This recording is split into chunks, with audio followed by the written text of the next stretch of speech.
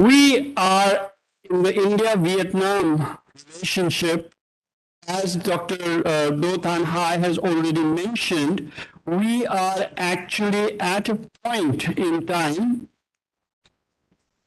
in which we have a habit, we have a custom, we have a tradition where generalists are informing other generalists of general subjects. So we're all flying at 38,000 feet. We're all into international relations. And the trick, of course, is how to bring the 38,000. Ma'am, please do. There's a chair right there. Come up in front.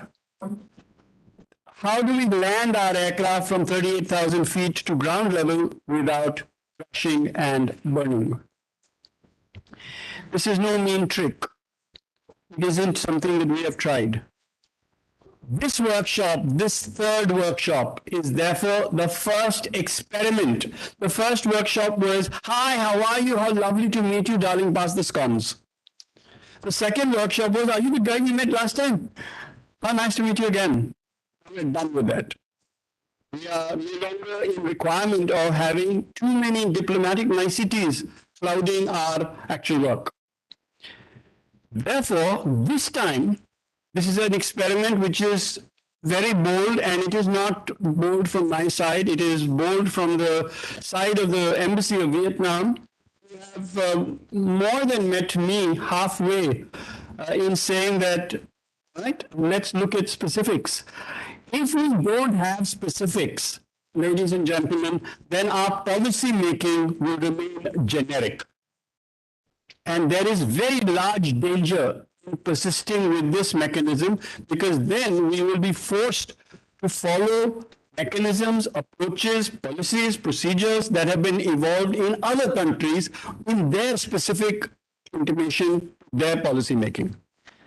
I cannot overemphasize the need, therefore, for us to go into such specifics as will inform policy. Specifics for the sake of promoting trade, specifics for the sake of promoting one or another port, there are other forums for this. This forum requires to be able to generate those specifics that will better inform Indian policy, whether that policy is formulated at the Ministry of Defense and its echelons, or the Ministry of External Affairs and its echelons, or the Ministry of Shipping and Trade, or the Ministry of Commerce and Trade, Ministry of Shipping or the Ministry of Commerce and Trade, or for that matter, the Department of Fisheries. Now, all of these need specifics. And these specifics need to then be stitched to formulate policy. That is our aim. If we can't achieve that, we will not have done justice to the huge effort put in by the Embassy of Vietnam in bringing to India dignitaries and domain experts of this magnitude. The next point I wanted to emphasize is the need for frequency of follow-up meetings and intersessional activity. What happens is, in my experience in life, which is now considerable, is that, we have this frenetic activity and then there's death for 1 year. Then another frenetic activity and death. When I say death, I mean no action, nothing. Consequently, sensible, incremental build-up of knowledge occurs. And because that doesn't occur, and because it doesn't occur in written formats, that means our ability to say that this is policy recommendation. Consequently, as different interlocutors arrive over time, we start the process all over again. So we are doing a great many start from 0 to 1, then again 0 to 1, then again 0 to 1.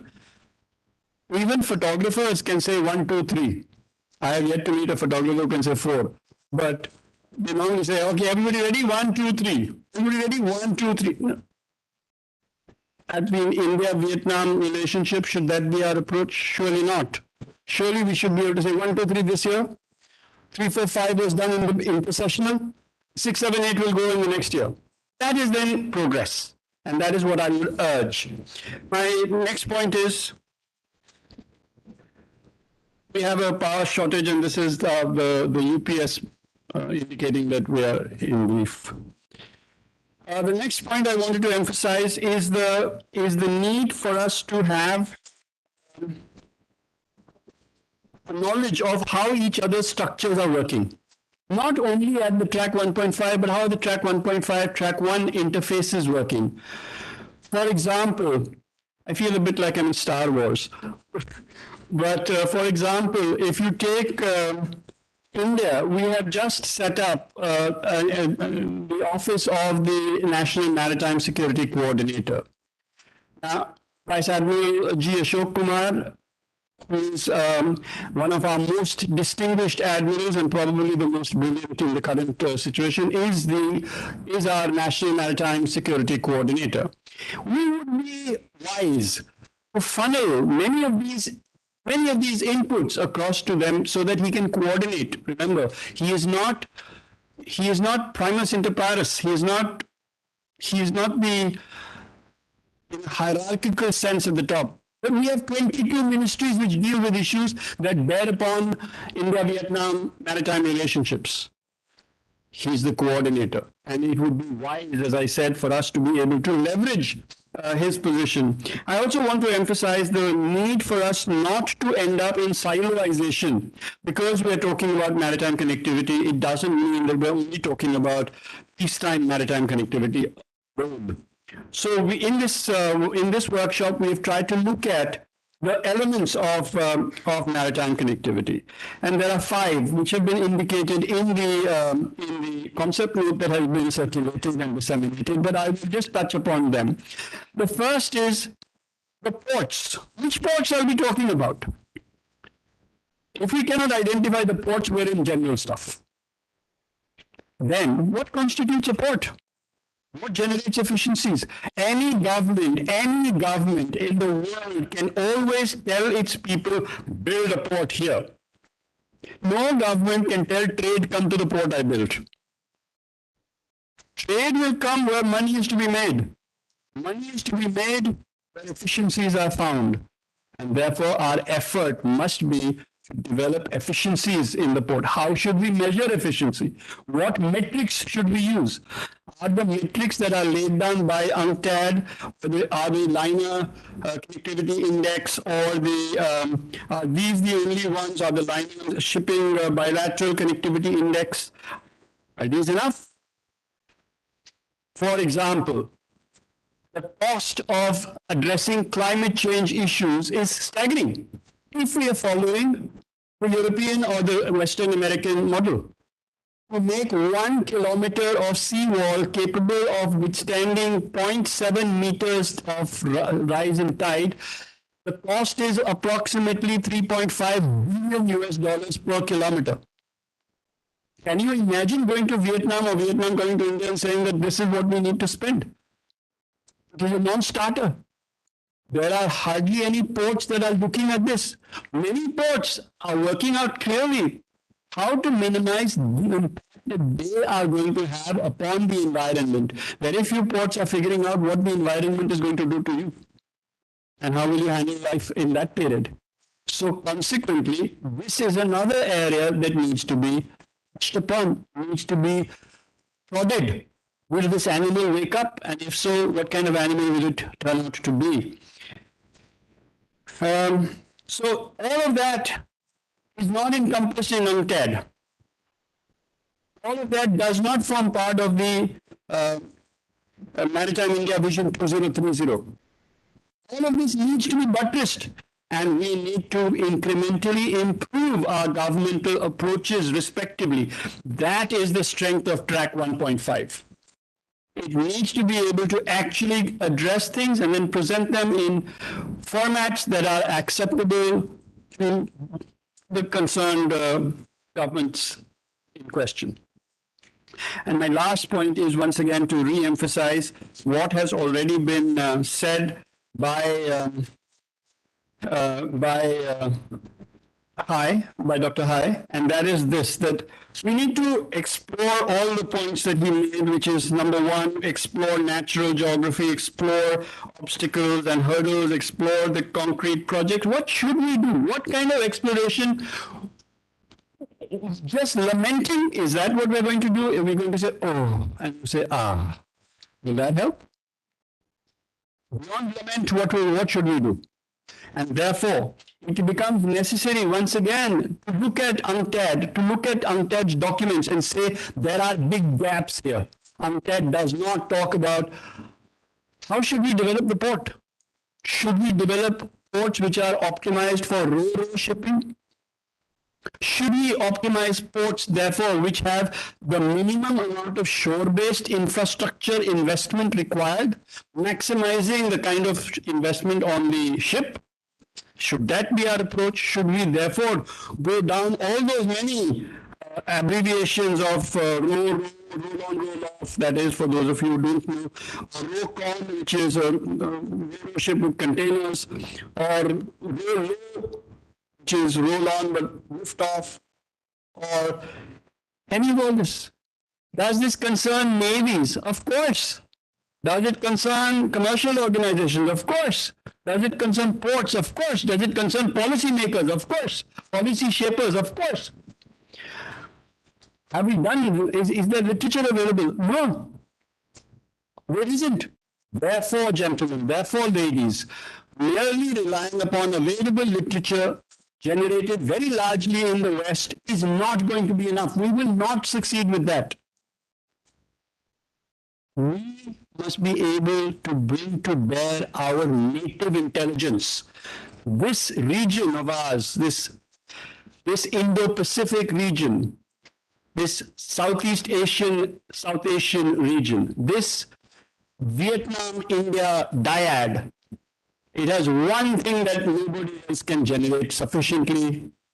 It has brains. We have intelligence. God has given us the ability to handle problems innovatively. Therefore, looking to see whether Mr. X in country Y in the West has actually written something and then happily copying and pasting that is not enough. So I would urge that all of us generate literature, original literature from ourselves using, of course, using the past models, but not saying that I will only copy and paste past models.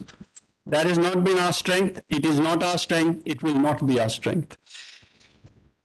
Let me end by wishing the workshop and its participants every success in trying to bridge gaps of significant order. Look at the Indian shipping industry, for example. We are standing today with 1,491 ships on the Indian register. We are accounting for 12.99 billion gross tons of cargo. In the case of Vietnam, the developments have been impressive. There is an absolute difference. And should we therefore take the absolute difference? Should we take specific port to port?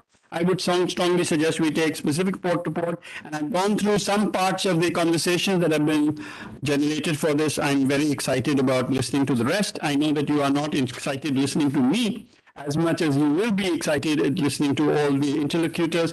And so without further ado, let me say thank you very much for being here. Thank you for being here in person. Thank you for all the people who were not able to make it here in person but are there online. And thank you to the organizers and most of all to our interlocutors who will actually do the work in this workshop. Thank you very much. Jai Hind.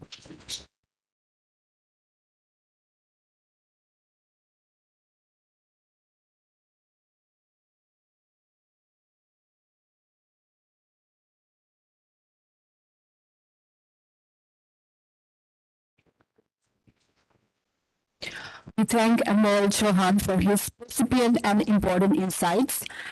That, ladies and gentlemen, brings us to the end of the inaugural session. And now it gives me great pleasure to announce that we will begin our first professional session of this workshop.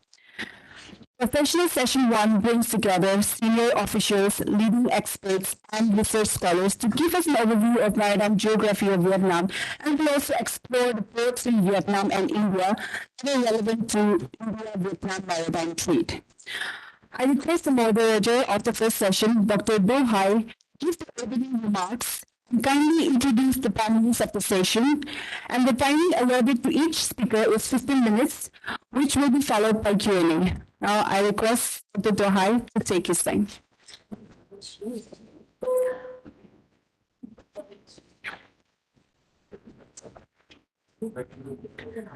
The Professional Session 1 panelists are Mr. Nguyen Man Ha, CEO of Nam Binh Report. Yes. Yeah. Exit.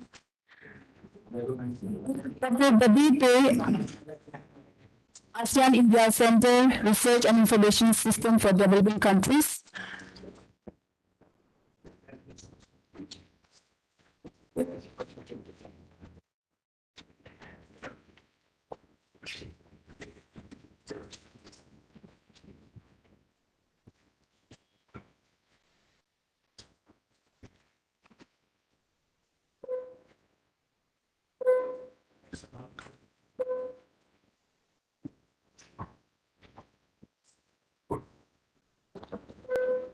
We'll just take 1 minute to settle and start.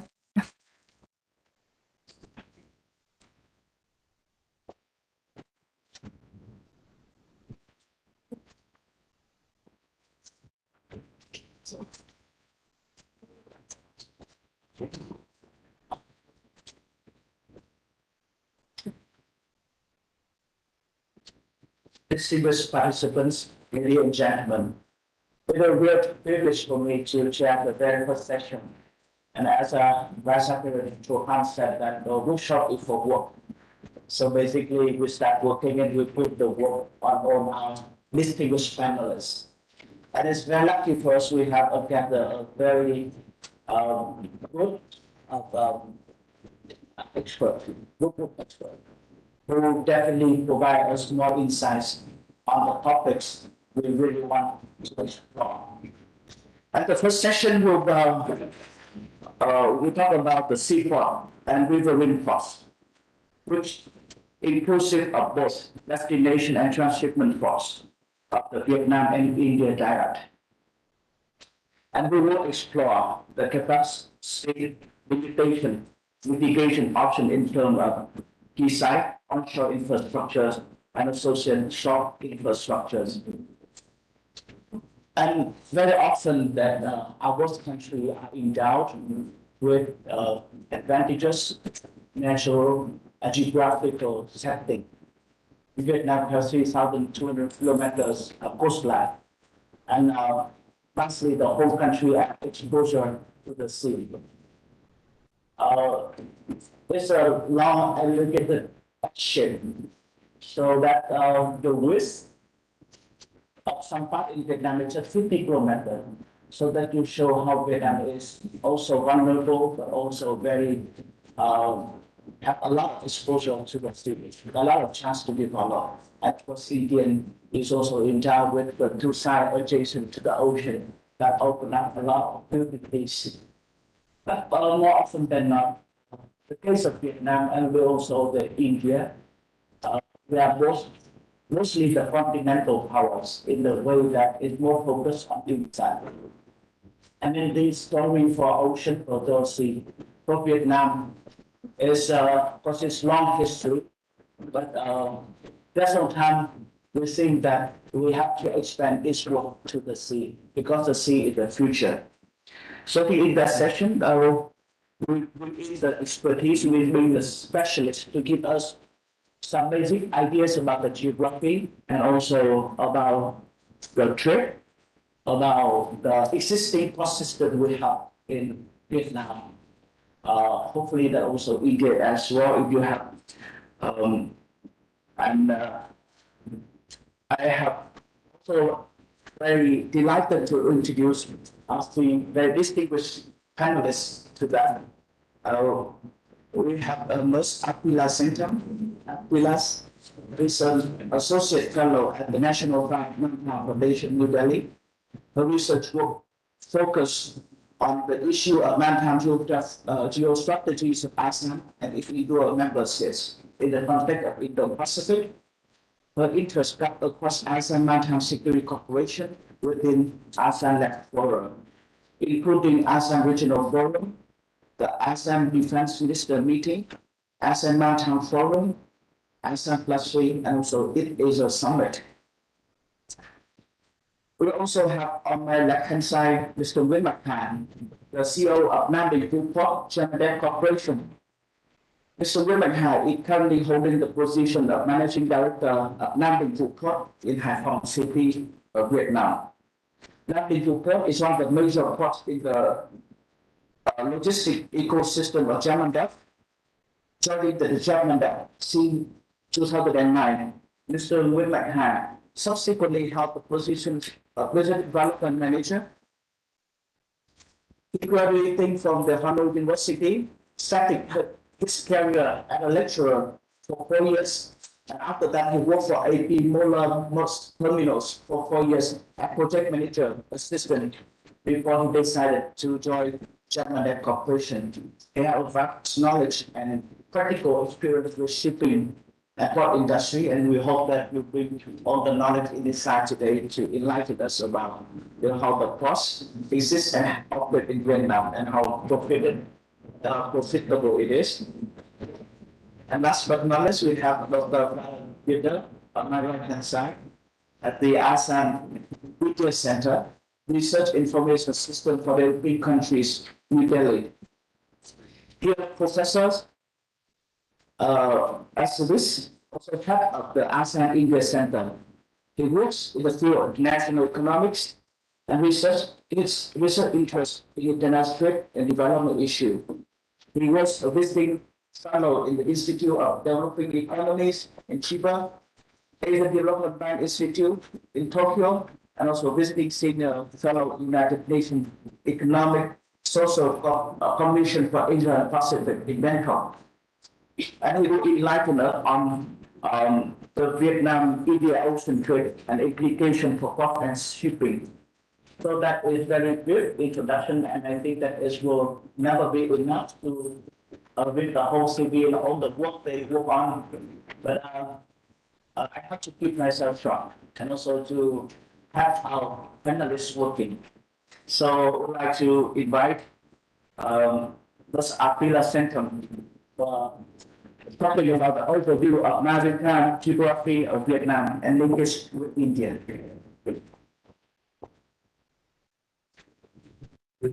The floor is yours. Thank you.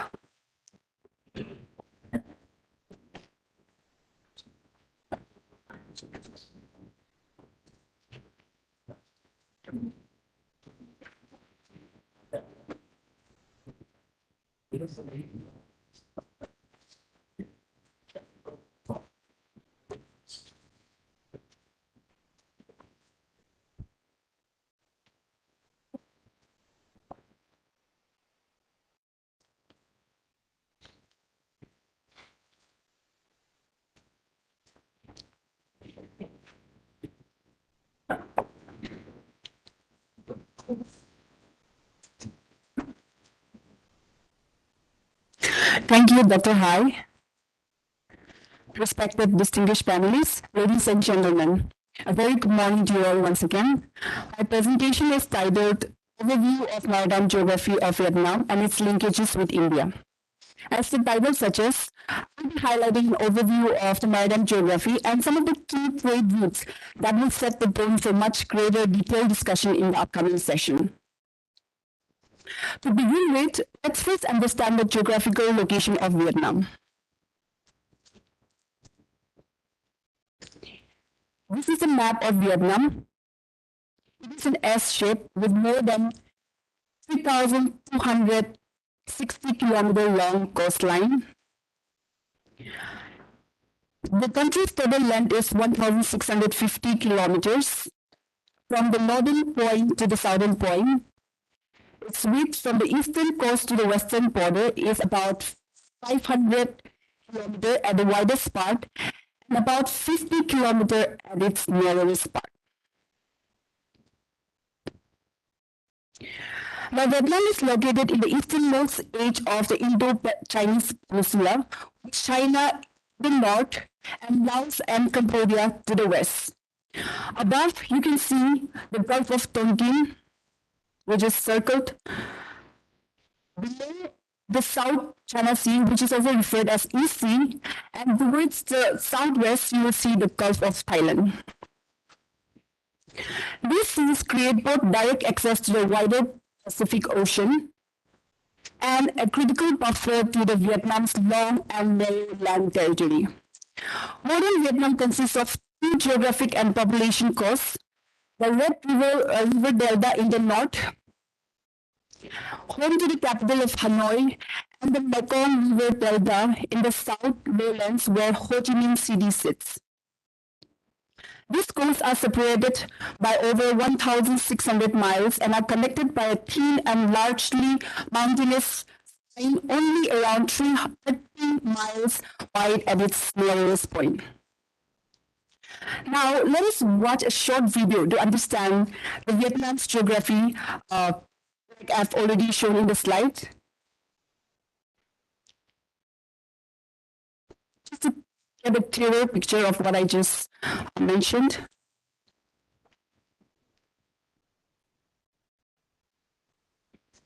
So this is the map of Vietnam.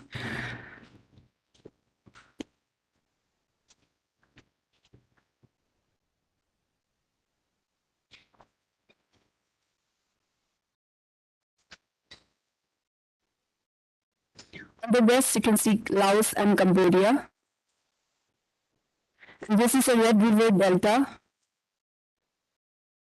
in the city of Hanoi, and Mekong River Delta down the south where Ho Chi Minh City lies.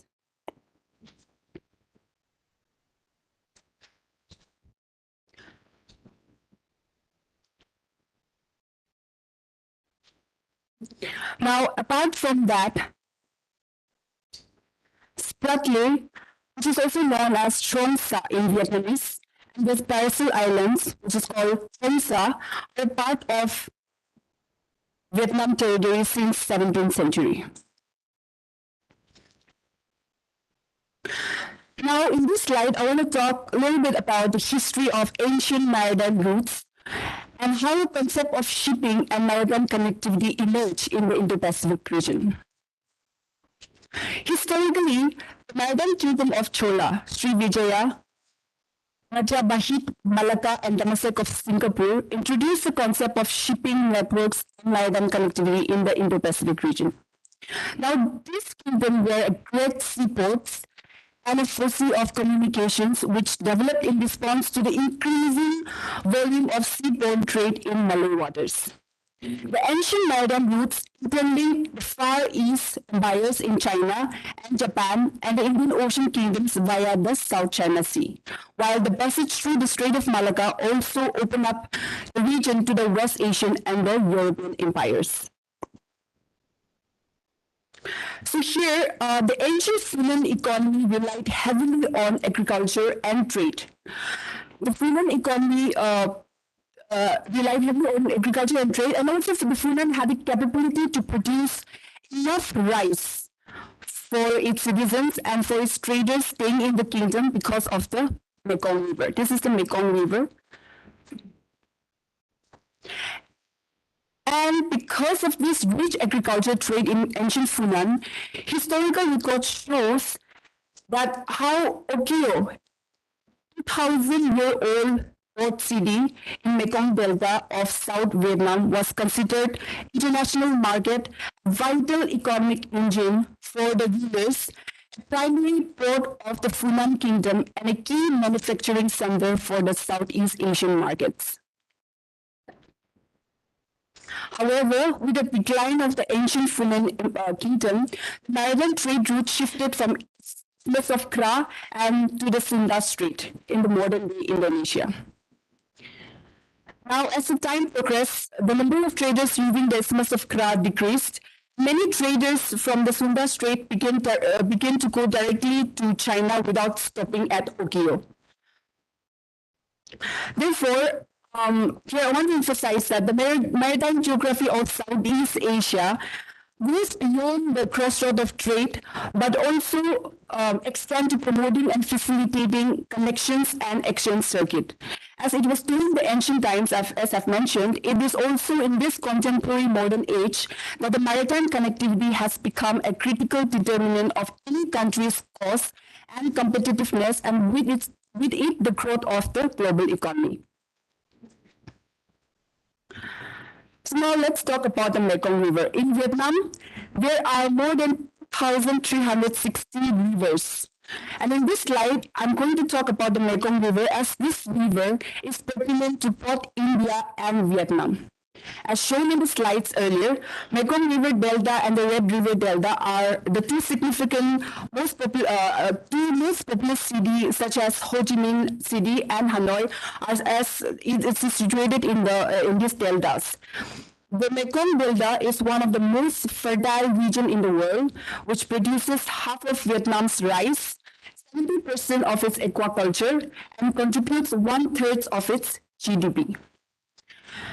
This Mekong River is one of the longest rivers in Southeast Asia, 7th longest in Asia, 12th longest in the world. It flows through the eastern part of the Tibetan Plateau and Yunnan province. The river then flows through the Laos, Cambodia, and Vietnam, as I've already shown you in the earlier slide. And then before draining into the Ho Chi Minh City, Mekong region is one of the great significant to India as well, and not only for its economy but also for its cultural relations. For instance, Mekong Kanga Corporation was launched in 2000, where India is a part of this corporation along with Cambodia, Myanmar, Thailand, Laos, and Vietnam. India seeks multi-dimensional engagement with the Mekong countries to promote not just physical, but also digital, economic, and people-to-people connectivity. We know that Vietnam is one of the Vietnam is one of the most important pillars of India's ACIS policy and a key partner of India's Indo-Pacific vision.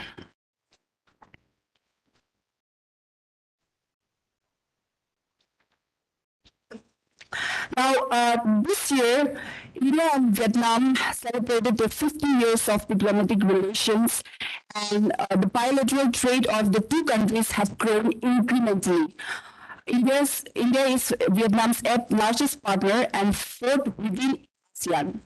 This year, India's overall trade with Vietnam reached to $4.14 billion, with both countries aiming for $15 billion this year. As a result, a boost in maritime trade, port connectivity, and a new shipping route are necessary to improve the maritime trade between India and Vietnam. So here in this slide, I'm going to talk about the major seaport of Vietnam. So here, if you see the slide and the map, the economic zones are divided into north, central, and south. The total number of ports in Vietnam, including small ports, was up to 320. There are only few major commercial ports in the country that can handle heavy traffic efficiently. As shown in the maps, these are the major seaports of Vietnam. They are Hải Phòng, Quang Ninh, Da Nang, Saigon, and Vang Dua. Currently, Vietnamese ports are handling 200 million tons of cargo, and Vietnam government is planning to doubling the cargo handling to up to 400 million tons by the year 2030. Now, these are the sea routes connecting some of the major ports in Vietnam and India. As the Indian audience will know that India has 12 major ports and Vietnam has 5 major ports. But in this map, as you can see, I have only highlighted the major shipping routes. In the month July this year, a new shipping route was integrated between India and Vietnam, which is from Kolkata to Cao Lao. So this is the top new shipping route from Kolkata to Kollam. There's a dotted line. This is a new shipping route which was recently inaugurated. 1,002 new container ships to Kollam in the central province of Myanmar continue to transport goods to India. And moreover, in the month of June this year, Adani Group has also pledged to invest 10 million USD in central Vietnam, and it has been approved by the Da Nang port authorities. So this typical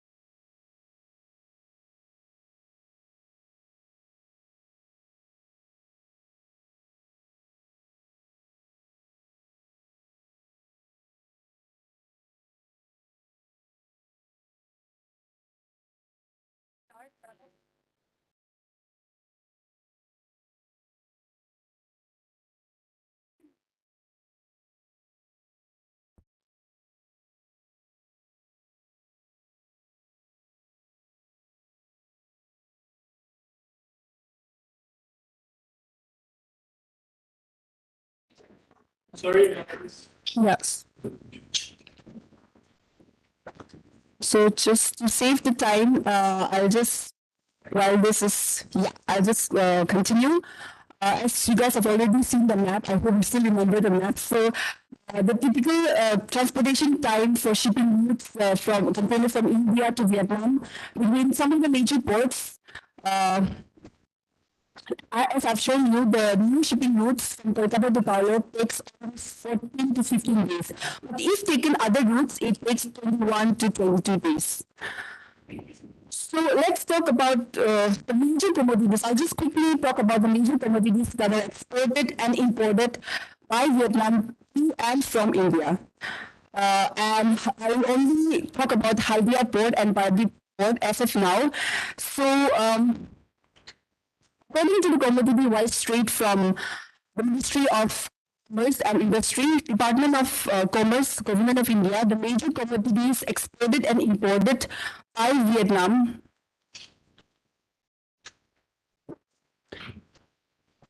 Yeah, so this is the chart that I want to show you. This is the top. These are the top 10 items imported by Vietnam from India. Iron and steel constitute, iron and steel is the highest exported commodity from India to Vietnam. And below the chart, you can see that electronic items were the highest that were imported to India to Vietnam.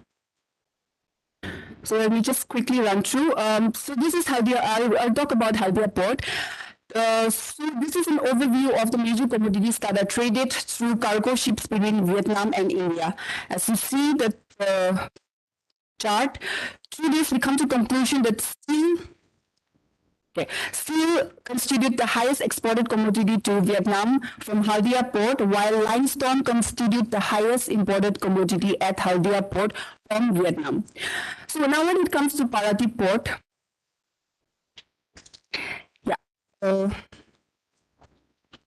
next, please. So when it comes to Paradip Port, iron and steel constitute the highest exported commodity from Paradip Port to Vietnam. Coal constitute the coal constitute the major commodity that was imported from Paradip from Vietnam. Okay. Yeah, so I'll just come to the conclusion. So as I come to the conclusion of my presentation, during which I have highlighted the unique geography of Vietnam, various trade routes connected India and Vietnam as connecting India and Vietnam, as well as the major commodities traded between the two countries. There are tremendous potential for further trade between the two countries, which necessitates detailed research. So this presentation is also a part of my ongoing research. These are some of the challenges that I want to highlight. As you can see, the bullet points. Port-to-port commodity-wise data between Indian ports and the Vietnamese port could not be established due to lack of specific data in the record of the port authorities. Breakbulk cargo is not carried in single ship to the final destination. And so such breakbulk cargo ships carrying different cargo to different destinations in the same voyages. The nationality or the flag of the ships carrying Indian cargo is not known. So I look forward to learning and getting valuable inputs and feedback from the experts present here, which will help me to work on my research paper as well. And later I hope to conduct a fieldwork to understand the criticality of the trade between India and Vietnam. Thank you so much. Thank you very much, Ms. Attila Sengham. I definitely hope that you will come to Vietnam very soon so that we can have open up more things that we'll study about the further study. I think for setting some parameters for the maritime connectivity, especially the ports and also the composition of trade between Vietnam and India. So next, I would like to invite Dr. Pabida from ASEAN Media Center to talk about the India-Vietnam ocean trade implication for ports and shipping. We change the order a bit so that Dr. Pabida can make a move. The floor is yours.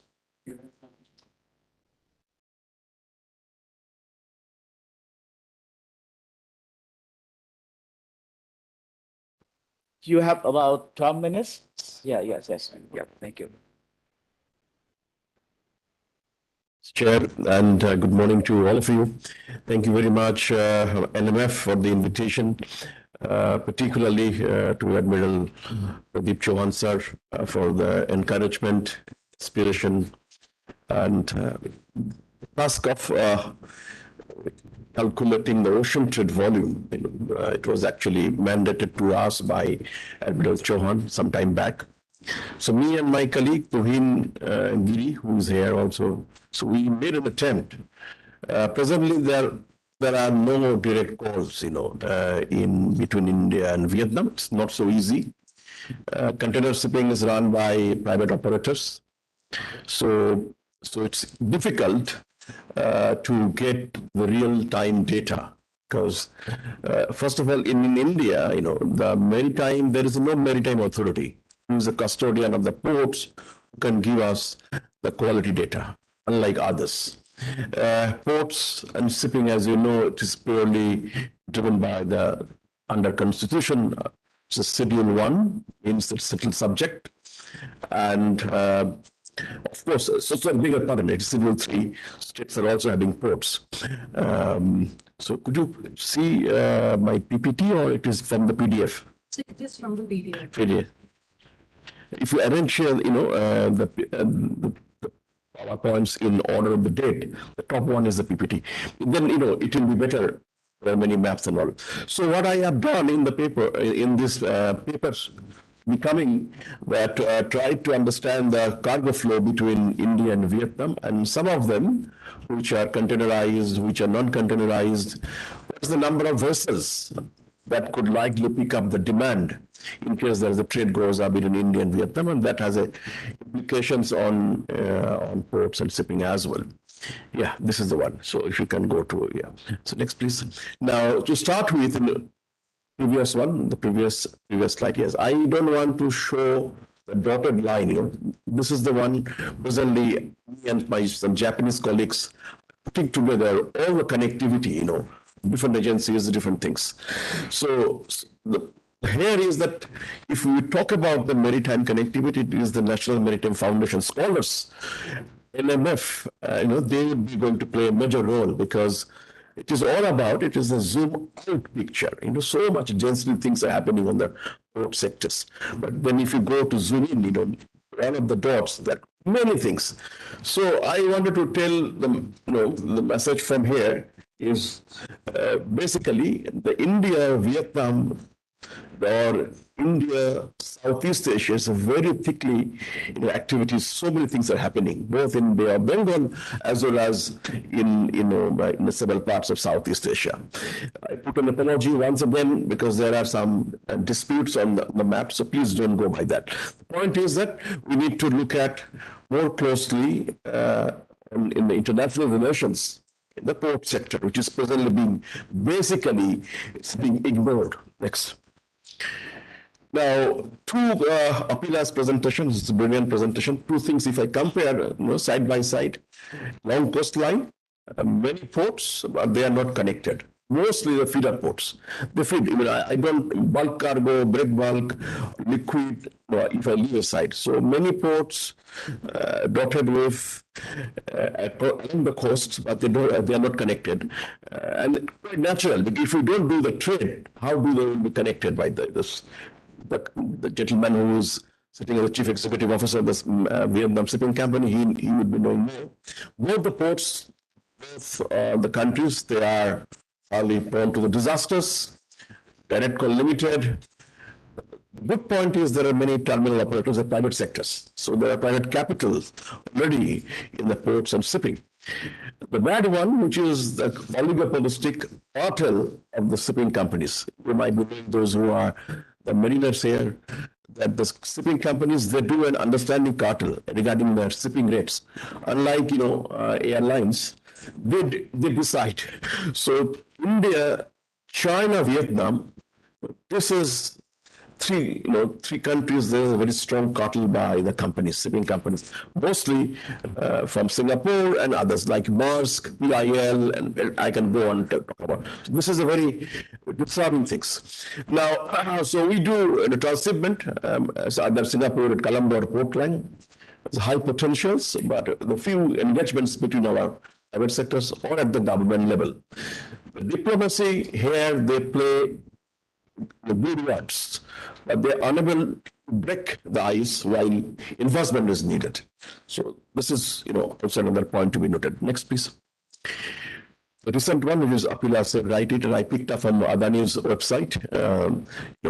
So many ports that they have picked, 13 ports strategically. 24% of the country's port capacity with one single company has picked up. This is also having a very different connotation, but they have picked up one port development, which I picked, the Linchu port in Danang, perhaps in the middle part of it, with an investment of the big numbers. It's going to a futuristic project. So this is just the beginning.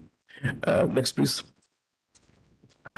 If you look at the current port rotation, which I have taken the help of Pacific International Lines, PIL, they are, so western ports, but these are the, running container rotations, very much with the China, Vietnam, and India. So also, from the eastern side. So there are existing container shippings and moving between the two countries I've taken the help of the company called PIL. Next, please.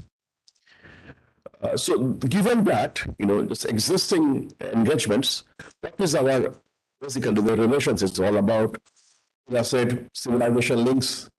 And if I add the contemporary one, they are also our FTA partners. There's strong demand in Vietnam. That should be a bilateral FTA between India and Vietnam as well. Currently, the FDI investment between the two countries, there are some development. I'm not going to go in detail. The trade is very healthy, and they look at for 20 billion in 2025. That's what the current engagements, and I will not go in details. And if you look at, yes, next please, if you look at the trade part, straightway, yeah, if you look at the trade part, India's concern is that bilaterally, in Vietnam, we are having a deficit. The blue one is basically Indian exports. And the deficit is very recent. To me, there's nothing wrong because we import so much valuable goods and parts and components to our manufacturing exports. So this is the net, it continues, kind of a deficit because Samsung, both Vietnam and Indian factories, they're very well connected, and we need parts and components from Vietnam. There's a change if you look at a value term, and here Admiral Saab said, don't look at the data and the value, because the value means it carries inflation, right? So it may be camouflaging. So, but if you look at it, value the data, top one is Indian top 3 exports, bottom was it Indian imports. They will tell you in very same line with Apila presented and what is in our mind, that Indian exports primarily concentrated in primary goods. Indian imports are fairly diversified. Or Vietnam export to us is fairly diversified. How much they generate cargo for the ocean shipping? That's the exercise we did.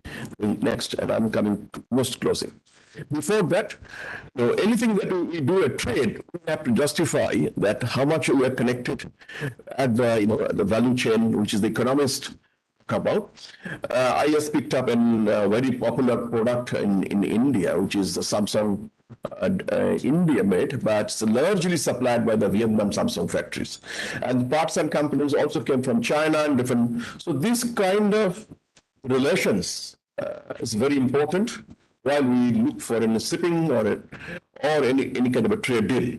And the graph which I have presented, that also tells that Vietnam and India, they are getting well connected with the global production links in different products, which an economist will explain the global value chain.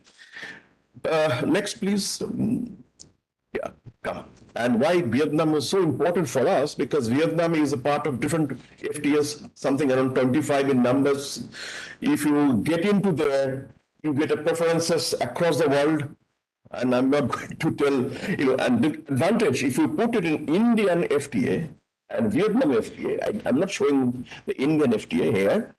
Vietnam has signed FTA with also northern blocks in developed countries, China, Japan. Indian FTAs are very flat with southern bloc, all developing countries, So when you do a developing country, say your products and support are very limited. When you do a developed country, you learn more and more. That's what Vietnam has done. So this attracts our companies to go and invest in Vietnam, perhaps, using those, getting in market access to developed parts next. And there are many common areas where India, Vietnam as a party, are joined like IPEF or WTO or different other bilateral. These are the building blocks for get a trade between the two countries. Next, please. Now, what I have done, given that, I'm not going to repeat all these data. There's a thick numbers, trust me. Although something around 4,000 unit level data, we have looked at very minutely at the custom code 6-digit level. From there, we aggregated this number. But data, I have to read it quickly. How much, if the question is how much trade between India and Vietnam has the potential to generate ocean cargo. That's what I have done is 2010 when India Vietnam signed free trade agreement as a part of ASEAN. 2021-22, which is a recent one, and we've converted this into container, number of boxes. So this indicates both in export and import, both for container and reefer containers. And then we have done it for the liquid cargo and the non-containerized cargo. Now, if you have a specific interest, please tell me custom code, HS6-digit level, where is it has gone, or where, what's the Indian exports? That also we can able to tell you, both in quantitative, because ports and shipping, they would be looking more the volume-wise than the value-wise. So this quickly indicates that both an export and import, it's growing and very healthy growth. But can it justify the direct call? That's the discussion in the morning between the two countries. So next slide. What we did, then we converted this a number of vessels that can ply for export and import and total trade. Blue one is basically 2010-11, Indian export to Vietnam. So all it indicates quickly, because I don't have much time to go in detail, that in 2020 and 22, trade between India and Vietnam has generated 258 feeder vessels. That much I am telling it. Each feeder vessel carrying capacity, which is a 2,000 container, not a 1,001. Now, if you reduce 2,000 to 1,000, number will be more. So 258 number of vessels is not enough, actually, to settle between any direct call, the Vietnam coast and Indian coast. These are not. So that's why 252 is routing through the Port Klang or Singapore or somewhere there. Next, I will be concluding. These are numbers, I no need the volume-wise to skip. The paper, these will all be produced. No need. Just skip this again. No need. Skip. This is very important. What also I did, the shippers and shipping companies, those who are multimodal operators, they would like to know which product is actually carrying more weight. Right? If you are into airport, if you carry more than 15 kilograms, you have to pay for it. Right? As the country matures, country moves from a very heavy weight, lightweight. If you compare with the US states, with all the trade partners, US actually shipping cargo is more than its ocean, because, for that matter, in the European Union. So what we have done here, also, calculated how much each dollar trade between India and Vietnam has carried the weight. If the weight is more, that means that you push this product into ocean shipping. It's easy, cost effective. So this is where I have given an export, both for export and import. There are many items which are actually moving through ocean. Because India, Vietnam, presently we do not have much trade by land or by air. So all it indicates that we have also calculated volume ratio, indicating which are the products which could go into the ocean shipping more prominently with the help of multimodal transportation. Next, please. And I close. Way forward. So I haven't talked much about trade, by the way, because I have been asked to concentrate myself on the ports and shipping. The trade front, there are many issues, the bilateral issues. Vietnam looks at in India on the trade as a competitor. Vietnam has many cases against India in the dispute settlement bodies of the WTO. For example, Vietnam, TO with the EU. We actually closed our shrimp exports in the European Union. It has come for a huge number, for almost zero. So on the trade, we are competing somewhere.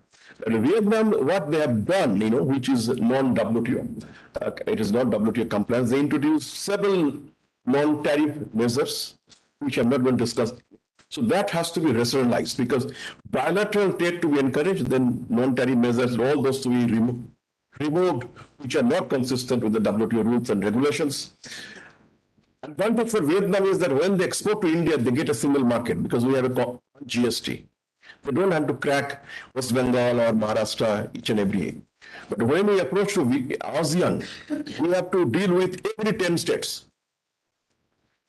They have a different kind of tariffs for India, different kind of transportation costs, different kind of domestic barriers, which is But what India, before GST, what was the situation today India is facing? That is the one primary reason our trade with ASEAN is not picking up.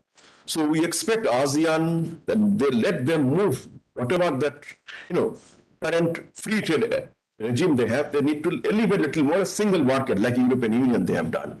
Once goods moving freely, our exports will gain better market access. This is the point number one. Otherwise, trade won't generate much. Only we have to land into 258 kind of a number of vessels, which may not justify, big investments. Point number two, that we need to encourage DCM, Dr. Dot one, he suggested that it's very correctly, other speakers, direct shipping. But look, private sector can only come. Perhaps today, Calcutta and Vietnam is a good beginning. Private sector only come when they see the business. So that is why connectivity is important when you have a business here, and we need to encourage those. Here comes primarily, I think, a role of our negotiators, Ministry of Commerce, and their negotiators, Ministry of Commerce as well. Foreign Affairs, Minister of External Affairs here, they don't have much role, by the way. Point number three, strengthening maritime digital linkages. Today there is a session. I don't need to overemphasize it. It's so important. Promoting trade facilitation. Somewhere Vietnam is following India in WTO. Here, when Vietnam and India, they are in loggerhead at WTO and disputes body, the different anti-dumping and different things. But on trade facilitation, we are actually cooperating. on WTO trade facilitation agreement, like customs cooperation, single window, standard accreditations. Those are mutual recognitions. Those are where we are really working pretty well. B2B linkages. I propose a very strongly that India-Vietnam Center, which is presently non-functional somewhere in the Delhi, with a huge euphoria we started 10 years back. Bring it here. So they have the people, they can run it, something like that. And several other activities we would like to generate on the B2B think tank, which is last. Here, I was told the Vietnam Logistics Council's persons are here, Vietnam Shippers Council, Vietnam Seaport Associations. Have they signed any agreement with our counterpart associations, like National Seaport Associations or something like that? Not yet. We haven't started actually those activities yet. So these are some of my recommendations. We should begin in the conversation. Please, last, I think. Close it. Thank you very much. Thank you. Thank you, Dr. Pravedo. I think that is your research very interesting and very insightful and help somebody in putting up a lot of measures that we have a ground for us to discuss. Next, I would like to invite Mr. Bernard Han, the CEO of Napping Group, German Debt Corporation, for your presentation. First.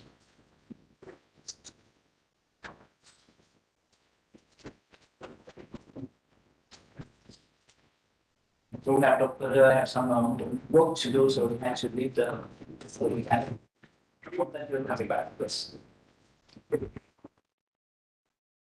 Thank you, Dr. Đỗ Thanh Hải. So thank you for you introduced me and my biography. Thank you for giving me the chance to be introduced to everyone. But anyway, it's more pressure to me because what I'm bringing here today is just a very brief introduction and information giving to everybody. And we need to have a good awareness and understanding about a Vietnam port and the shipping market. So distinguished Emil Chauhan, General Director of National Maritime Foundation, and Dr. Đỗ Thanh Hải. So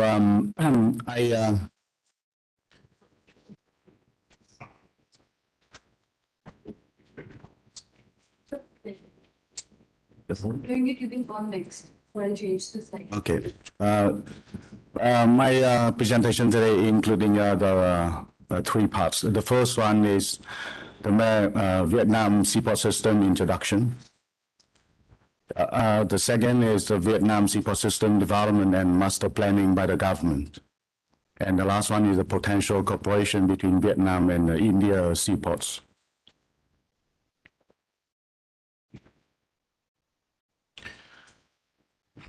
As you know, the Vietnam have a very long coastline, more than 3,000 kilometers. And currently, we operate 34 seaports with a total berth length of about 100 kilometers and almost 300 berths for different types of ships, including a container ship, general cargo ship, LNG, and also other kind of projected cargo terminal. And cargo volume up to 2021, Vietnam is more than 750 million tons. The master plan by the government and the Vietnam Ministry of Transportation. In Vietnam, we divide into the 6 groups of the ports. Depends on the location of the port and the terminals. And with the first group in the north, and second group is a bit in the center, and another group in the center, like Da Nang Port or Quy Nhơn. And another 2 group is in the south. So currently, Vietnam is operating 2 international gateway ports. The deep sea terminal can handle very big ship up to a 200,000 deadweight, or in TEUs about 20,000 TEU or even more. So the newest one is the Journaling is belong to our group in the south in Cái Mép in Vũng Tàu. And another one is in the north, is Hesai City. The north one is smaller, but in the south it's much bigger. And we also operating 6 local major ports belong to the type 2 and other 16 specialized ports. So as you can see, the volume growth of Vietnam is very impressive. Average since in the past 5 years, the average growth rate is almost 10%. It is a very big figure. And of course, in the north, the number is even bigger. It's more than 10, even some years almost 20. In the south, of course, it's almost go to the neutral because it already developed for many years ago, like 20 or 30 years ago. So the average growth rate of the south is the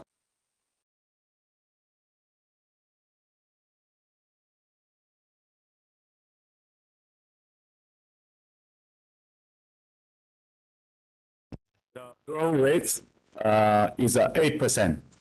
And this year, we also estimate the growth rate will be almost 10% also.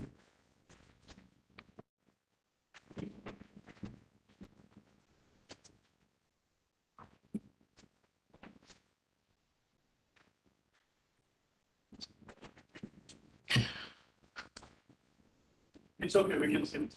Okay, back to the last one. I come from Hai Phong. Is we operate the terminal in along Vietnam, but I'm the CEO of the one terminal in the north. Before I make this presentation, we always think India is a big market. Vietnam also very big market. But when I take the pen and I start doing this presentation, I'm very surprised. All the figures is very small. Like you see, Dr. Rabia say, the volume like 21, 22 is about 5 in TU is about 514,000 TU for the 21 and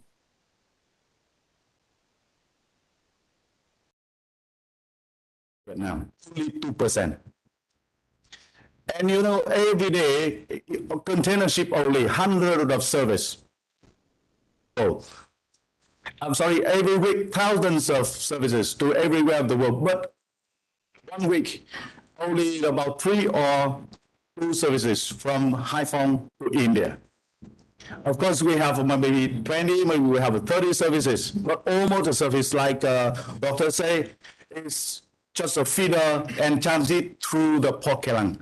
Why not directly from Hai Phong, from Ho Chi Minh City, from Da Nang to India? Why we need to go through the Port Kelang and increase the cost, and also take more transit time and reduce the competitive of this market. And in terms of the shipping lines, you can see hundreds of shipping lines. But if you ask me, who is the major shipping line who joined into the Vietnam market? Sorry, I really don't know much. Just a few small name and very new name in Vietnam market. It's like a Lidco. I'm supposed many people here never heard about that. Amasis.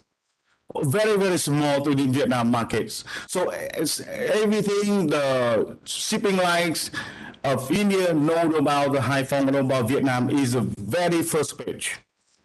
They ask very like a leading question. And in Vietnam also, as a terminal operator and logistics supplier, we know nothing about India. That is the truth.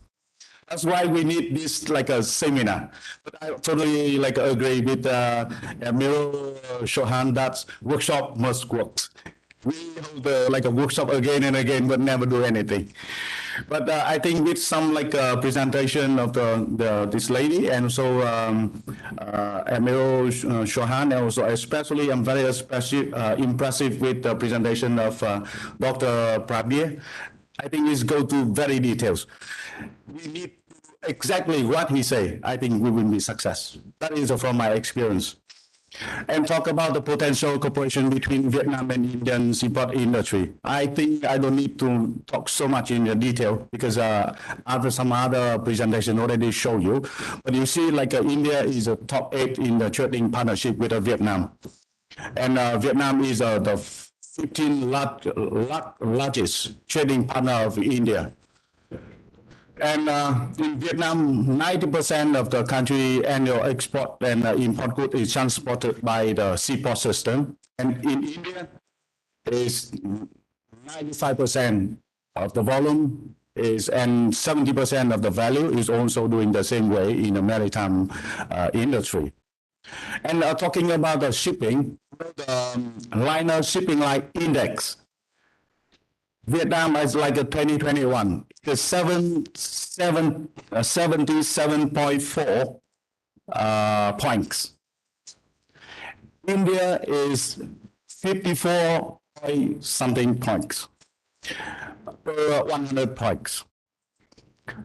It means our two countries belong to quite high level of quite high points of the liner shipping connectivity index. But we don't, connectivity between the two countries is still very limited. Of course, we also, in the Vietnam Master Plan, we follow like the international trend of the seaport development. The first, the ports will become bigger and bigger. Like now, the biggest terminal can handle in Vietnam can handle 24,000 TEU ship or 18,000 deadweight ship, and also the ship also become more like eco port and more greener, become greener and also smarter with more technology. And Vietnam government also want to integrate between the terminal and logistic and supply chain, not only develop the terminal only.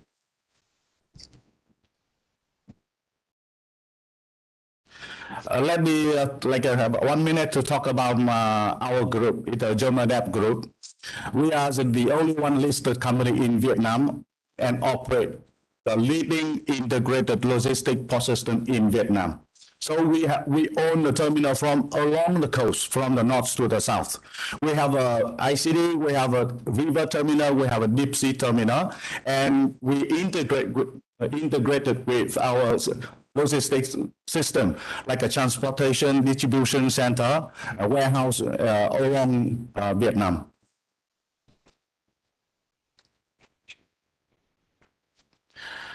Let me talk about the Jomalink, the biggest, the top 19 port in the world in terms of the size. This belongs to the German group, and it is the biggest terminal in Vietnam now. It can handle the vessel up to 250,000 deadweight. And the biggest container ship now is about 22,000 TEU. And this terminal can handle. Developing the first phase a few years ago and start operation for 2 years. And we will develop the phase 2, extend to the phase 2 within this year, and will become operational in 2024.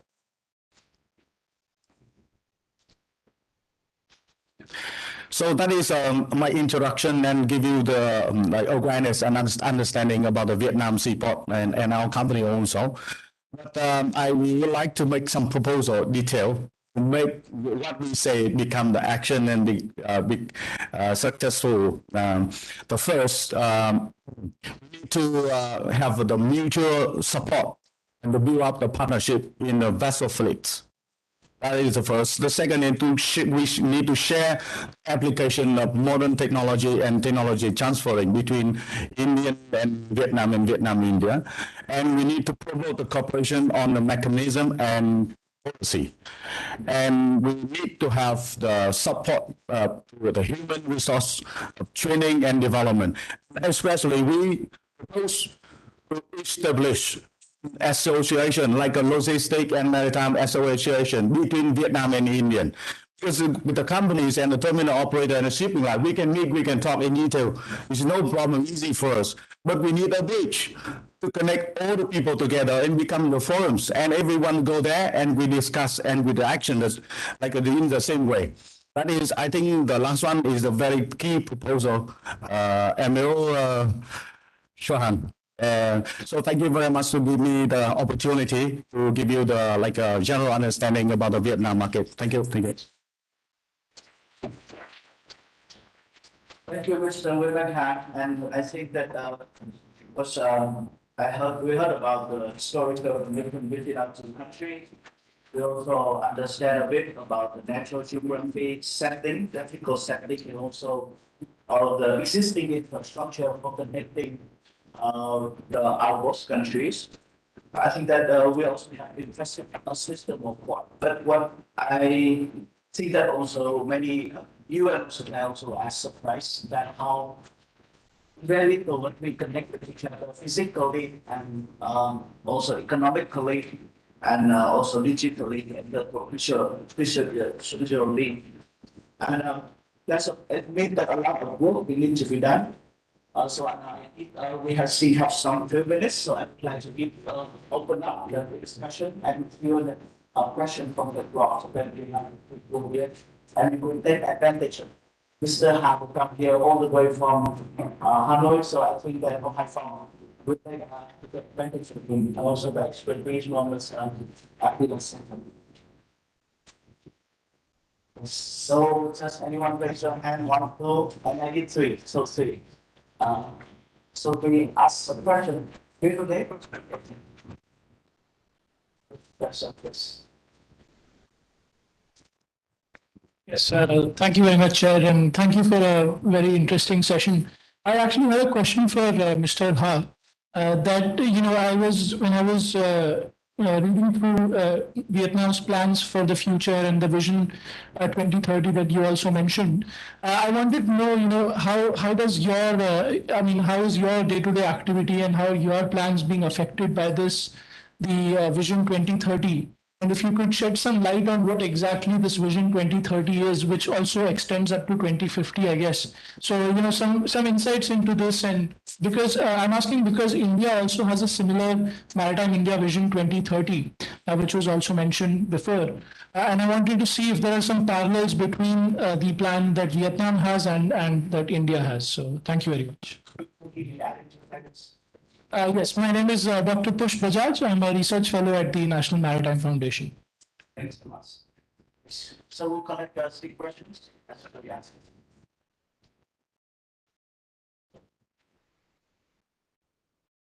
Sir, my name is Captain Venugopal. I'm a dockmaster in Visakhapatnam Port. My question would be to him only, because she has explained about the history. Now we are looking forward for what she has said on the history part.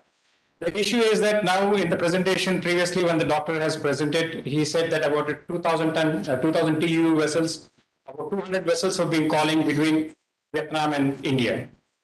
That's what the presentation was showing. And you are saying that the capacity of a terminal is almost up to 20,000 TEU vessels.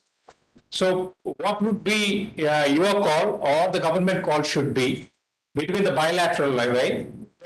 Because as rightly said, the shipping companies, when they dictate terms, saying that, okay, if you have a container, I will take it only by this route only, most likely via Port Kelang or via Singapore. What should be the government's role in this, wherein which, whether these ports in Vietnam, because I know about India, almost all the major and non-major ports can handle vessels of more than 4,000 TEUs or 6,000 TEUs. If you say that 2,000 TEU vessels, just double it up, the number of vessels which are going to call will be less. It is beneficial for everybody. Whether is it possible that you make a hub in Vietnam, India, and what should be the government policies and what you would like to, because I'm not very sure how big you have telling two terminals can handle, but I don't know about the other terminals. Is it that they require that small ships or they can take it up to bigger ships and bring it directly to India? It is just not the volume, it is the terminal capacity also which is needed. Thank you. Sir. Thank you. I have about 100 questions, but I will be restricted to one. And that is basically to say that, when you say that you have 514,000 TEU per year coming into Indian ports, I take 3 points that you made, which are all important. One is that bilateral knowledge of the other side is nearly zero. And this is a serious problem, and hopefully this will start to be resolved here, but it won't be enough. Second, this is actually a point which comes from Dr. Day's presentation, but impacts your own. Could I just see your slide for the way forward, the last slide? And I wanted to say that, this business of looking at 2-digit and 6-digit HS code for determining actual cargo is not enough. And we need to be able to work with, we need to create, just as you wanted to create a center where you could, all these people could talk to each other. And the NMF is probably one of the options available. But we need to have a talk with the customs people, because your customs and our customs levy duties based upon the International Customs Union's HS codes. And if we know if we have an interface with the customs, then you get to know what is actually moving. Because if you saw Apila's presentation, one of her points in the last was that which flag is carrying which cargo of India is not known. This is not true. It is known. It is just not known by Apila. It is also not known by the NMF. It is known by the Customs Union, which is not present here. So I think that the customs representation must be incorporated in this way forward plan of the fourth point that you make. And my question is actually quite similar, because there's so much, because we have such little knowledge, we are not even able to understand whether we are talking about 200 TEU. 200 TEU is not 2,000 TEU. No, what I'm trying to say is 2,000 TEU is no carriage. However, the largest Indian container carriers flying the Indian flag are only 4,600 TEU.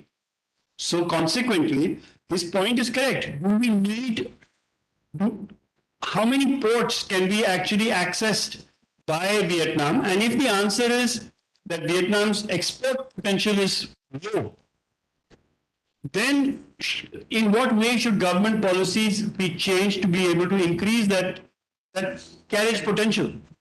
So if you're looking at increasing the bilateral value of the trade to 20 billion, then what does that translate to in ship movements? And that correlation, I think, is important. Have you all done any work, or would you like to do some work together on that? Thank you. So,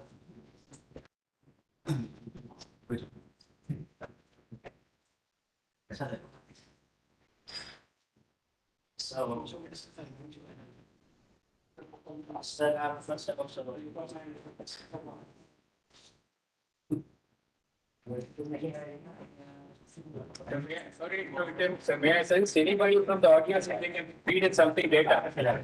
Because you may not be able to share the answers. Thank you for the question. Firstly, question about the vessel size of 2,000 or 20,000 question. I said in Vietnam we have 100 tons, but currently about the harbor, the big seaport. So we have two big ports, one in the south and one in the north. The one in the south belongs to our group, the German, it handles the biggest vessels of like 24,000 TEU.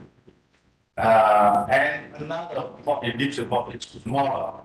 It's a maximum of 4,000 to 6,000 TEU ship that handle that in the north. All other port is can handle the vessel size from like 1,000 TEU to 2,000 TEU, 3,000 TEU, and you have many options. That's what you want to know. Yes, yes. So now that you have said that, because now when the volume is increasing, when the volume you have to increase, that's the value we are saying. When the volume increases, the value anyway has to increase.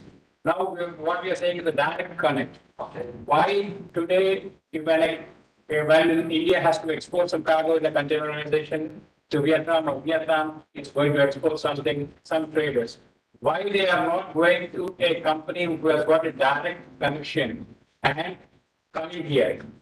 Because what we have seen in the slides, they say electronics. Electronics is all today is transported only in containers. It's not exported otherwise also. So if that is the case, then why that only the small ships are calling and then they are not able to, why the number is going up? It's not directly in the India and the Vietnam, it's in other countries like Singapore. Yes, that kind of. I think, I don't know whether we have some expert here can respond to the question. First is Mr. Chopra and another lady there from VIMC have also reached directly to India.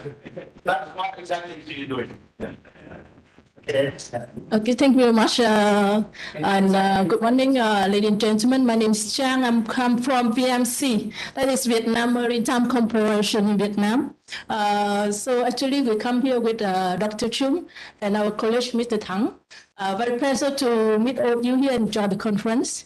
So to answer your question, that's why so now we do not have enough direct service connecting Vietnam and India, because actually now we are the only shipping line have the direct calling between Haiphong and Kolkata in India. The most reason is that the cargo is not enough for us to launching the service directly from Vietnam and to India. So far, our vessel is a rather small size. It's about 600 and 1,000 TEU vessel. So even with the small size vessel, we have to cater the cargo from Malaysia, from other country. So that's enough to get the import plant and then come to Kolkata. So if I go directly from Haiphong and Ho Chi Minh to Kolkata, the cargo is not enough.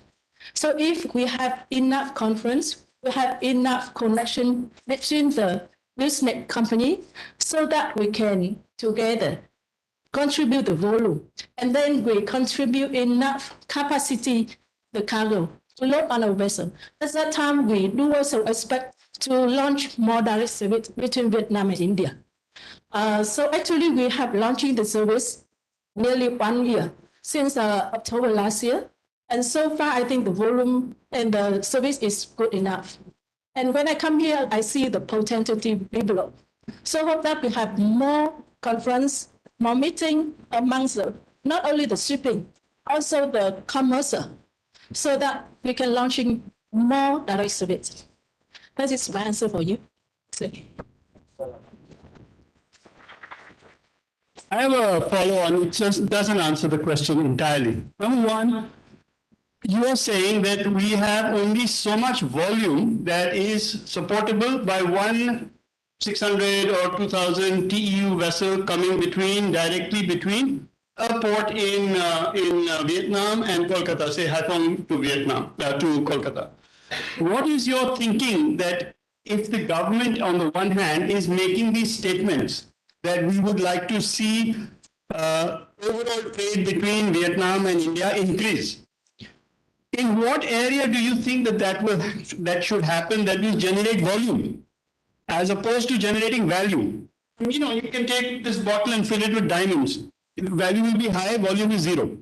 So we are in shipping, in maritime connectivity, always going to talk about volume and not going to talk about value alone. And Dr. Day's relationship of volume to value is a separate subject which we'll talk about when he comes in.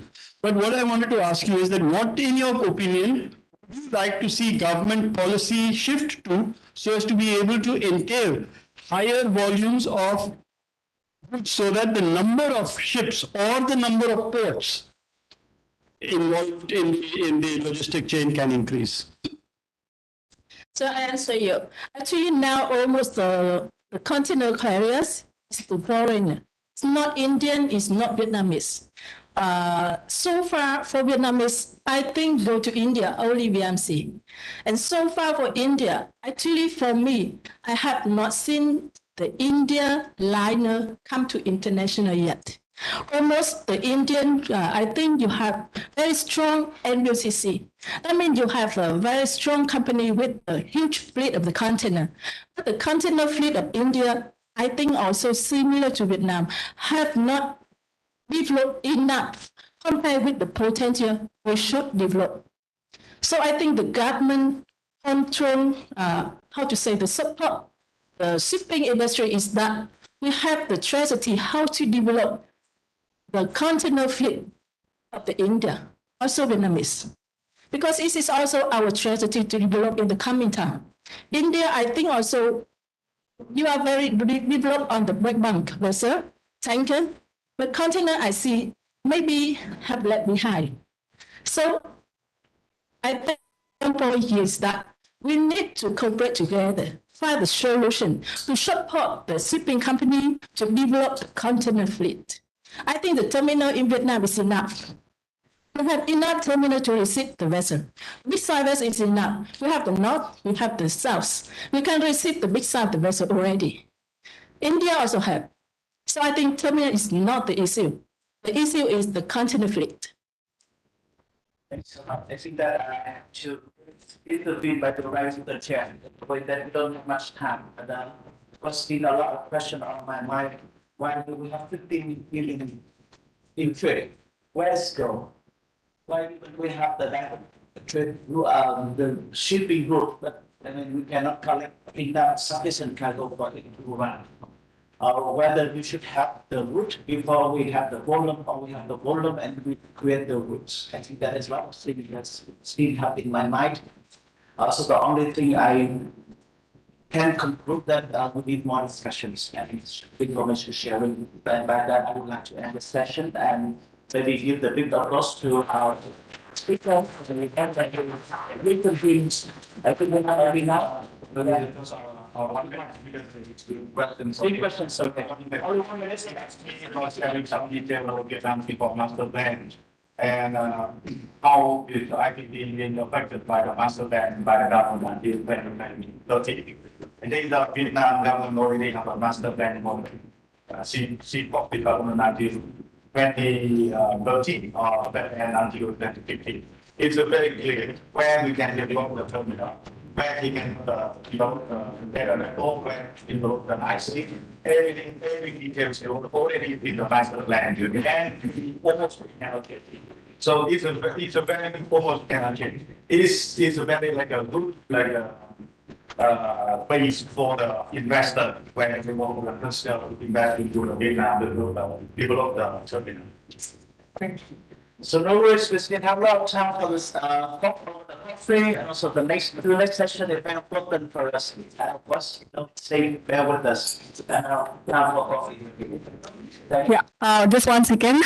Thank you, Dr. Hai, for moderating the session in such an efficacious manner. And a big thank you to our distinguished panelists for keeping us engaged throughout the session. We also want to thank you, the honored members of the audience who has added immense value to our deliberation by giving us your valuable comments and relevant questions. So with that, we have come to an end of the professional session 1, but we want to honor our Vietnamese delegates who have come all the way from Vietnam. So for that, I would like to request Admiral Johan to kindly come and do the honor. Yeah, I would like to call Mr. Ha. Yeah.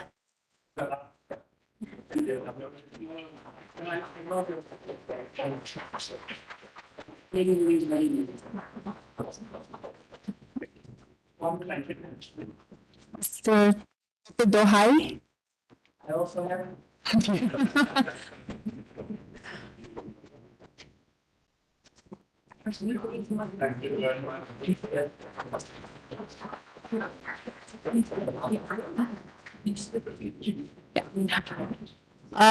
With that, we will now break for tea for 20 minutes and everyone is requested to be back in the hall by 11:45 a.m.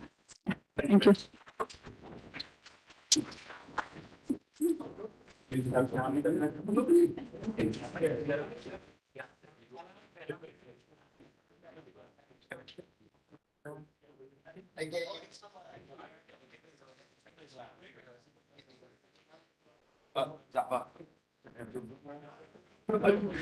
I request every one of you to be back within 15 minutes because we're running out of time. So kindly go to the library to have tea and be seated.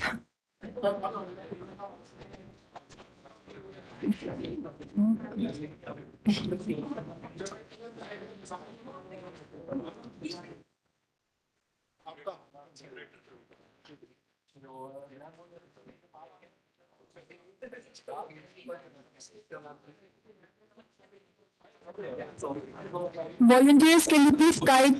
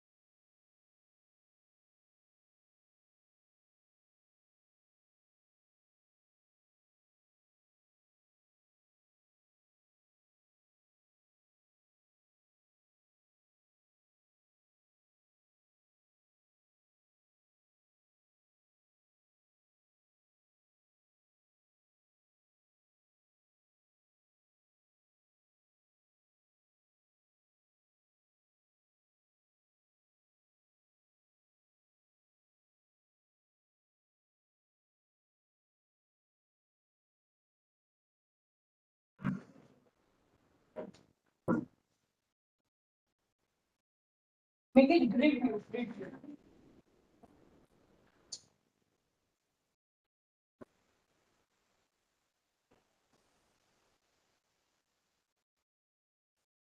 Unmute, unmute. Mr. Jain Shekara, can you hear us? They unmute us, guys.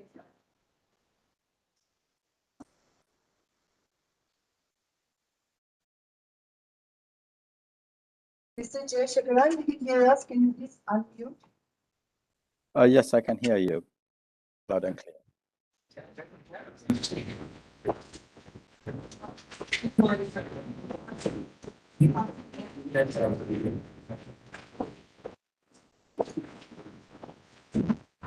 Sir, can you hear me?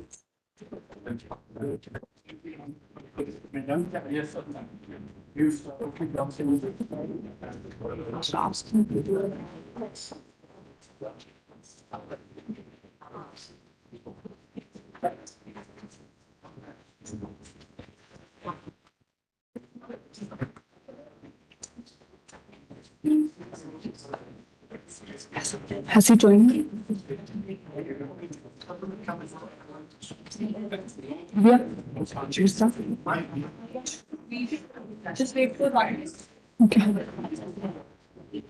I request every one of you to please settle down. We'll start in 1 minute. We're waiting for our online audience to join. So.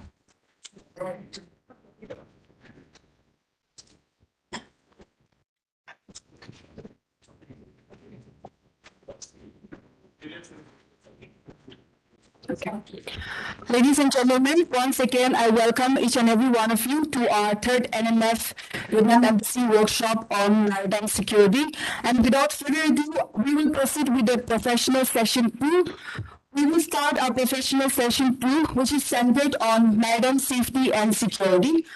The moderator for this session is Captain Sarabjit S. Parmar, Senior Fellow at the National Maritime Foundation. Before I hand over the proceedings, I request the moderator to give the opening remarks and kindly introduce the speaker. As we're running out of time, I request the moderator to please be strict with the timing. And the timing allotted for each speaker is 15 minutes, which will be followed by the Q&A. Before we begin, kindly adhere to this following admin rules. To begin with, one of our speakers has joined online, so may I request to kindly switch on your video throughout the session. Mr. Jayashandra, if you're online, I request you to kindly use, yes, thank you so much. Second, to all the members of the offline audience, please keep your questions short and well-focused. So now let's dive in straight to the professional session 2. I request Captain Barma to take the time. Thank you, Akula. Mr. Jayasekara, good to see you online. If you can hear me, a thumbs up would be nice. Thank you. So, all right, I know we're short on time as we always run short, but a few opening remarks before I invite the speakers to present their views. Look, this workshop is quite a neat package when you look at it. We're looking at 3 distinct yet interrelated aspects. Insofar as the Vietnam views on convergence and divergence in the maritime area connecting both nations are concerned. So we've had a wonderful first session, and the second session will only add on to it because, as I mentioned earlier, that we are now looking at specifics. And specificity is something which is missing when you look at multilateralism. And here we're looking at a bilateral dialogue which hopefully should percolate into what is the trend nowadays of minilateralism. I'll leave it at that. So the first aspect is geopolitics. The second is maritime crime and turbulence. Other than geopolitics, so we've got these 2 distinct and interrelated aspects clear. And the third is the case apart, and that's the impact of climate change and the associated climate change adaptation that we should be looking at so as to counter this sort of a threat, challenge, and risk to the globe, the region, and both the nations. So when you look at the manner in which both nations view the geopolitical environment and adapt or adopt national outlooks, policies, strategic partnerships, and therefore pursue initiatives at the national and regional level, there is a need to look at how it can combine these 2 for the better good and benefit of both nations, one, and the regional economy in another aspect totally altogether. The seas is something that are an unforgiving being. We'll call it a being because it has a life of its own. And if we disrespect the seas or if we disregard the sensitivities of the seas, then I'm afraid the seas are going to. Star Wars is mentioned only the Empire Strikes Back. So if we do not ensure a certain modicum of stability and security on the seas, what we see today is a proliferation of maritime crime. And that is an aspect that is related to geopolitics, but yet has certain characteristics of its own, because within that ambit, when you step out of geopolitics, you get the involvement of non-state actors. So this is one section that is going to look at that. And of course, the third is the climate change aspect. If you trouble nature, nature will trouble you. And we are seeing this in the form of climate change, especially in the maritime environment. Therefore, we need to look at adaptation or mitigation of climate change. And this is something that is a standalone subject in itself, although it is sort of related to the second part of the non-geopolitical level. Yet, based on policies which are at national levels, this needs to be looked at. And we already have a plethora of initiatives going around, whether you call it, IPOI, whether you call it VOIP, whether you even look at CDRI. And CDRI is a point I'd like to mention here and put, if I'm disappointed from my side, is that when you look at the coalition of disaster resilient infrastructure, we have a number of nations today, but sadly Vietnam is not on board CDRI. For that matter, none of the ASEAN nations are on CDRI. So hopefully at the end of this, perhaps we can convince Vietnam to come on board, and therefore perhaps Vietnam can in turn convince the ASEAN nations to come on board. That, I think, would be one step towards looking at climate change mitigation. And so therefore, we have a stellar cast here. Dr. Gokal has already been introduced, but a small pointer from my side. Behind the charming smile is a very agile brain. So apart from being a diplomat par excellence, he is also a very good analyst and a prolific writer. In fact, he's also serving as Honorary Scholar at the East Asia Security Center, Port University, Australia, and his last publication was on maritime issues and field order in the Pacific, published by Palmer Macmillan 2021. I do hope his present assignment does not stop the flow of ink, so Dr. please keep on writing. He will look at geopolitics angle, the non-geopolitics angle, maritime climate turbulence that is associated with it. We have Mr. Jayasekara. He is the program coordinator, Southeast Asia and Pacific, for the Global Maritime Crime Program of the UNODC. He has been with the UNODC since 2013 and served in several field areas, and therefore his expertise across the spectrum of maritime crime is immense. We heard him in Bangkok, and he always brings out a valid point, which is maybe a little disturbing at times, but it does instigate the mind to think. And he is also a sort of academic, having been a traveling scholar in his own right. And of course, the last speaker is Dr. Pushp Bajaj, my colleague from NMF. He has a economy and climate change cluster. And his research areas of interest include climate change impacts on India's maritime and naval security, climate resilience of India's critical maritime infrastructure. And I'm sure some pointers will be beneficial for our Vietnamese colleagues here and to spread the word forward. With that, I invite Dr. Do, and Amila has already read out the riot act. Sir, you have 15 minutes. I will remind you I have 2 minutes to go to kindly sum up, after which we'll have to move from the podium. Thank you, Mr. Chair. Thank you, Captain Patma. It's our great pleasure to become scholars again after some serving as diplomat. Because of my today I speak my mind, and what is right is my diplomatic set, and what is wrong so is my academic inclination. So please bear with me with that. So I won't take less than 15 minutes. So I know that the topic will bore you. I go back to General Wiss as Admiral Johan said. So basically, we talk about if that happened, and also the implication for the regional peace and security, and also that will affect the connectivity across the regions. The starting point is that we still have the sea as the main medium for global trade. About 19 to 95% of the trade has been seaborne. So, but what we haven't seen over the last decade we see the sea and the ocean become the ground for rivalry, of competition. It's not only the continuous continuum, but it also increasingly become a place that have incidents and also the friction happen. Besides that, maritime connectivity, the coastline have connectivities.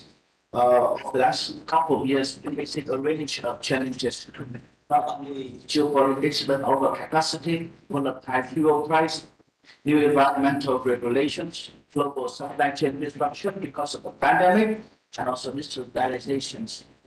But we also believe that geopolitical risks are playing in many parts of the connectivity. So I just raised some major points with regard into the geopolitical risks. I think the first one we have seen that what happened in the South China Sea and the East China Sea for the last decade is a continuous attempt to terrorize the sea area that not happened before. So of course we see that will definitely affect the confidence of the shipping groups and also the ability to tap into the maritime resources that many countries in the South China Sea have to rely on. And also we see about 50% of the global tanker passing through the area. So 33% of the world maritime traffic also goes through the South China Sea. And we also see the trend for militarization into what that is more body of waters, but that important for the connectivity.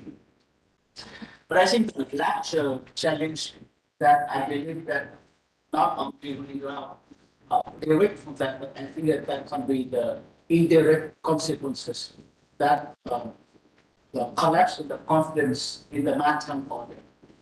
I think UNCLOS have been built and in the midstream for the maritime order for more than 50 years.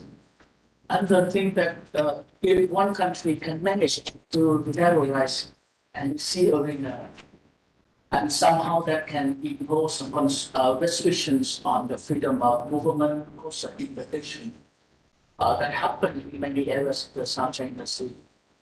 If the maritime entitlements of the coastal state are not respected, why not happen to elsewhere?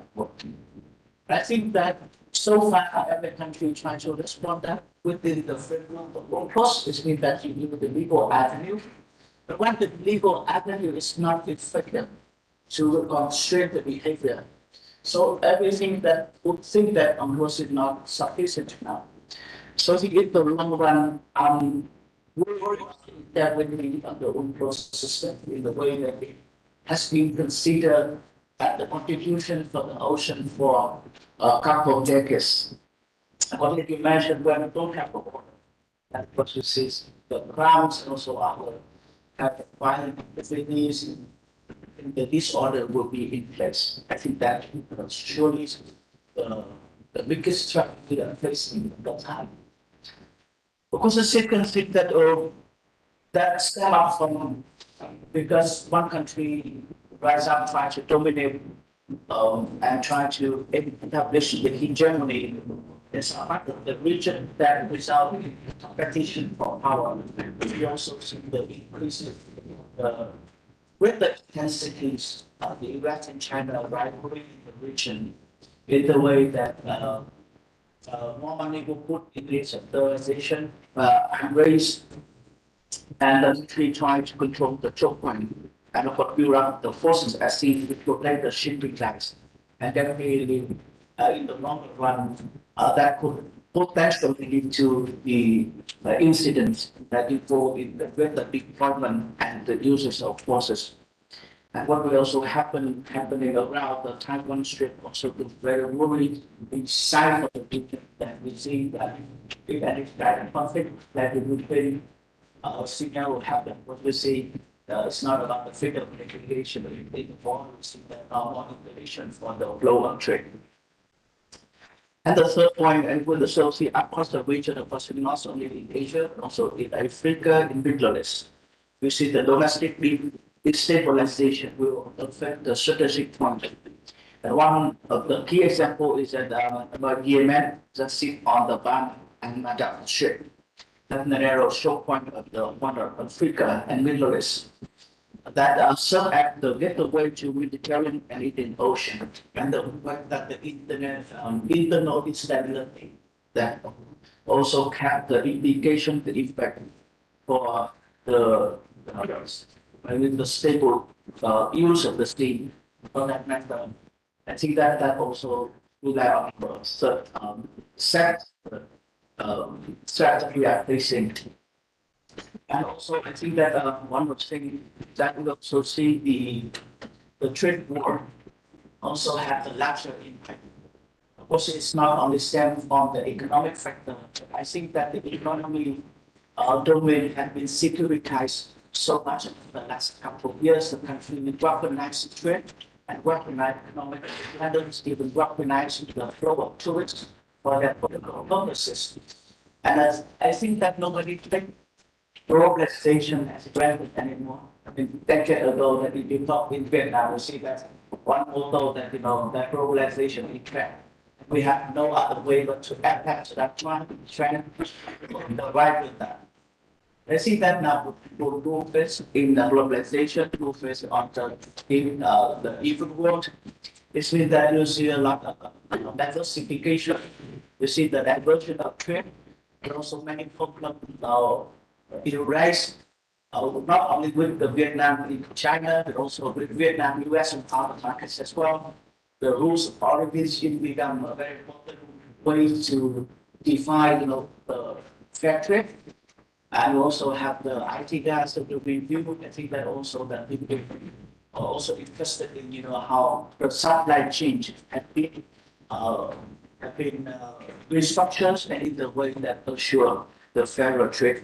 I mean, from different point of view. So I think that we are facing a number of geopolitical risks to the trade and also to the maritime connectivity, because we showed that if you don't have the right volume, you can have the connectivity. If you have the right connectivity, if you don't have the volume, or maybe the flow of trade protectors, different ways of also affecting the fit in the market. So with that in mind, to stop here, we'll stop and let's work on question and answers. Let's stop. Thank you so much, Dr. Do. I think you've done a lot for regional integration by keeping your talks sweet, short, and to the point. Mr. Jayasekara, can you hear me? Yes, Sarabjit, I can hear you. Your answer? Yes, I can hear you. Minutes, and I will let you know when 2 minutes are left, but your volume is a little low. I'll try and speak up a little bit if that's helpful. You're barely audible, sir.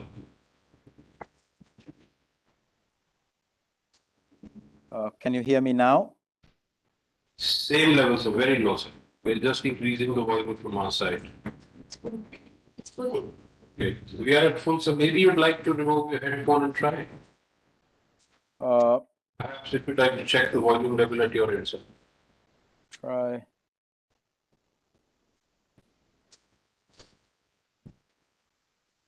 I'll continue so that we don't lose time, Sarabjit, and I hope you can hear me now. We can't hear you, sir. It's very, very low.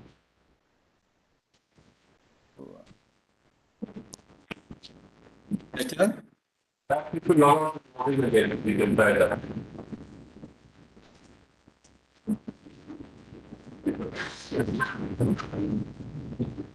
Yeah. I trust you can hear me now.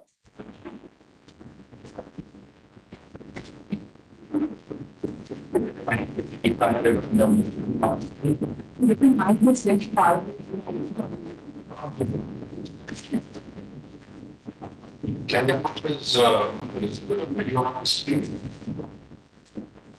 Can you hear the long yet also?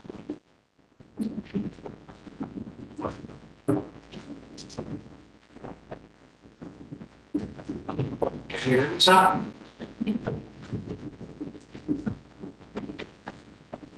If you want to might closer to your research. Would that be helpful? Is that better? Sea levels.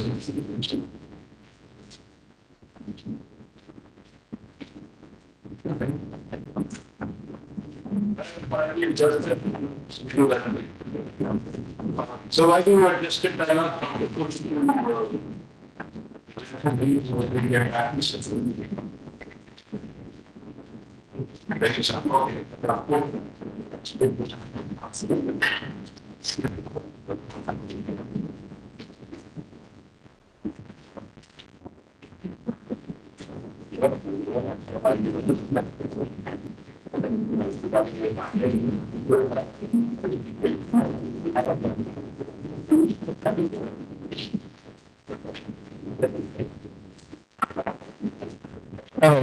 Thank you very much, Chair. Good afternoon, everyone. I will be speaking about addressing climate change-induced security threats, to infrastructure and operations. And before I begin, I would like to thank the organizers for giving me the opportunity to share my views of this very important workshop. To give you a brief overview of this presentation, it's primarily divided into three themes. The first one will talk about the climate change threats to coastal regions and coast ecosystems in particular. Then I will talk about total development visions of India and Vietnam. So now you understand my question in the previous section. I am curious about the Vietnam Seaport Master Plan. And then finally, the way forward, a holistic and dynamic climate risk reduction strategy. And I'll also talk about the work that we have been doing in this area at the National Maritime Foundation. So, I'm sure that most of you are familiar with the root cause of climate change. We understand that greenhouse gases in the atmosphere are increasing in concentration, and that has a direct implication for global average temperature.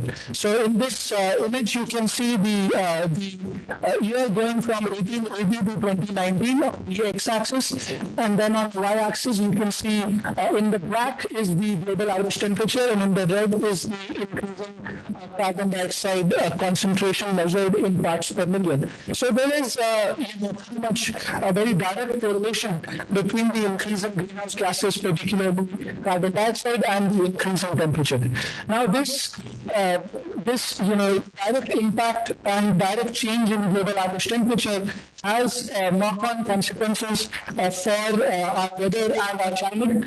And the most important one that is relevant for coastal regions and for ports in particular is the increasing frequency and intensity of extreme weather events.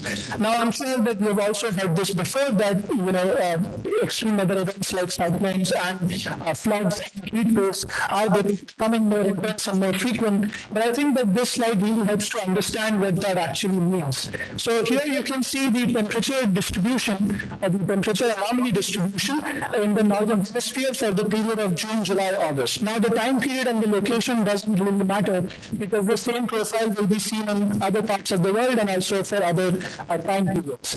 What is important is this temperature profile.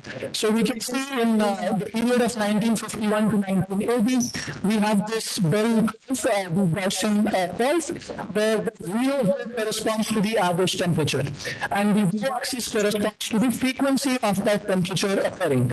So the average temperature, which is denoted by 0 here, of course has the highest frequency of occurring, so it has the highest kind of value on the y-axis. And as we go to higher and lower temperatures from the average, we see that the probability or the frequency of these temperatures existing reduces quite sharply. Now, as we discussed before, as a result of global warming, the average temperature is now increasing and it is shifting towards the right. So now when we move towards the decade of 1990 to 2000, you can see that the average temperature has now shifted to the right, and as a result of that, the entire distribution has shifted to the right. Now, a consequence of that is that what we used to call extreme events in the past These were the events that had very low frequency and they were very high in temperature. Those events now are becoming more frequent. As you can see that the frequency of those events is increasing as is visible from this graph. Now, if we go one more decade into the future and then, the past decade, 2009 to 2019, we see that the average has shifted even more to the right and along with the entire distribution. Along with it, the entire distribution has also shifted. So we see that now in this distribution, the extreme events, previously what we used to call extreme events, are now very much part of the main distribution. And another consequence of this is that now we are seeing new extreme events which previously did not even exist in the distribution. So to sum up,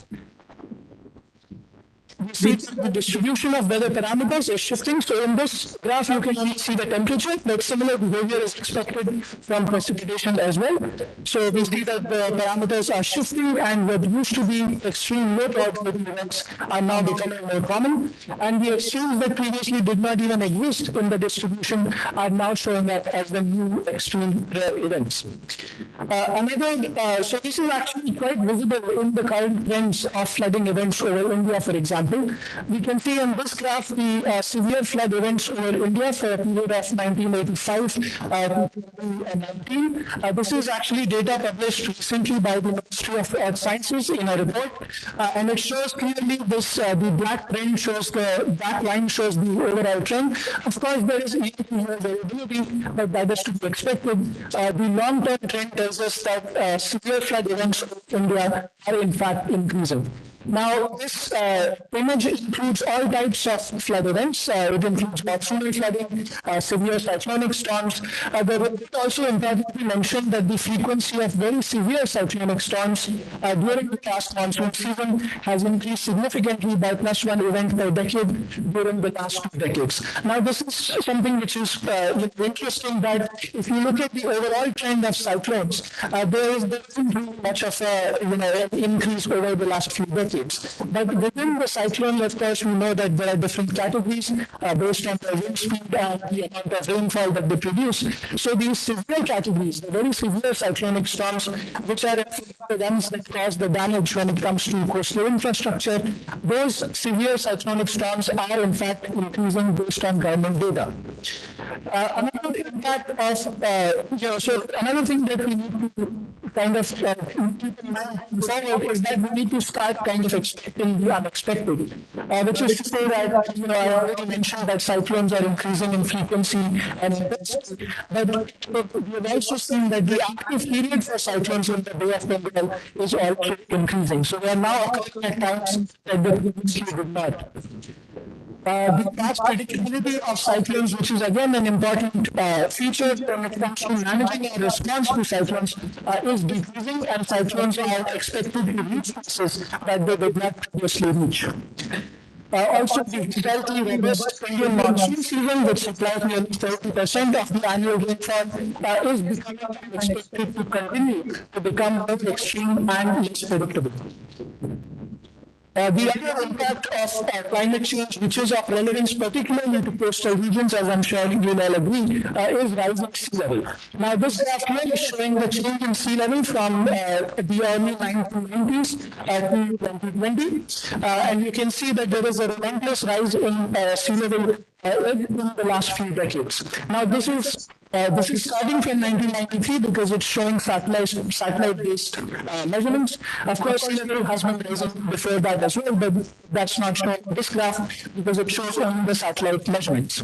Now, this is the global trend. A similar trend has been observed in the North Indian Ocean as well. In fact, the North Indian Ocean and the Gulf in particular are experiencing rates of sea level rise that are faster than the average. It accelerated from 1.4 millimeters per year during the period of 1874 to 2004 to 3.3 millimeters per year during the period of 1993 to 2017. Now, when we speak of policy decisions, when we speak about policy making, we are of course more interested in how this is going to progress in the future. So we are interested in future projections up to the next decade, the decade after that, the middle of the century, and to the end of the century. So we do have future projections available.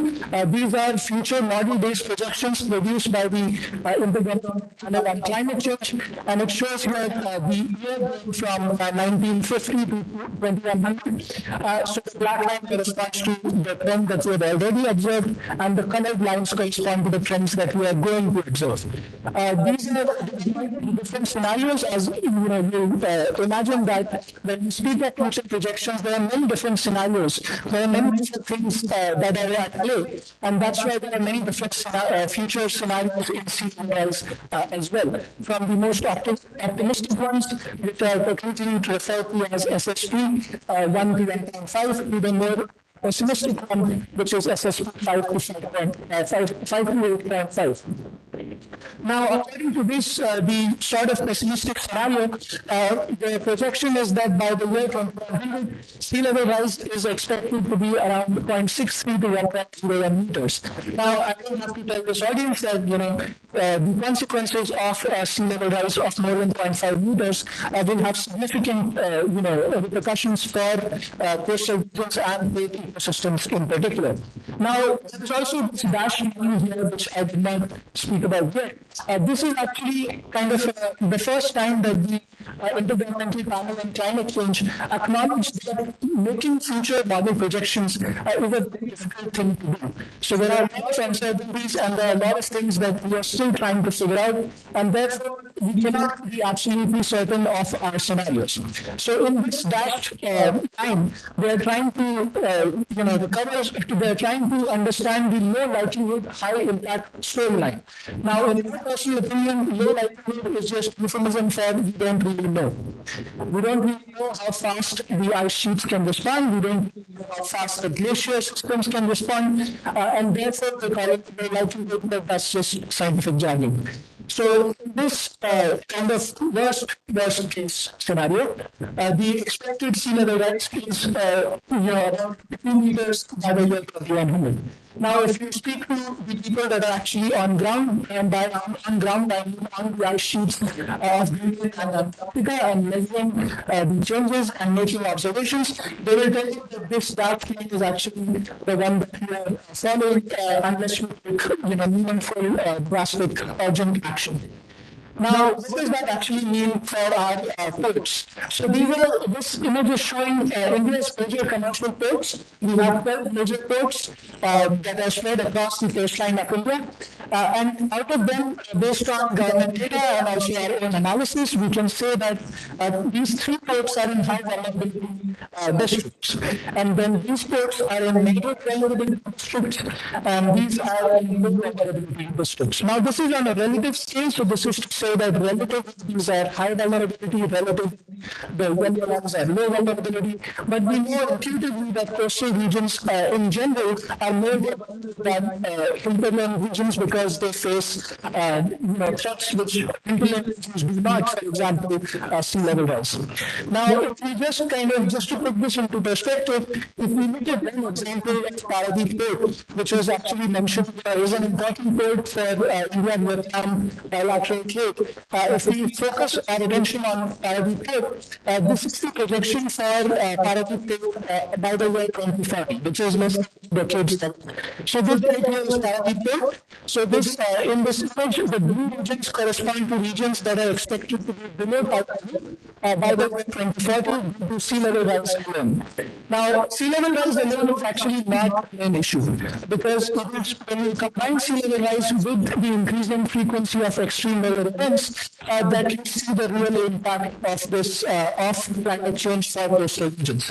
So, if you add on top of sea level rise the annual flooding events, for example, monsoonal flooding or cyclonic flooding, then this is the kind of scary little numbers that you get for Paradip Port, which because of this Mahanadi river system, large areas around the port are also expected to be below flood level by 2040.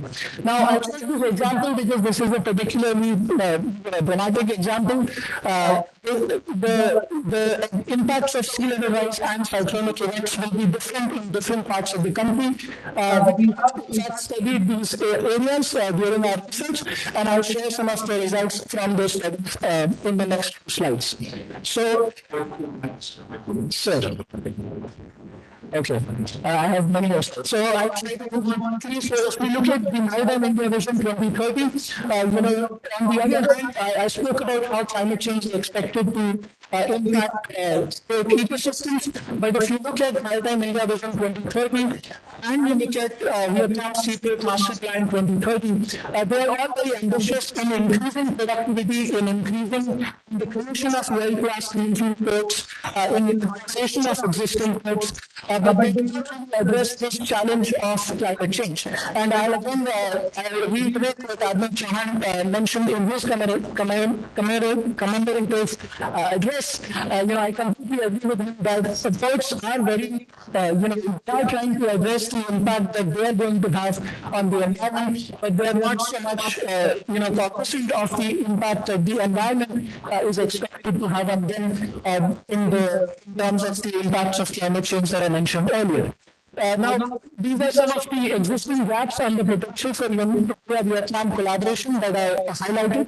The existing literature is only 10 to 15 years old, and there's a lot of that can be done in terms of climate change adaptation. So I'll move to some of my last slides. So this one is really important. I think that there is potential for collaborative in-depth climate risk and resilience assessment studies, which we pursued between India and Vietnam. For example, we could take 1 to 3 courts both in India and Vietnam and conduct comparative analysis of the impacts of climate change and how to change based on national circumstances, rules and regulations. Also, the risk assessments would then have to be followed by comprehensive climate adaptation strategies that are developed from sharing of best practices. And very quickly, I'll talk about what we've done so far. We have created a methodology for climate change risk assessment, which is based on the IPCC definition of risk, which talks about hazards, and vulnerability, and its vulnerability can be further divided into sensitivity and adaptive capacity. Now, while hazards and exposures can be determined through desk-based research, it is very difficult to assess vulnerability, which has to be determined through rigorous on-field assessment of both infrastructure and operations. And so that's what we did. We created this framework for risk assessment, and then we conducted field studies. So one of the first ones that we conducted was of authority, where we tried to create a framework for risk, in which risk can be defined on a scale of 1 to 5, where 1 is low risk and 5 is extreme risk, where the production might be beyond for weeks. Now, we conducted extensive expert interviews and we collected data directly from the source, and we tried to come up with this climate risk profile of the infrastructure assets. So here you can see along the rows are the infrastructure assets of Mumbai, and along the lines are the hazards posed by climate change. And those are when we assign a risk level based on interviews with the port authorities, and we assign risk level for the port authority. Now, Captain David was here from the Vizag Port, and we also conducted a field study of Vizag Port. The results are being written down. In fact, I just received the copy of our report, which will be available to the public later this month and earlier next month. So I'll stop here. I have some more things to add, but then we can go back during the discussion. This is just a slide showing our team at Nmf. Thank you very much. Thank you. Mr. Desika, Yes, is the audio better now? slightly better. What have been Okay. All right. If you could display the slides.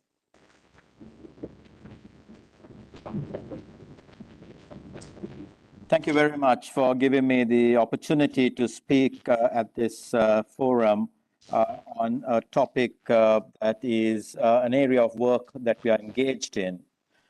Firstly, I'd like to thank the National Maritime Foundation of India and the Embassy of Vietnam for inviting UNODC to present at this meeting. I'd also like to thank Vice Admiral Pradeep Chauhan, Ravendra Kumar, and Captain Sarabjit for their support to UNODC during our previous meetings. The topic that I have been given is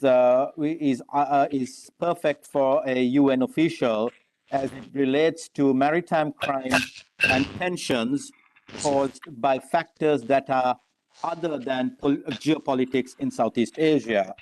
So I will try and focus on topics that are not connected with the geopolitics of the region. However, an important caveat in doing so is to note that much of the maritime law enforcement activity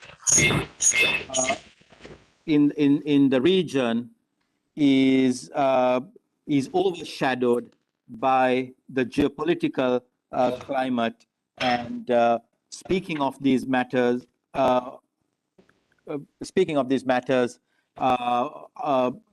not noting the geopolitical dynamics is somewhat in abstract. But I think it's a safe topic for a UN official to speak, and I do thank the organizers for picking this for UNODC to present on. Next slide, please. So what I will cover on under this topic is I'll give a quick intro to the Global Maritime Crime Program of UNODC, and then focus on the lack of common maritime language in Southeast Asia, strengthened land border controls during the COVID period, economic downturn during COVID and opportunism that have impacted on maritime crime, and traditional coastal communities which relate to cultural and linguistic affinities in the region as some of the non-geopolitical drivers that have contributed to maritime crime and maritime tensions in this region. Next slide, please. So as a quick introduction to the Global Maritime Crime Program of UNODC, the Global Maritime Crime Program, as it's called, spans across the globe with 7 teams that focus on maritime law enforcement support to Coast Guard, navies, and police marine units across the world. And we focus on ocean space, and the 7 teams that constitute the Global Maritime Crime Program consists of teams that are based in the Caribbean and Latin America, Mediterranean, the Atlantic Ocean, Indian Ocean West, Indian Ocean East, and I have the privilege of leading what's known as the Pacific Ocean team that constitutes the Southeast Asian countries and the Pacific Island countries. Next slide, please. We support maritime law enforcement, as I said, with operational training such as VBSS, Visit, Board, Search and Seizure. We provide MDA training, Maritime Domain Awareness and Maritime Surveillance training, and conduct TTX and FTX on maritime scenarios, and also train prosecutors and judges. So it's a complete overarching support on countering maritime crime and strengthening the capacity of the criminal justice system to counter illicit activity at sea. Next slide, please. Focusing on some of the non-geopolitical issues, one of the key factors that plagues this region is the lack of a common language to be spoken at sea, be it in terms of engaging with vessels or on marine band radio. As if you take the South China Sea region, there are 8 languages that are spoken at sea in the region, and many more dialects. There is Thai, there's Khmer in Cambodia, or Cambodian fishing craft, Vietnamese, Malay, Indonesia Bahasa, Filipino, Mandarin, and English. So this has resulted in miscommunication of instructions from government ships, or what are known as law enforcement vessels, during unplanned encounters at sea, and leading to confusion and rise in tensions out at sea.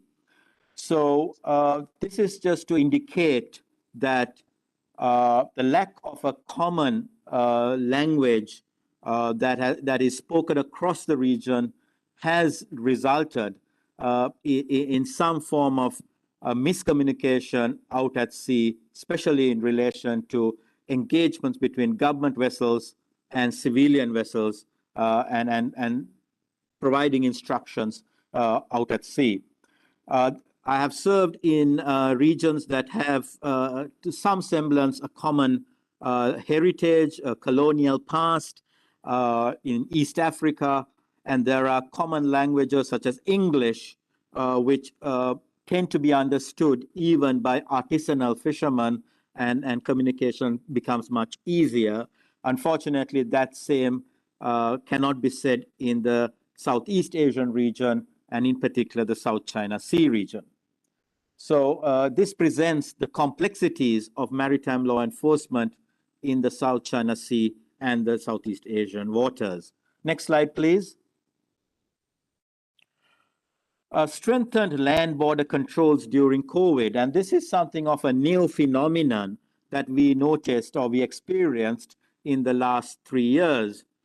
As the COVID pandemic started to spread in the region, many of the states which had porous borders started to strengthen their land border crossings, not necessarily to counter smuggling and trafficking, but to prevent the spread of COVID and prevent movement of people and the spread of COVID. During this same period, we have noticed a significant increase, we would even call it a twofold increase in crystal meth production in Myanmar. And what has happened is the ballooning effect of the production has resulted in the use of maritime trafficking routes to complement the land-based trafficking routes that have been traditionally used. So there has been an increase in maritime drug trafficking using the Andaman Sea and the Gulf of Thailand to move some of the consignments of a larger production in Myanmar. There has also been an increase in irregular migration by sea, especially coming from Myanmar during this period. We have also noticed, not to a significant extent, but in small numbers, there has been contraband smuggling, smuggling of cigarettes, smuggling of rice, smuggling of sugar, because there has been price disparities between nations. We have seen this between Indonesia, in North Sulawesi and Philippines, and North Kalimantan and Malaysia, where contraband smuggling has increased due to price differential in the same commodity being priced higher in a different state. Now, we won't list this particularly due to COVID, but this is another area of activity that we have noticed that has increased. Next slide, please. As a result of the economic downturn during the COVID period, there has also been a level of opportunism and the maritime space exploited to circumvent the economic difficulties faced on land. And a majority of this has led to an increase in illegal fishing. And I must say this, and I must stress this, this is both from the commercial fishing industry as well as artisanal fishermen. There has been a significant increase in cross-border fishing by artisanal fishermen that have gone across to other EEZs to undertake fishing and increase their stocks and catch to compensate for the economic downturn that they're facing in their home countries. But other factors that have impacted due to the economic downturn is also a noticeable extent of waste dumping, where untreated waste has been dumped to circumvent, in some sense, the cost of treating these waste and disposing of it through the proper methods. These have been dumped at sea, again, to overcome the economic strife and economic difficulties many people face due to the COVID pandemic.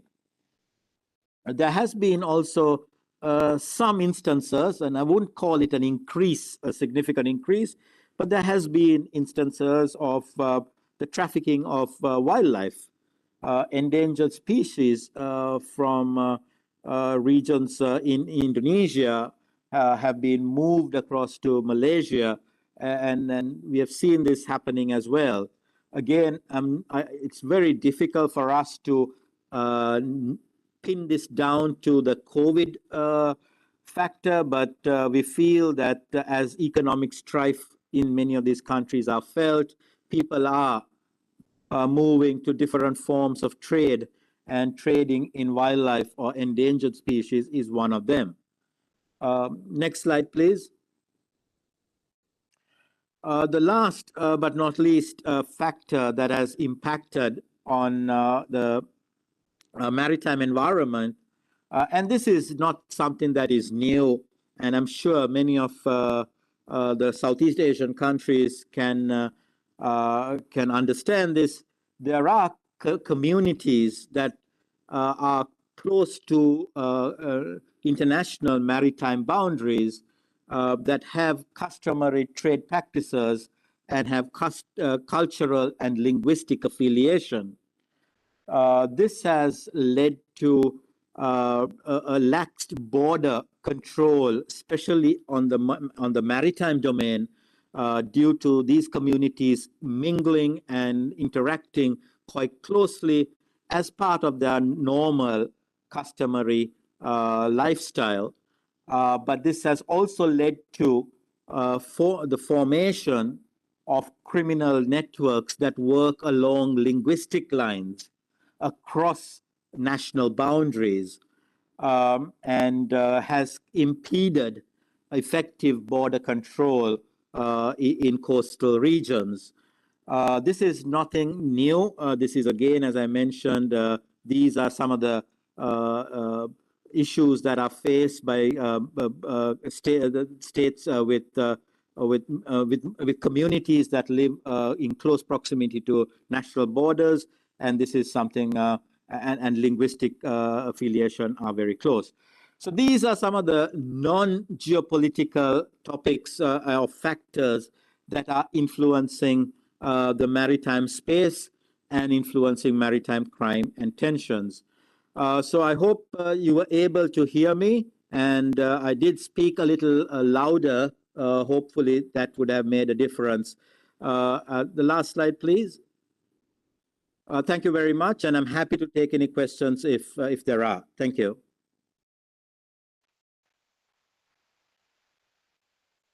Very much, Mr. Singh.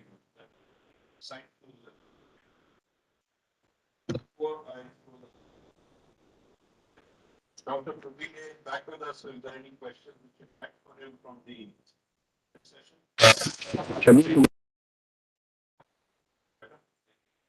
As chair, I'm asking a question. You already pointed out the comparative study, so that's something I think both will get. Not sure if you have any studies to say. I can share them. This question is actually regarding globalization.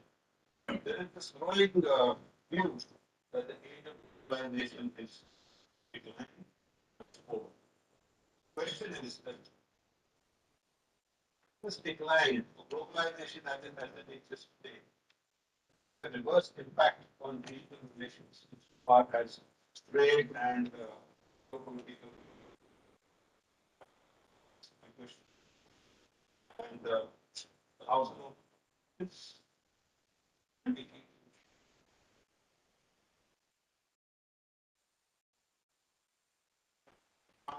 also okay, result.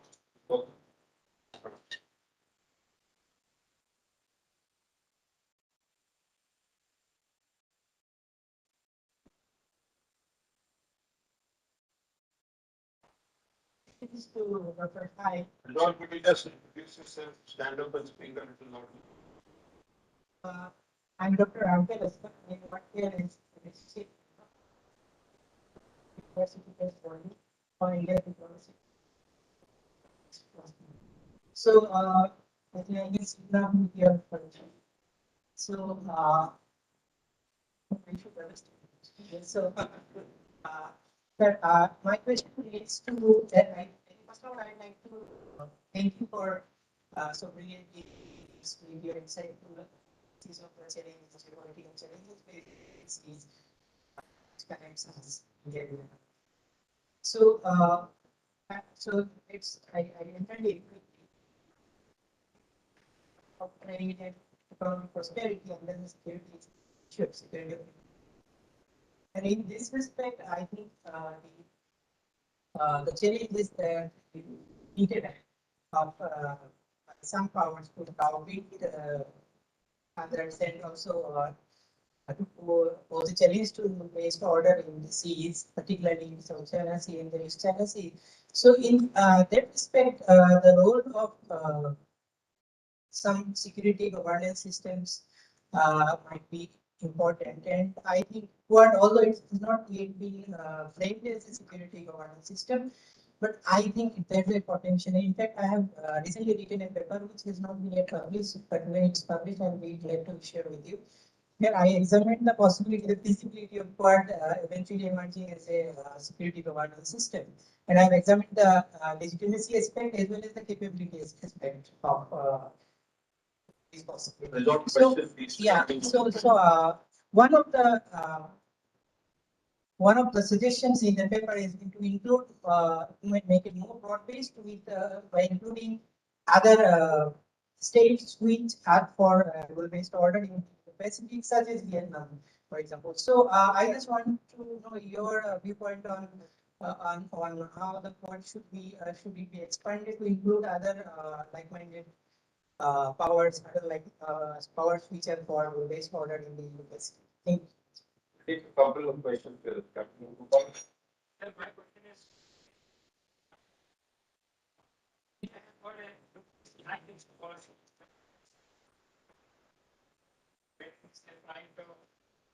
engage more with the East Asian countries and develop trade and relationships, which I think even the Indian Navy is calling for bilateral exercises or multilateral exercises in the Bay of Bengal. Does Vietnam is having at a government level any of those policies to overcome this geopolitical turbulence or whatever it is that is towards looking west, whether in India or any other countries, which will help to develop a bilateral or a multilateral at an Asian level?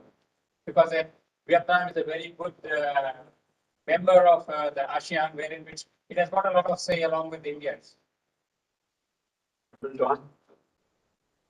I have two questions. Both of them are for Mr. Jayasekara.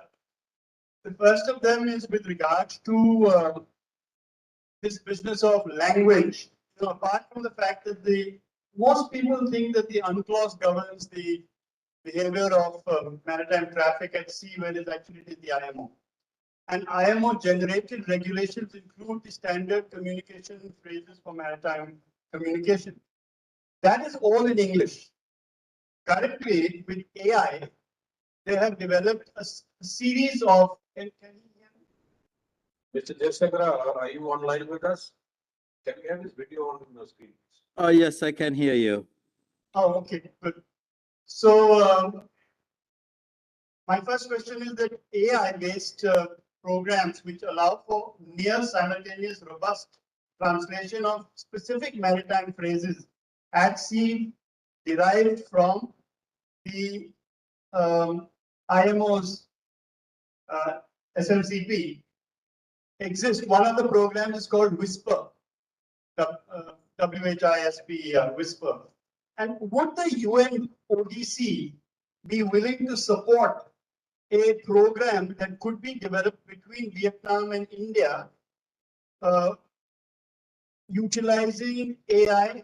And if so, what process or procedure would you recommend? And my second question is, with regard to maritime crime and its impact upon merchant shipping emanating from Vietnam to India or vice versa, specifically which has to proceed from riverine ports to seaport and from seaport to transshipment across to Indian ports, for example, Kolkata, which you cannot access unless you go up the Hooghly River. So once again, you're talking about a movement from, say, Haiphong or some other riverine port, transshipment, movement across to Haldia in India, and then from Haldia, whether the ship is small enough or not, go up the river to Kolkata. In these areas, what is the data available with UNODC, and can you share some of that data to tell us whether there is an increase in crime, decrease in crime, maritime crime, which will actually impact the confidence of ships undertaking these voyages carrying cargo? Thank you.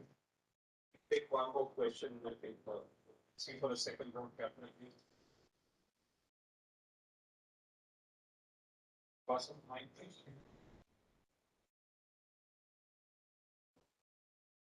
Dr. Sir, I'm Captain McNeotri from the National Maritime Foundation. My question is to Dr. Tam Hai. There is a lot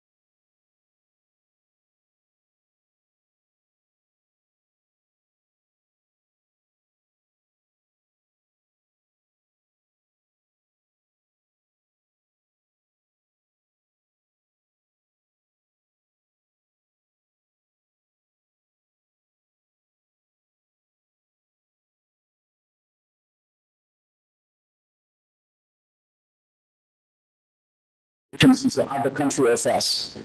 So increasingly we see in more positive way that will contribute to maintain peace, but we also part of that we also are very crucial. And then we think that we can misinterpret and we misunderstand. So we make sure that our message gets through and we go to diplomatic channel. We make sure that we can work with the neighbors because after all neighbors are that open for us. Thank you. Thank you, Dr. Mohan. Mr. Jayasekara? Thank you. Respond to Arun Chauhan's questions and just inform kindly be brief. Can you hear me? Go ahead, sir.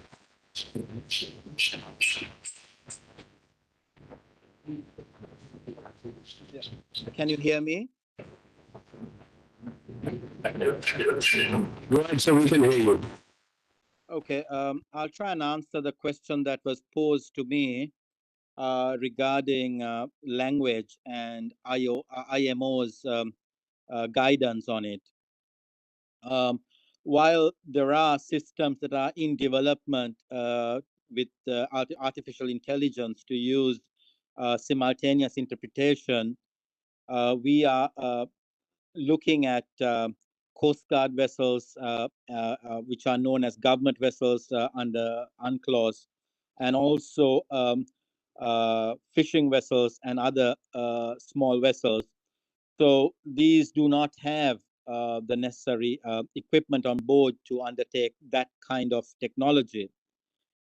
However, UNODC is currently working with 5 Coast Guard services in the Southeast Asian region to develop a multilingual communication modality using MP3 players and phrases that have been identified by IMO to provide instructions for vessels.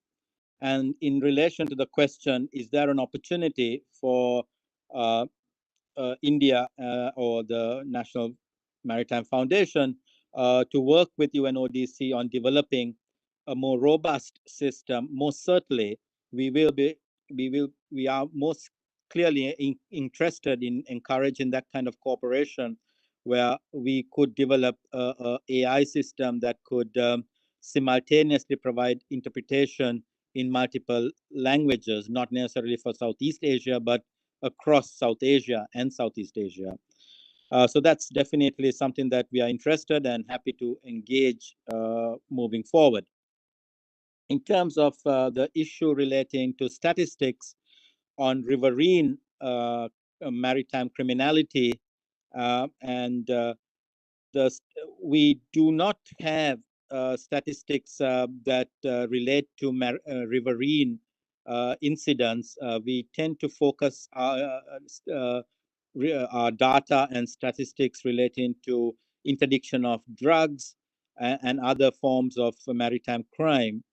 However, there are other agencies that are collecting statistics, namely RECAP, that collects statistics on armed robbery and incidents at sea. So I would refer to those agencies that are specialized in collecting statistics relating to maritime incidents. UNODC's capacity to collect such statistics is limited. However, we produce a compendium of drug trafficking incidents at sea. So the detection of drugs at sea and all the details relating to those incidents are collated and produced on an annual basis. So we have a compendium of drug seizures at sea. However, we do not have information or statistics relating to criminality around estuaries and riverine regions. I hope that answers the question.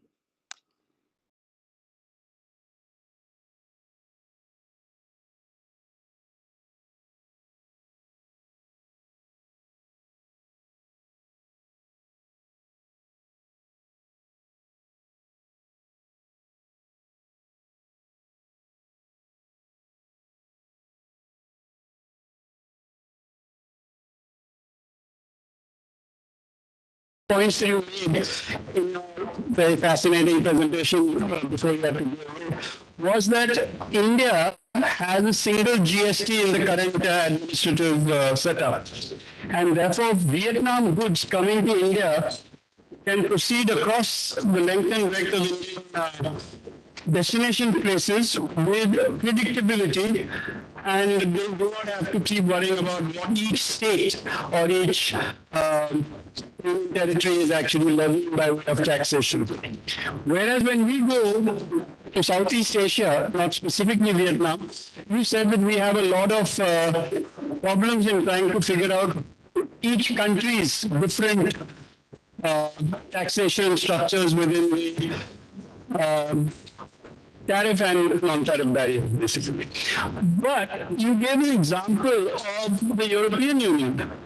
Now that is completely bewildering to me because the European Union itself has a single GST mechanism.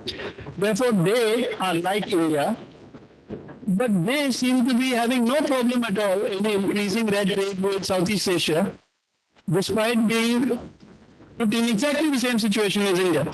So therefore, Southeast Asian goods going to the European Union should be flooding the European markets, and European goods coming to Southeast Asian markets should be languishing.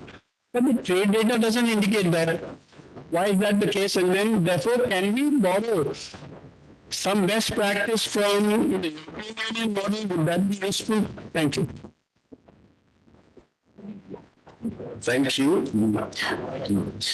First of all, it is true that India is giving a single market concept to ASEAN ordinary members. They are to file when seeking bill, one document for destination anywhere.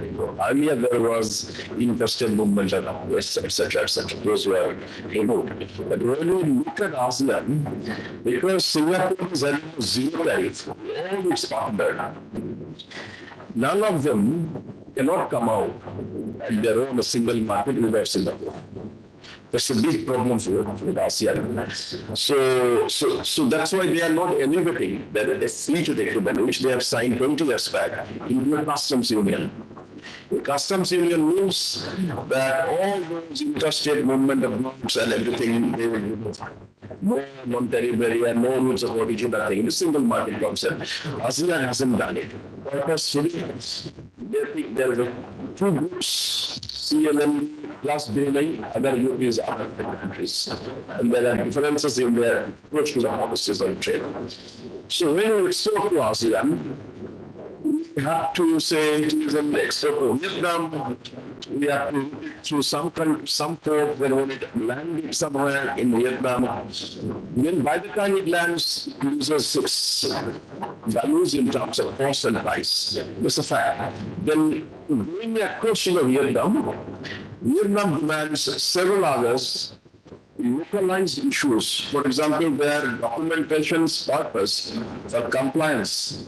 These are all issued in Vietnam language, not in English. They do it purposefully. They don't tell you upfront very nicely, because if you put them in English, then many people will come to know what is there, and they easily get into business. So it's a common practice by Chinese as well. We used to do same thing in different states in Hindi and it's in local languages. We have removed all of them. More trade means more prosperity. That should be, and we are not getting that kind of reciprocal things with ASEAN markets, including Vietnam. So that is why we are telling ASEAN is actually pulling down while Vietnam going signing bilaterals.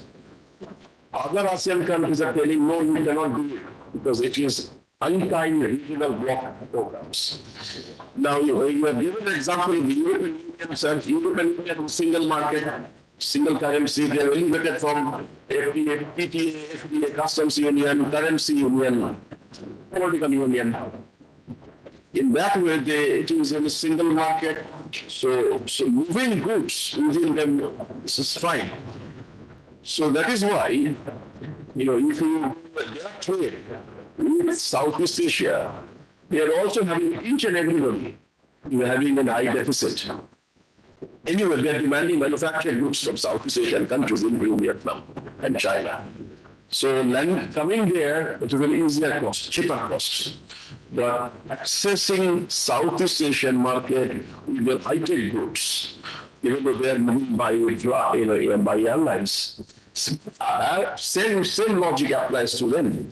They also face similar kind of trade barriers like India that was in Southeast Asia. So this is as simple as that. So some of the firms were losing their competitiveness, their exports in terms of price, in terms of time, they are facing extra time from the export side. From import side, they gain, and that is why they have a trade surplus with us, as well as with European countries. Well, this is a minor, but it will go on externally. My point is just that, sorry, my point is just that yes, there is a trade surplus or a trade deficit. You have already said correctly that this is not a relevant issue. You need lots of imports so as to be able to develop export. And your example was telling one of the graphic you showed that we are only making a plug. And we are saying that, we are making Samsung in India. That is a separate activity. Here I'm only asking that forget about the trade, minor trade surplus, minor trade deficit. The fact that European trade with Southeast Asia, like European Union trade with many parts of the world, is increasing. Why are we not increasing in the same way when all the conditions are exactly the same? So I'm asking that is there therefore a point? Is there some merit in us actually sitting down and looking at what is it that the Europeans are doing differently than from what we are doing, because the condition of the Southeast Asian market is as hostile to them as it is hostile to us. And yet they are making the most of it. So my question is that a valid direction to go?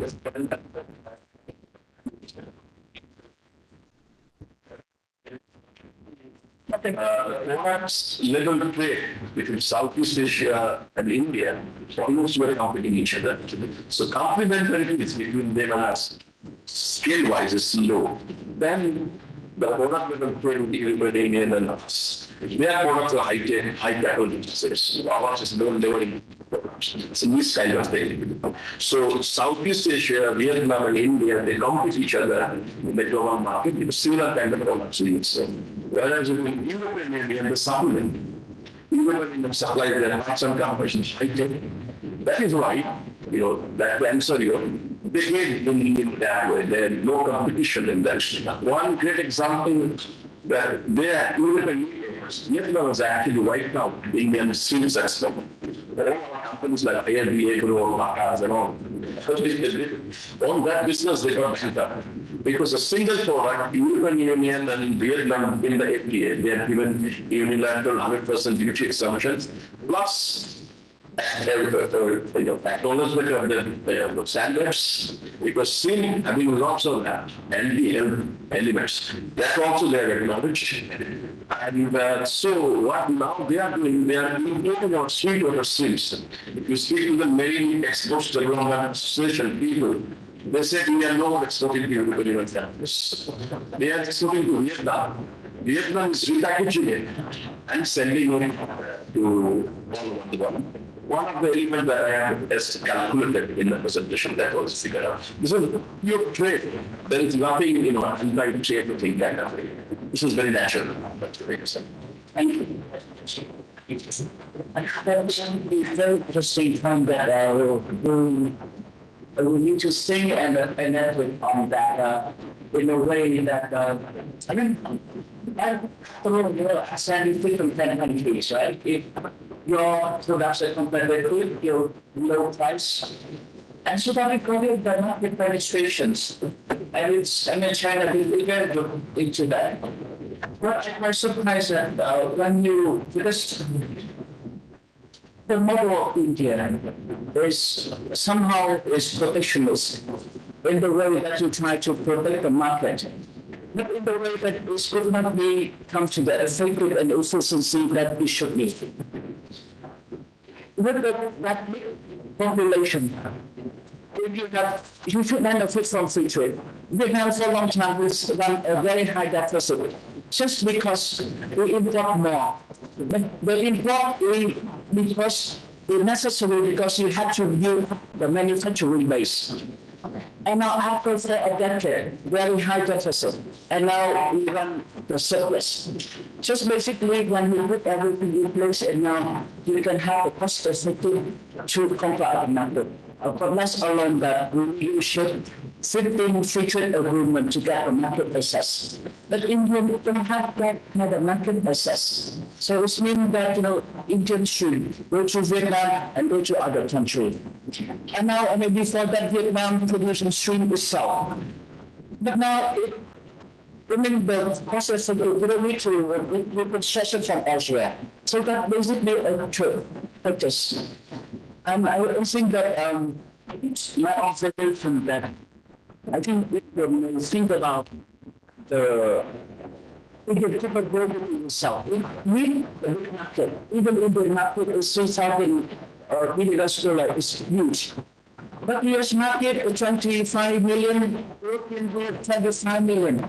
If you want to grow 1.4 billion people, you have to tap into the resources and to make that into the competitiveness.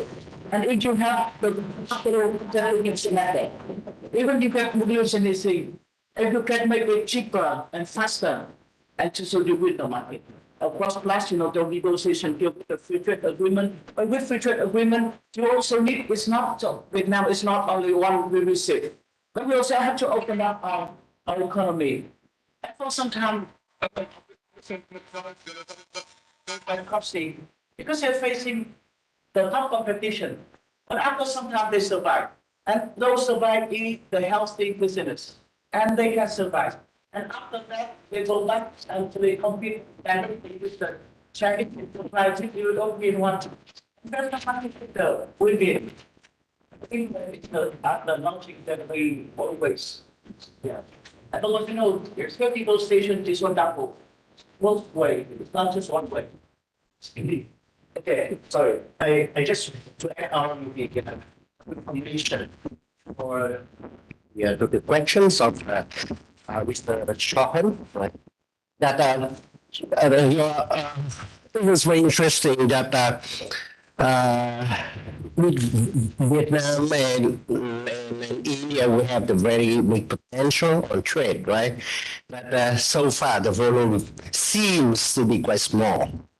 So we come back with your questions to our fellow Mr. Ha about the size of the ship, the size, right, the scale of the terminals. But the correct answer is, to be honest, we need more cargo. So therefore, that is what we want to talk more in this. I want the support from the embassy, the support from NMF to be the business connection, right? The coordinators to promote the further trade, right? That is the answer. And rerouting for the tax. This is also one implication. So we need to have the official to our both government. We know that so far Vietnam and India we have the bilateral, the double taxation treaty, right, to avoid double taxation. So that is one of the root plan, right? However, for the other tax, like the taxation implication or some tax deduction policy, so we need the trade, we need some special policy. I think that in my presentation, I will propose something new, right? However, remember that with actually in ASEAN, we have quite different natures with the market of EU. EU we can consider like a single market. It means that the one cargo, once the ship, right, the cargo arrive to either to any port, any terminals in Europe. So it's after custom clearance, it's free circulation with the EU. However, with Asian country, we do not have such mechanism yet. We are trying to make the Asian community. So that is what we are trying, but it takes more years, more time to go. So therefore now, so that is still open question to make better policy to promote the trade between Vietnam and India, and in specific and in general is between India and Asian countries. Thank you. Thank you so much, sir. Time and up into some lunchtime. But if the rain goes on like this, we'll also be expecting stamps to you shortly. I think a big round of applause for the panelists and also for Dr. Beth for participating. And Mr. Jayasekara, thank you so much. And Divya, back to you for Apila Vere Adesh. Yes, okay.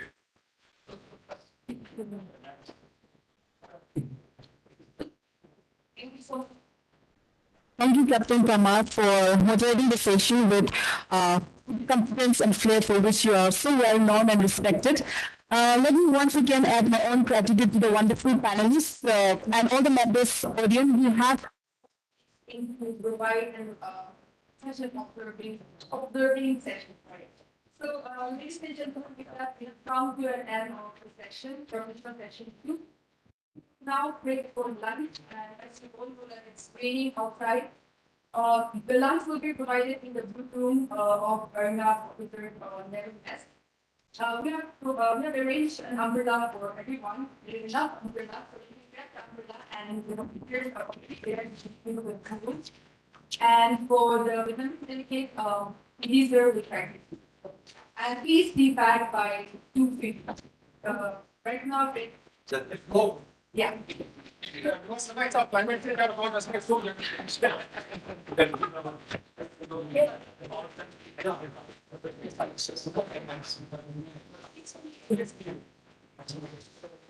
We can take them together.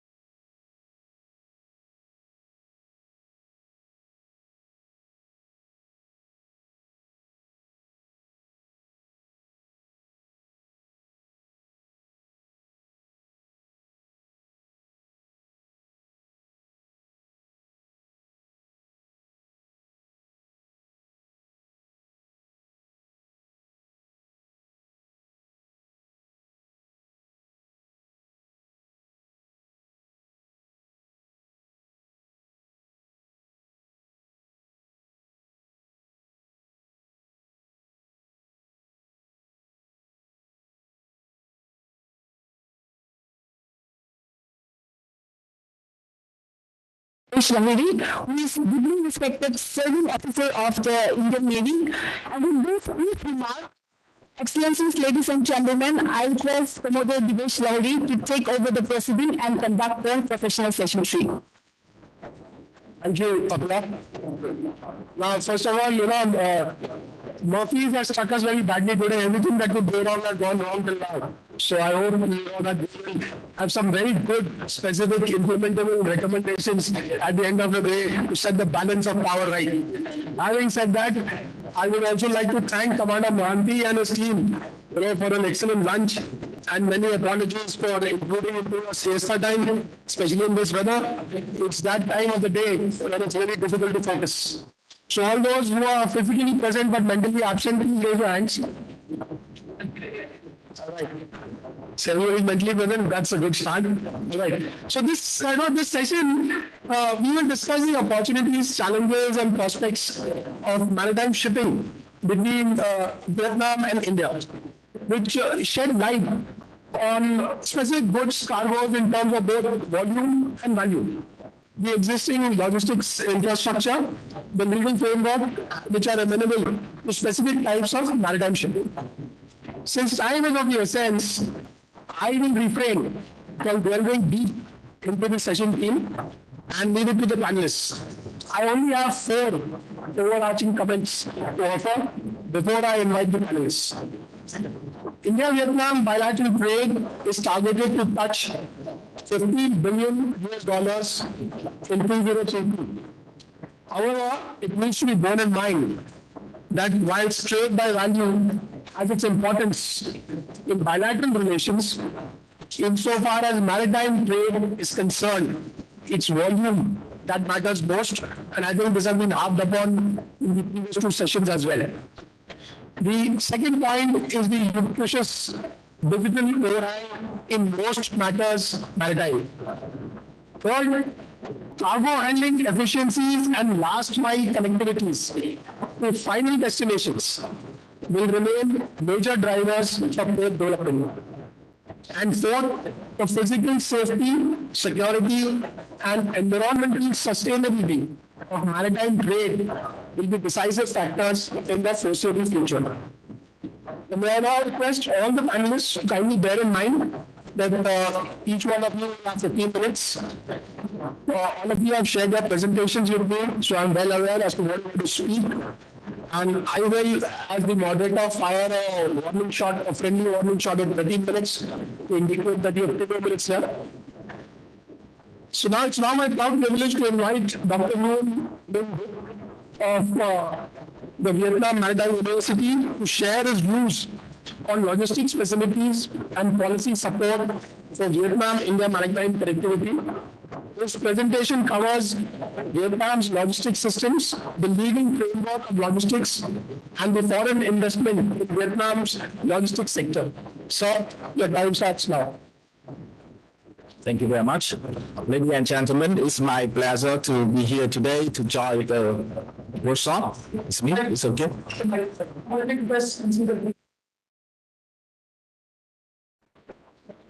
It's okay, right? This must be closer, no?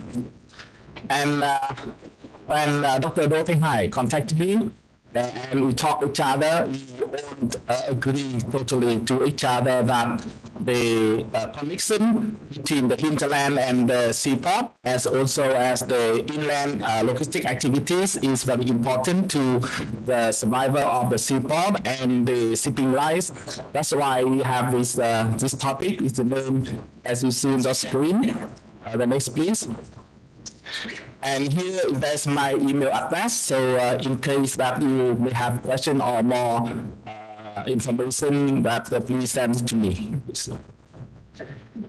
For my presentation, there will be 3 parts. The first one, I will introduce very quickly about the Vietnam logistics system, and I focus on the logistic infrastructures.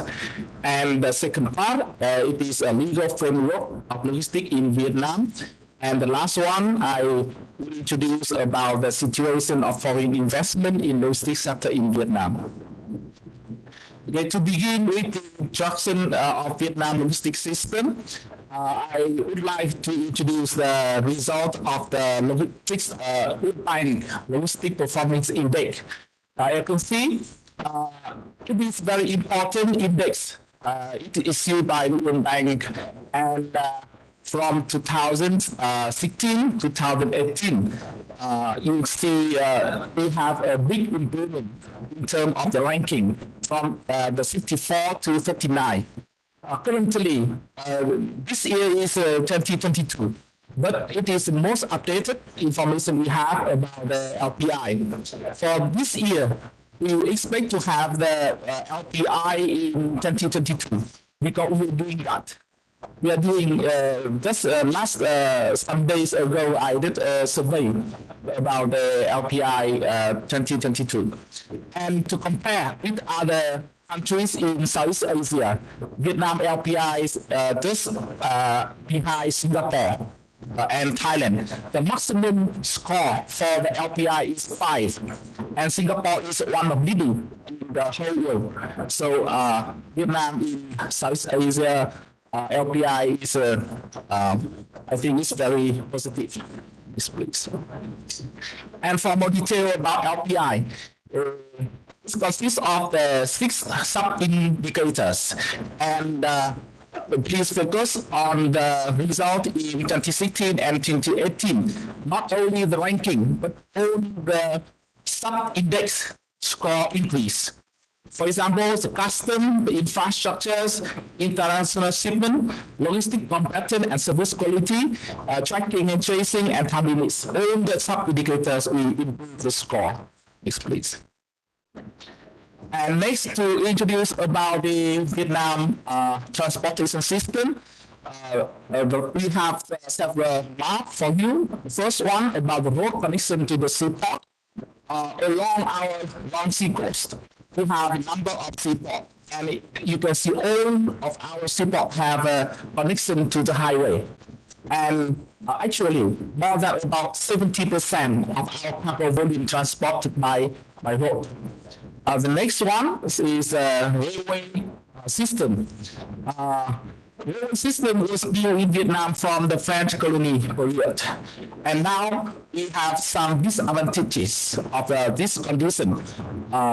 But there's still a potentiality to connect Vietnam to Europe and the Asian countries by the Inter-Asia. Our railway system can connect to Germany.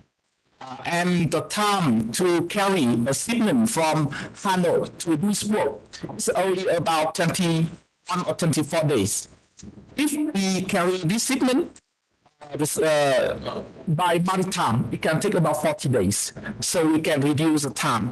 And it's very potential. Why? Because during the COVID period, when the seaport in Europe is stuck, and we have 1 week of this, the Suez Canal is blocked, then the railway system can be a very good option for the freight forwarding companies. Next, please. And next, it is a inland transport. Inland waterway transport in Vietnam. We have the river system in the northern Vietnam on the left, and in southern Vietnam on the right.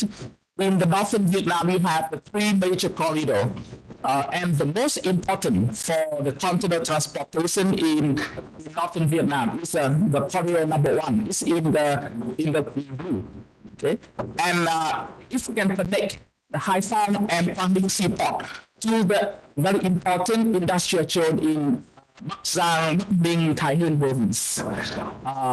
In southern Vietnam, the inland waterway transport is even much better because we have the Mekong River system.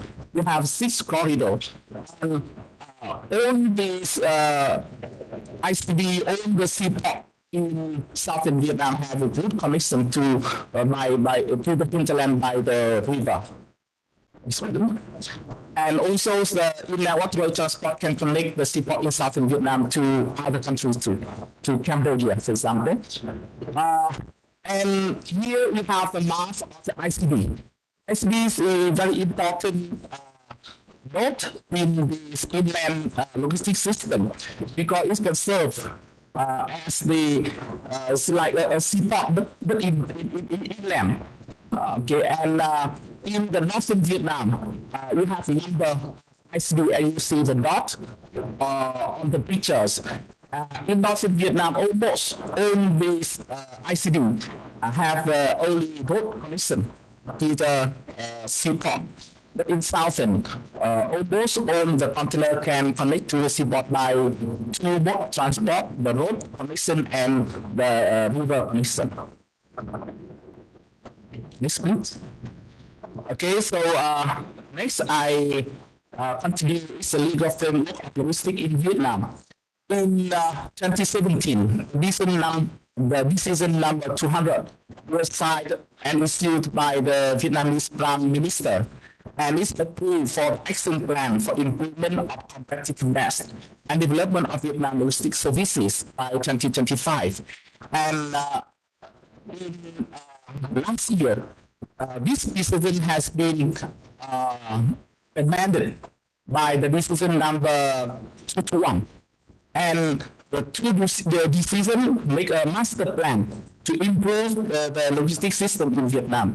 In that aspect, for example, how we can improve the policy, how we can improve the human resources, the infrastructures, information technologies, and so on. The next, okay, return please. Okay, the next decision, this is decision 1579 by the Ministry of Transport, and it's about the master plan for development of Vietnam seaport system as introduced this morning by my Vietnamese fellow. But I provide you more figure.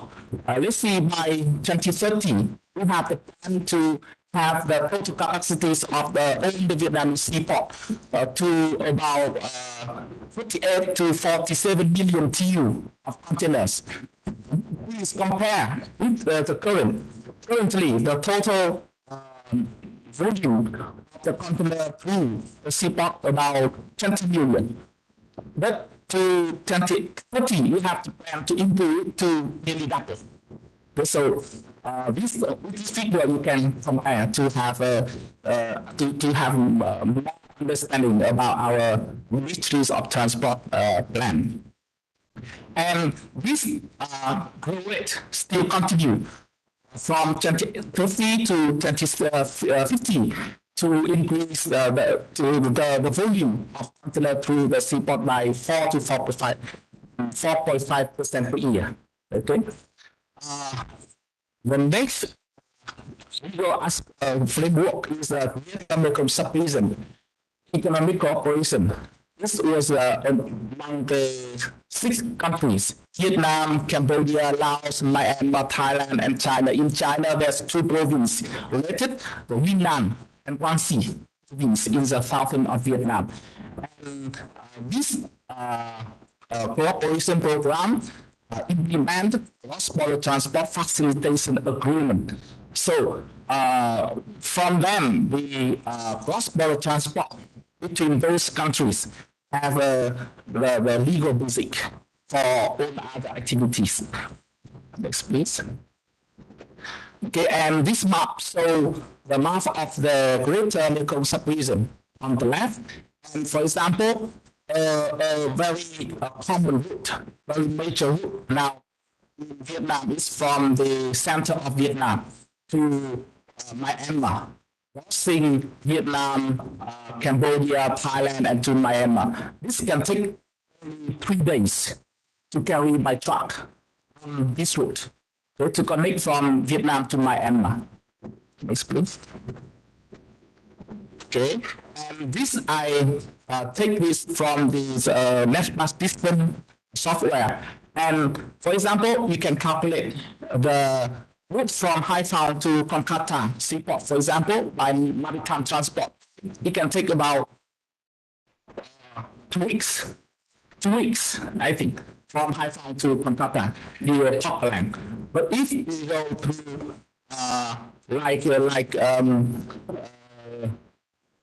the combination of road transport maritime transport, so we can reduce the total time to about only 1 week. So the time it can reduce very significantly if we can perform the crossing border transport well. So I think it's very potential. Next, please. And one more is Asian Framework Agreement on Multiple Transport, signed in 2005. And it facilitates the expansion of trade among the members of the ASEAN, as well as between the ASEAN to the third countries like India. Okay, so it is a legal framework for the multimodal transport or border transport between the Asian countries. Okay. And on the last part, I would like to introduce the situation of foreign investment in logistics sector in Vietnam and the potentiality to invest in logistics sector in Vietnam. There's many provinces and cities in Vietnam now have a very open policy to promote the foreign investment in logistics. Hai Phong, unfortunately, I don't see it in the list because actually the total land, free land in Hai Phong is very limited. We don't have enough land to have more to offer to the foreign investor, like to build a warehouse, to have a logistics center.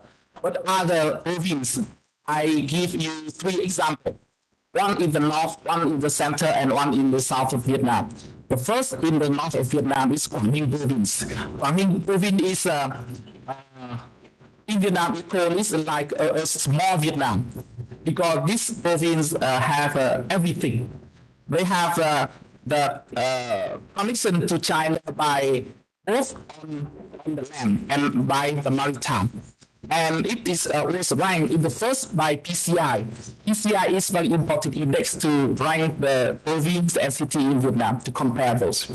Thank you very much. And next, this Da Nang city in the center of Vietnam. Da Nang city have a very a lot of advantage of the location. It can connect to the north of Vietnam, to South Vietnam, and other countries very easily. Next, please. That's one. Okay, and for the South Vietnam, we have Bà province. Here we have the plan of Cái Mép Hạ Logistics Center. It's a scale of more than 1,600 hectares. So it will be very important for Southern Vietnam. Okay, so before I can complete my presentation, I have, from my point of view, I have a short suggestion because I am now working for Vietnam Maritime University. And in the lunch, during the lunch time, I also know that in India, you have Indian Maritime Universities. So, and in our university now, we have this program related to the maritime sector. It is global maritime affairs, and secondly, it is international business and logistics. Both of the programs are imported from California Maritime Academy from US, and we still remain about 20%. The lecturers from international. We have international professors come to teach in this program too. So it can open so many chances for the 2 countries to have many ways of collaboration in application and training. For example, 2+2. The student can study 2 years in India and then 2 years in Vietnam, vice versa. Even in short course training. For example, you can have some delegation from India to visit Vietnam. Then my training center can take care of this. Thank you very much.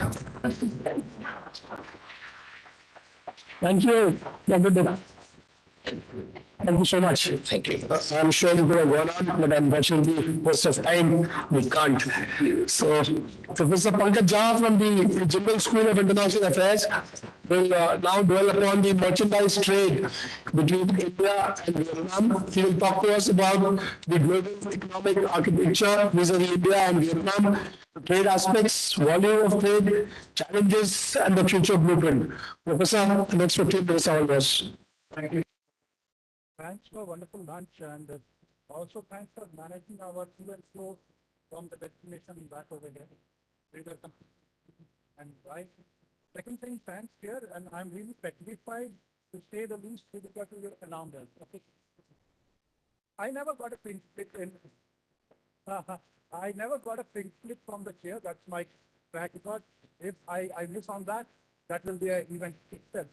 When we look into merchandise trade between India and Vietnam, automatic question comes when both are one of the very promising economies happening in South and Southeast Asia. Why does it look emerging happen? Because we want to explore more, but the pace of access is very limited. I think the same happens in the India Japan trade where the volume again is suffering from few of those structures and things.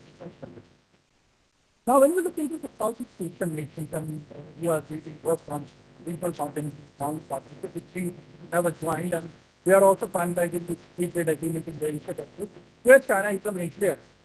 Interestingly, when I talk about it, India is over and Vietnam is over ambitious. Why I qualify it? Because even though they don't have the structural formations in place, but they are joining every trade union or regional economic union, which technically means let me learn in the process itself. Now, if you look into this, the number of things that are coming across RCEP, CPTPP, and APEC, we are not part of it. Vietnam is part of all those things. Indo-Pacific Economic Forum, again, it has stated that on terms of trade, we do have certain differences, and we are still very conservative. But the potential is there, but it is in still elementary stages. We have been talking a lot, especially India ASEAN action plan. We talk about digital and digital connectivity. But connectivity is one thing for a lot of money. And who is going to invest? That is one of the critical aspects when we talk about connectivity. Our experience with that connectivity, in the case of Saudi or really working on Tanagan and other projects, we have over-exceeded the intended budget, to say the least. Second, when we look into the streamlining of the financial aspect, I should say that Vietnam has still a lot to catch up with regard to finance, banking, and financial institutions. But in terms of anti-corruption, I'm glad to acknowledge the public, Vietnam has made great strides under the party president, who made it, his own motto that I cannot withstand corruption. Interestingly, you won't find any health minister in India being sacked for being corrupt, but one of those days when Vietnam health minister was sacked because of corruption in the vaccine procurement and all those things. The whole thing, there is an urgency to make Vietnam one of those middle-income economies by the 2040, and then the ASEAN Economic Community really takes shape. Now, when you look into trade and business innovation, and I was putting that closely, you know that what Vietnamese embassy over here are doing, they are doing a lot of business. Whether it's a speaker of the house or anybody, he or she comes to the state business delegation to explore this Indian market. And the problem has always been talked about by smaller investors and traders between India and Vietnam, that in terms of dispute settlement mechanism, there is a lot that needs to be done. Because at times, and this is in private, we talked to a few of the Vietnamese, they said at times, we both compromise on standards. If Vietnam is procuring some mutton from India, packaged mutton, it's not so good in terms of exporting to Vietnam. Now the thing is that until you don't have a very versatile dispute settlement mechanism, the trust factor will be affected every now and then. Next one. Now, if you look into the churning within the next one, if you look into the churning within the Vietnam, all the provinces are vying for industry, infrastructure development. And the debate is going on within Da Nang that day, my previous speaker talked about it. Da Nang itself says that I'm the epicenter with regard to larger economic networks which I can really create. And they do have a catchment area, which is also Laos and Cambodia and even, parts of Thailand. The thing is that how we can really explore it to be more proactive. Interestingly, when you look into the industrial profile of Vietnam, you will acknowledge Ho Chi Minh City is getting maximum number of industries. You will be surprised to know that Samsung has invested $17 billion in Vietnam in terms of research and development of these things. Now, these issues which have been really talked about it, we have been doing a lot with regard to avoidance of double taxation agreements, HIPAA, and all these have been here. In terms of structures which have created, it's good that we have worked beforehand, but in terms of volume, there is a lacking to say the least. Now, when we look at the Vietnam file, it has been listing restrictions, removal of government oversight for promotion of businesses, providing land rights and intellectual property. In 1986, when we came out with the DOE program, After that, they have made great strides, and especially in the last decade or so. And in terms of liquidity also, 137 state-owned enterprises has now really completely divested, and government has valued their investment in this. And this also showcases that in terms of volume of trade, right, we are somehow nearing this parity where export and import are completely closing, is at a certain stagnant level. Next one. Now the question also emerges that why these issues are not being resolved. When we talk about the state or Mekong India Economic Corridor, to say the least, we also are fighting among ourselves. The Kolkata port is not very happy that why Mekong India Economic Corporation will benefit Chennai or the southern part of India. And this was one of the major reasons that we could not harness the potential of exploring our own ports from that point of view. This is the regionalism, which is provincialism, not regionalism, provincialism, which is playing at the heart. Because Kolkata believes that if the Mekong India Economic Corridor or that sort of thing comes to be, the southern India will benefit the most. Now, in terms of structural limitations, when you look into it, there are a lot of structural limitations between the two sides in terms of volume and target. And standards, we have worked with it because it is defined a standard agreement between the two agencies, of India and Vietnam, which shows there is a tangible movement. And in terms of investment, there is still not much we can really carry home because there are problems with regard to English language, there are problems with regard to certification. Professor Kavi, they also talked about it. And I won't like to really dwell much on that this time. When you look into these trade opportunities which is being talked about, which has been really being talked about, they are looking again into the types of areas which is critical to expand the volume of trade. I suppose that instead of looking on the free sector, same basket of trade, why don't we explore here? I will talk about what are the trade baskets that we can explore. Now, future blueprint. When we look into future blueprint in terms of it, and I visited Vietnam very often, I think 4 or 5 times in a year. Vietnam is emerging as a big iron and steel manufacturing hub. Why I'm saying this is near about $35 billion is being invested closer to Hanoi in the key infrastructure. And we have been procuring semi-manufactured iron and steel from China. Now, this dependence can be really done away with if we shift our focus to maybe Vietnam. The price variation might be there, but then iron and steel is just strategic commodity. We should really understand the fact, and we can really tailor-make our solutions with regard to this. Now, in terms of recognition and how these things will be panning out, we acknowledge that McKinsey says that India will be one of the fifth largest consumer market by 2025, and India's consumption will quadruple in next 20 odd years. In terms of trade liberalization, FDI liberalization, other aspects, deregulated exchange rate management, both the countries are doing good. But again, in terms of Vietnam, they're slightly conservative with regard to opening up in a big way. Maybe that is a concern because it's still a very growing economy. We want to explore these potentials with regard to FDI, managing FDI, and how to give out the proper returns to the investors from that point of view. Indo-Pacific Economic Corridor, which have been talked about integrating South and Southeast Asia together, and Indo-Pacific Economic Forum. And there is a lot of talk with regard to infrastructure development, do not network, and build back a better word sort of thing. But the thing is that which can be the pilot project? Vietnam, I suppose, is one of the good areas where they can say that this can be done. Because Vietnam also has horrible experience with regard to China's metro project in Hanoi, which has been languishing for years. And they say it is critical. Now, in terms of regular flights, we have now regular flights with most of the cities of Vietnam. Be it the case of Tokyo, Da Nang, Hanoi, Ho Chi Minh City. It technically means that in terms of business interest and business, people's interest in doing business in Vietnam will be good. The aspect which really comes to being, and which is the last slide of the presentation, is where can we really good people? Vietnam is steel industry. When we enter into regional comprehensive economic partnership, the big majors in our Indian economy are holding all the capacity. They might not be producing, rolled steel, but they say we will keep it for ourselves in future expansion. Now, this is where the conservative in our economy is critical. Now, also you look into these private sector participation in public sector, there is some kind of ratio which is evolving, which is 3:2, and 40% of the Vietnamese equity market is distributed there. When you look into the cooperation in medicine and health, US is investing huge. in the last year, 2020 and onwards, US is investing in their health infrastructure, their medicine, generic development and research, all kinds of things. And we are somehow the leaders in terms of medicine and research related to that. So maybe we can explore this area because in terms of investment and looking into our expertise, the two countries can really come together.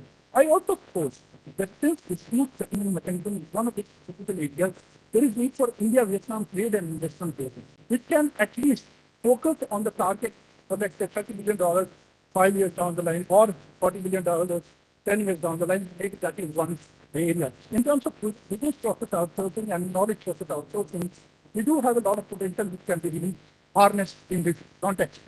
Microchip has we just embarked into it, but Microsoft has started this project in Ho Chi Minh City way back, I think 2011, in terms of microchip fabrication. Because microchip is likely to be one of the important areas where all the countries will be joined so that they can produce more in terms of mobile and electronic gadgets.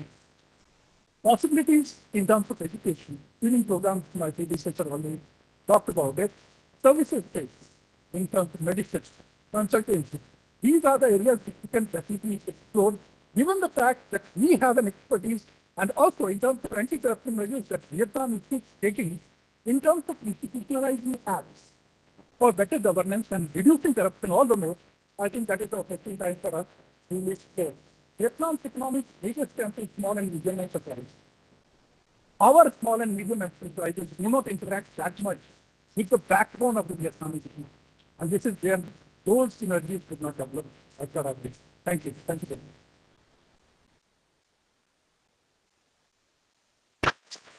That was really well played. That was up. And good acknowledged. You were well within your time. Okay.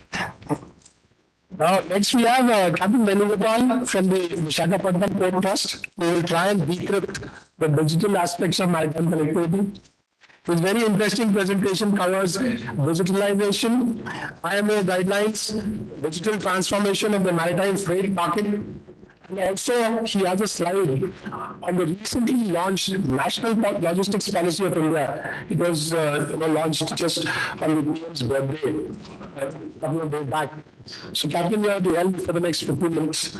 Thank you very much, sir. Good afternoon to everybody, ladies and gentlemen. I once again thank National Maritime Foundation for this opportunity.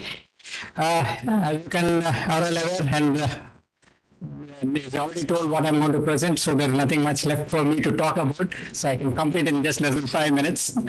Anyway, digital aspects of maritime connectivity. The next slide, please. In that, the maritime transport sector responds as a backbone of the global economy, and it is digitalization is moving forward in different dynamics in different domains. Each domain has got its own digitalization, but that digitalization and is only acting in it, and then it is diversifying. There only it is developing. So digitalization in marine transport sector refers to implementation of various digital technologies. Let it be a ship operation, let it be a port operation, let it be a customs, let it be an agent who is importing or an exporter. All these they have individual digitalization, but they all has to come on one platform. So why is this required? To enhance the productivity, efficiency, sustainability of the business process, as well as transparency is what is important. Next slide, please. It also provides a comprehensive advantage by connecting all the stakeholders involved in the value chain. It's no more a supply chain, it's now a value chain, because the supply chain is as valuable as the commodity itself is, or what we want.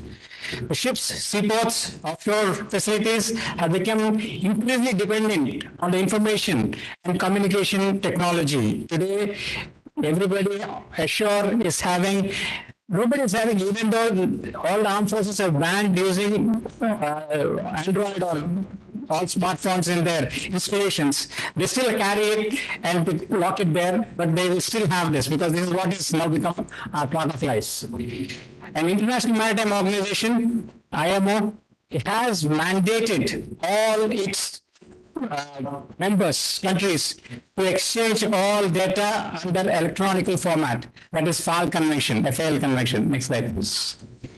The digital transformation of maritime sector freight market will speed up by the IT systems integration, increased networking and connectivity, automation, remote monitoring and control, data management and cyber security, data collection, tools and sharing and analysis, and data standardization. Because data standardization protocols are very important when we talk about international trade and international this thing. Because today our IT policy will have one. We keep talking about our IT policy and our IT regulations. But when we go to Vietnam, they will have their own IT systems which are at a different thing. But only when there is a standardization, it will be easier for us. Because they have their own thing, but when it comes to us, it will not. Like when we book a flight ticket, or it is across the world, it is the same. It is controlled by IATA and it is same across the world. It is not different for different countries. So something like that. The market segment of this kind of applications can be divided for ports and terminals, ship owners and operators, marine freight forwarders. These can be separate segments which can be looked into. This is a small pictographical diagram wherein which who all are connected in this entire digital formation or digital chain. The banking system, the exporter, the carrier on the exporter side, the terminal operator on the exporter side, the shipping company which carries the cargo, again the port terminal where it is unloaded, again the carrier by road to transport it to that. Same, it goes to the importer and back, that is the entire thing. In between, we have the customs on either side of the border, and the shipping agencies who are doing the entire work for us. So all these people right now are having their own way of operating electronically. When it comes to digitalization at a global level or at bilateral level, this needs to come onto a single platform. The global digital transformation of marine freight market size is estimated to be worth USD 15400 million. This is all in open source data, sir. In 2021 and forecasted to be about $22,340 million by 2028. A lot of people talked about India bilateral Vietnam is about 11.12 billion in 2021. So that is again an open source data, sir.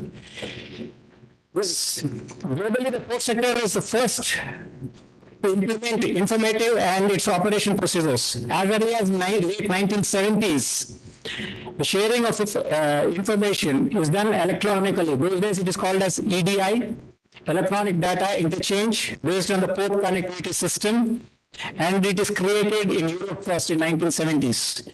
Today, PCS, that is port connectivity, the community system, has been harnessing and optimizing to better facilitate trade, including digital single window and e-trade programs.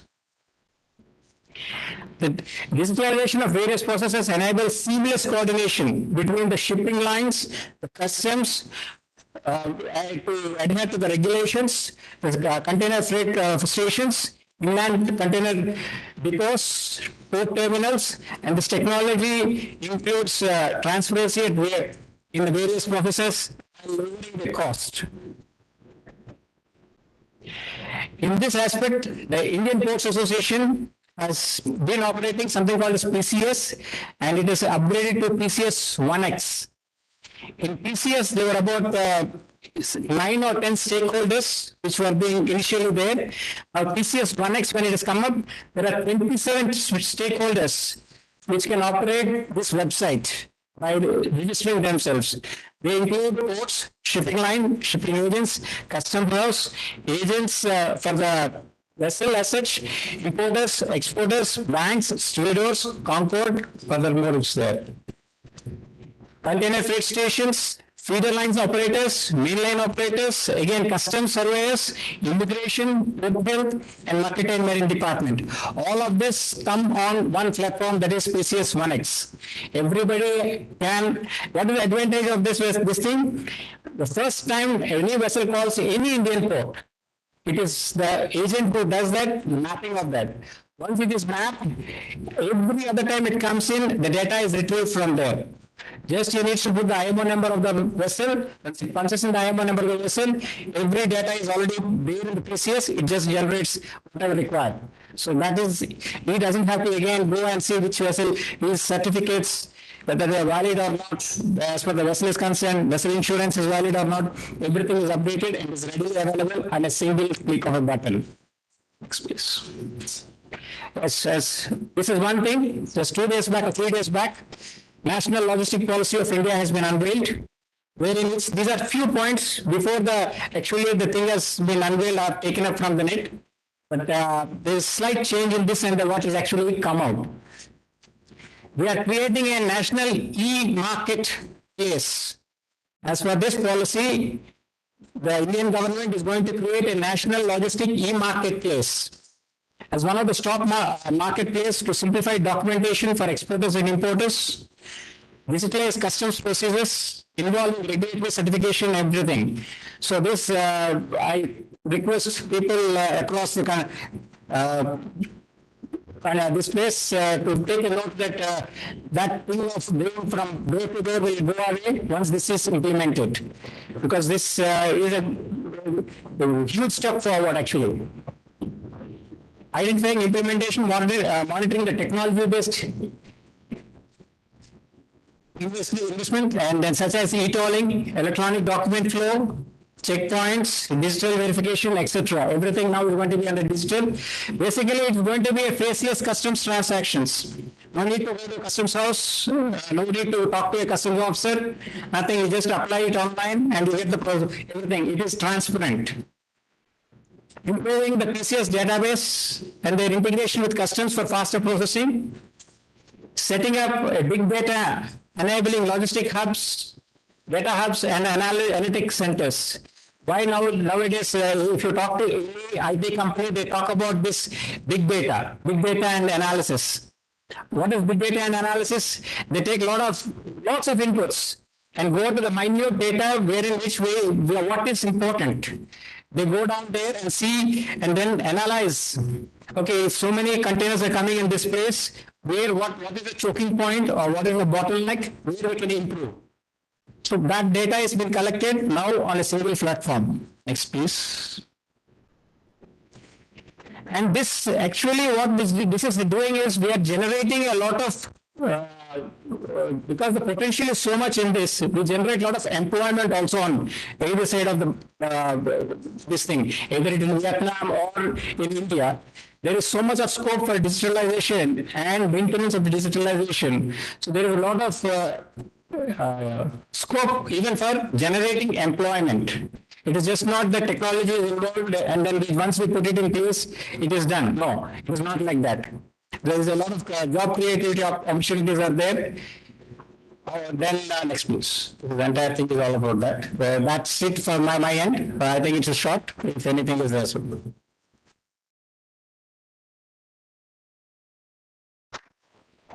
Thank you. I'm going to mobile due to sort of restricted yourself to within the time. Thank you so much for that. Next we have Dr. Trung, who is the Vice President of the Vietnam Logistics Association, and he will share his insights on shipping between India and Vietnam, the opportunities, challenges, and prospects. Shipping and container services, capacities, Vietnam house concept is what he is intending to cover. Dr. Trung, insofar as panelists are concerned, you are going to have the last word, and we are all eager to hear your views. So the floor is all yours.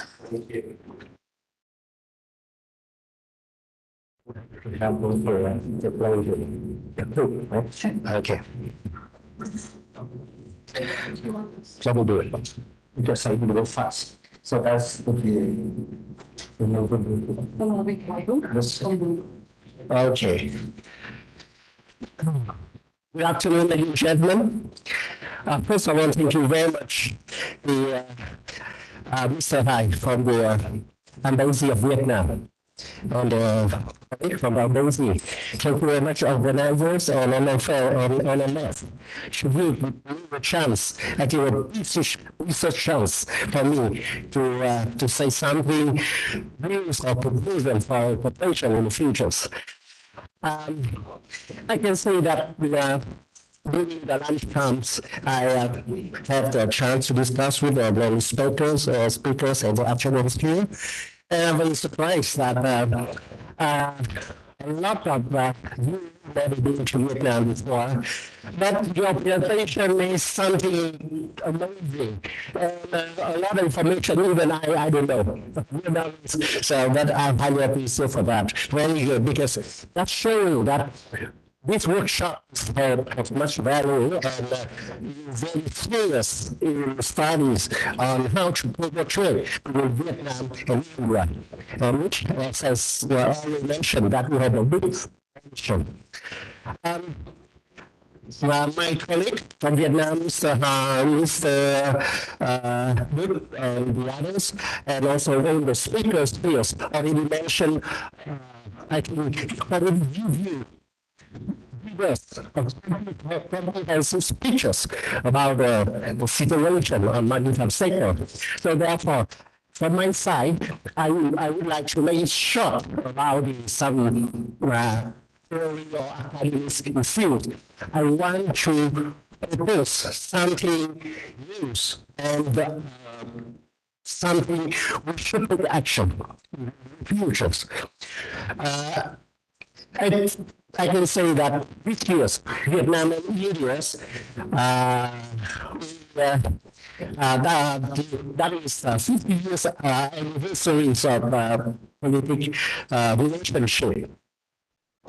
Vietnam and India, and myself personally, I had a very good feeling with the India country and the people. But to be honest, we know well that so last year's our trade volume was just around $7 billion US. This year we tried to double figures, but just around 15. It is just 1 or 2% of your total importing US. So how to make it getting there? I will be very fast. This time, I'm very honored and to be here. So, with innovation, we have two persons. Myself, I'm the vice president of the IMC group. And this Shang, the person just has some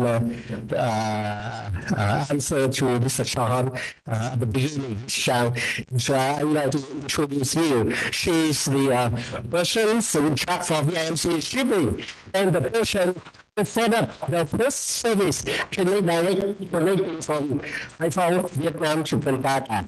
And Mr. Tang was the head of this department of the IMC lines. They are professional shipping, not me. There is some, I just go fast about the VIMC. I just want to emphasize that we, our VIMC group, have the three main competencies. VIMC shipping. We have around 61 ships with around 30% of value of total tonnage of Vietnam. And operators and terminals owners together with Mr. Hajimadet, also on report, we are the biggest operators in Vietnam. Only for our VIMCs, we are operating 60 ports nationwide. So in the first presentation of this actually, we mentioned about the one port, I think, now Saigon port, the so in those ports belong to the IMC. We are several enterprises. And thank you for your introduction. And beside of that, in our vehicle for logistics, we have the integrated logistics center nationwide with around 2.5 million square meters nationwide, warehousing and yacht. The motto is we want to be the total solution, the logistics provider for our client. From that point, today's just had a short presentation. Actually, one day we prepared a quick introduce about our VIMC and our VIMC shipping. Just in short, You can see on the screen the illustration of the location of our terminal and port nationwide. Logistics system and for the shipping.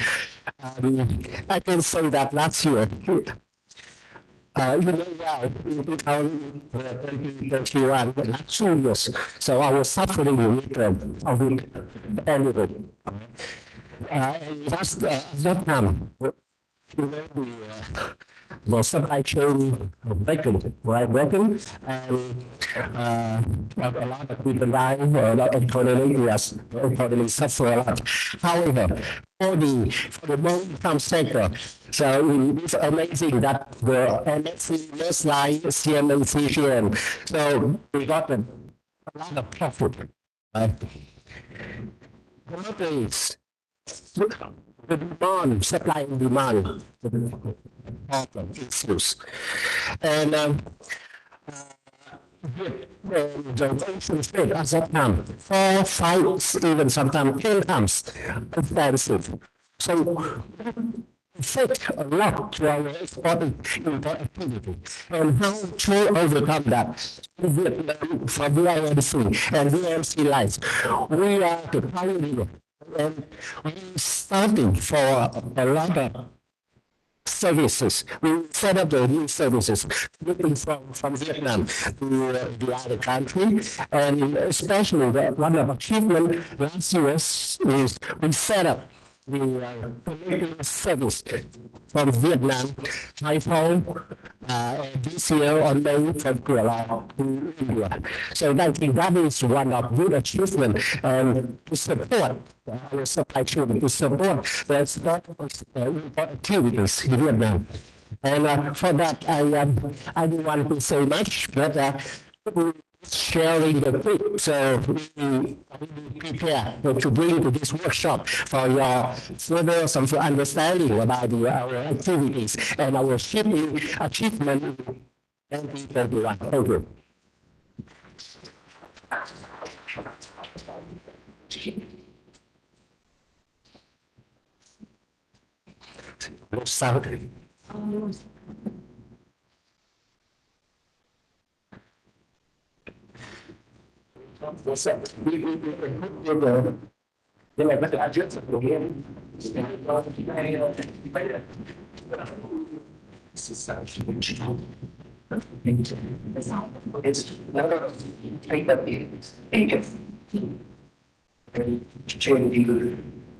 Changing option, sound option. It's so yes, yes.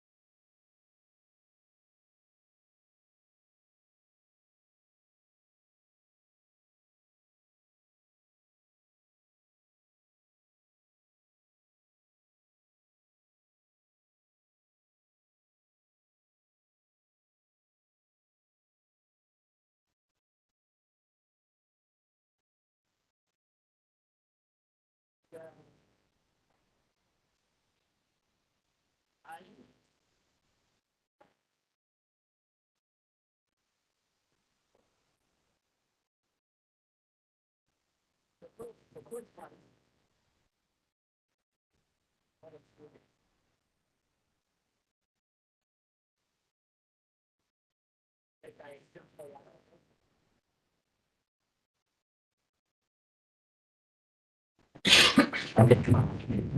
So come to the proposal. Yes. Yes, okay. Let's, I just come here to show. For the policy, I think yesterday I had a very good trip to America to meeting with our brothers or and also Albany. And on the way together with Lisa, so we could see within Vietnam regions, we have a lot of the potential. Vietnam and India, so we can supplement each other from our markets, what important things. And for example, in Vietnam, we need a lot of the palatable program. And also commercial treatment, that is strong point of the and that's those media is to futures. And we see that your consumption for some very project will start, but you need for a lot of grants for very events, and you need the whole site. So that is we have to be the we can't see the whole site. But we need to trade from now on. So the number is now we need to create a framework. And as I mentioned earlier, that really Vietnam or India, our population is that's so far. We have the trade really extreme as well. And we are unique a lot of that. So the policy framework, including the taxation, including the policy, including the order, something like electronics, the digital installation of media connectivities. So that's perfect. The second thing is constant transportation.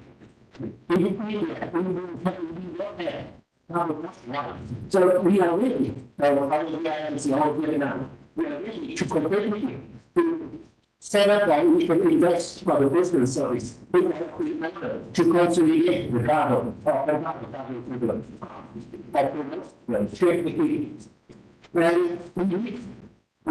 to further business connection. Vietnam Airlines, and we can take a very active role to power. That record that we actually to get. So that's level. You can see that we have studies. Well, information, but consequence that merit service do that very, how to say, segregated chapter than the others. For example, very finally, Vietnam House here. We consider the study to set up something like the Vietnam House, Vietnam, or Indian House in Vietnam, Indian House in Vietnam. They enjoy some preferential legacy on the legislation, on the procedures, etc. So that is my recommendation for today. So this is the place. Got to the next.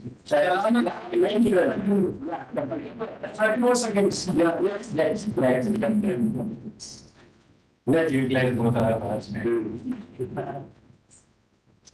so that is yes, that is a summary. This so together to set up a kind of needs right proportion to start a big economy to set up more service, grocery service, community service, community government welfare in the futures, server or fulfilling to the order to make our population to be part of big knowledge. That means our dream come true the shipbuilding, that we can increase in the future. Thank you very much, and I wish you happiness and prosperity. Thank you. Thank you, Dr. Duncan, for the enthusiasm that you brought to the lecture and the insights that you provided. It's really good to see at the graveyard shift. We also call the graveyard shift because it is a difficult shift to do. Now that you have introduced your esteemed colleagues to us, I hope instead of tours, you will organize a visit of shipload of Indian researchers to Vietnam so that they get a better understanding of the country. That's on the later side. With the view to encourage more question answers and interaction, I shall desist from summing up because I think all the four panelists have done an extremely professional job in explaining and carrying through the message that they wanted to. I don't think they were ambiguity in any of their presentations. What I'll do is I'll capitalize on the moderator's prerogative and fire the first query to both Captain Venugopal and Dr. Trump. So, Captain Venugopal, first, as you may be aware, two of the 11 key targets or stated aims of the MIV 2030 or the Maritime India Vision 2030 are reducing the average vessel turnaround time from approximately 25 hours now to less than 20 hours by 2030 and increasing the average ship daily output in terms of gross tonnage from 16,500 tons to about 30,000 tons by 2030. Now, can you please tell us, we would like to know the practical steps which are being taken into regard at the first instance by VDP, that is Visakhapatnam Trust, Visakhapatnam Trade Trust, and thereafter the port sector as a whole in India. And thereafter, Dr. Pradhan, you tell us about the practical steps that are being taken in your ports to improve the port efficiencies. No. So, firstly, India Maritime Mission, I'll just dwell upon per day output first, and then I'll go about the turnaround on, because the per day output, what is actually going to dictate the turnaround time of a vessel at any given port. We talk about 12 plus 1 major ports, all India major ports and non-major ports. The major ports are all of my age or about my age, more than 50 years old, some of them are 80 years old, some of them. What these ports have been doing is taking small steps, what is required for the trade. Today, when you talk about a greenfield port coming up, the private port, the non-major port which is coming up at a different way altogether. I will tell you an example of Visakhapatnam port. We have a PPP operator called Vedanta. He can discharge 70,000 tons per day from a Capesize vessel. The problem is after he discharges 70,000 tons of a cargo, where do we store it? Where do we store it? He will discharge 70,000 tons. He can discharge that 2.4 lakh tons what she brings in maybe 3 days, 3.5 days he can discharge. But where do he store it? He will be given a 1 million ton place, which is almost full, because if he discharges, let's say, 4 Capesize vessels, is almost there. So that to evacuate the cargo, we have to have the infrastructure which is there. Today, most of the Indian ports are getting choked because of that. Even though the fancy figure of 30,000 tons per day, which India Maritime Mission has given, the ports themselves cannot achieve, because the port is not running the railways. Maximum cargo is moved through railways. Handling can be mechanized, turnaround time of the railway wagons can be reduced. That is all secondary with the introduction of mechanized loading and all that. Unloading and mechanized loading, that is not an issue at all. That can be invested by the port or a B2B operator. But the wagons have to come to the port. Unless they come to the port, how they want to do that? And that same goes with the major port, non-major ports, which are now so-called greenfield ports, which are coming up. They have enough storage area. You look at Bombay, it is in the heart of the city. You look at Visakhapatnam. The port was developed, then the city has come around the port. Now everybody will ask, so the port is a bit right in the center of the city, sir. Sorry, I will not, never accept it. The city has developed around the port. But we always say that, no, the port is in the center of the city. But it's not true actually. The history is that the city developed along the port. Look at Bombay, look at even Chennai. The high port is next to Chennai port. No, and we all know what has happened, so I don't want to dwell on that. So that is where the problem is. They're all, if the lorry has to go out of Chennai, it has to go via Anasalai. Anasalai, if you allow a lorry to go? No. So that maritime India vision, as far as the major ports is concerned, is not going to be that easy unless and until the other infrastructures like a dedicated freight corridors, which the ministry is doing at railways ministry or ministry, with other ministries are doing and having a dedicated freight corridors on railways. Same way, roadways also there should be a dedicated freight corridors, wherein which they are directly connected to point A to point B, like IDCs for containers. Same way it should be there. Then yes, definitely you ask the port to discharge 30,000 tons per day. They will definitely do that. The moment they discharge 30,000 tons per day, the vessel will go away. It will not be there. Why it has to be there after emptying the cargo or loading the cargo? Today, almost all export cargoes are at par with that figure of 30,000 tons per day. All mechanized loadings, all iron ore exports what India is doing, they load almost 30,000 tons per day. The average in Vizag, like even though the capacity is 8,000 tons, EVTL which loads iron ore, now that average it loads about 3,000 tons per hour. So this 30,000 tons per day is not a figure at all for export cargo. But we all know what India imports is much more than what India exports, and a bulk quantity. So that is the problem, sir. So that's how we have to look at it. Thank you. That's a very practical steps that we listed out. And I think what we've been discussing in NMF is from the port to the hinterland. The last mile connectivity, the quality, what is going to decide port efficiencies to a very large thing. Dr. Please tell us something about what is happening in Vietnam insofar as improving port efficiencies are concerned. Yes. First of all, we had a very good talk about its succession.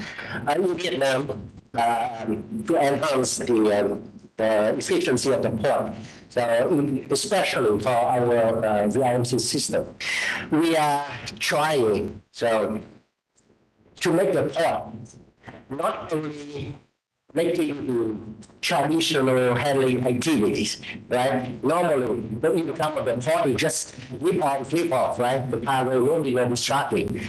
Then beside of that, we are trying using the technology, right? We are trying to provide the further value-added services to the client, to customer. Now, the port should become a part of the total solution or supply chain for the suppliers. It means the port really becomes something like a center of the logistics with the multimodal connectivity to transportation, including the trying to set up not only road connection, but also railway, even we have some margins and connectivities to enhance, really to increase the capacity of handling, also provide the further value-added service to the port. Now to the house open for questions. So I can see sorry, Kodarai, and well with the requests and come with the questions straight. Chitali, okay. So we'll take 4 questions, starting with Chitali. Okay, we'll go start with Tamil Nadu. Chitali, you don't raise your hand? Yes, sir. Okay. Sir, go ahead, Mr. Thank you so much for a lovely session. During this talk today by Dr. Bid, we saw the connectivity to the maritime route. We also did mention about the GMS project. Along with the GMS, we also have the GMC, the Maritime Navigation Project. Unfortunately, I don't think there's much of a headway in that. So we just want to know exactly what would be the reason that while we have the maritime route, getting to have connectivity to the land route would not only develop the area, but would also give us better connection, etc., etc., and the number of great countries. So if you could give us some update.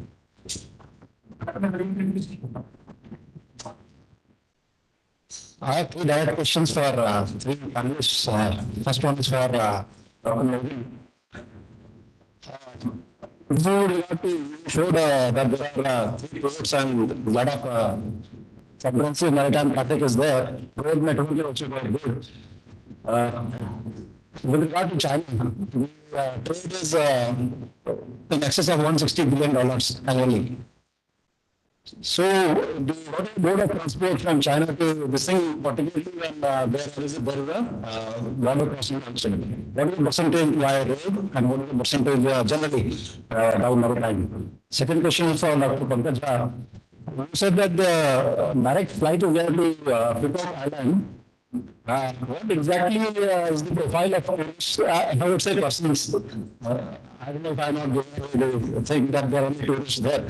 And third question is to this, before starting a direct route to Calcutta, I'm sure a survey would have been done, feasibility survey or something like that. You already learned that there is a lack of trade volumes. And Calcutta is a difficult road, either of the river, etc. So, how did you come to Hemon to Calcutta? These are various other roads which are, I would say, easier to accessibility. Thank you. Thank you, sir. My question is to Professor Jha.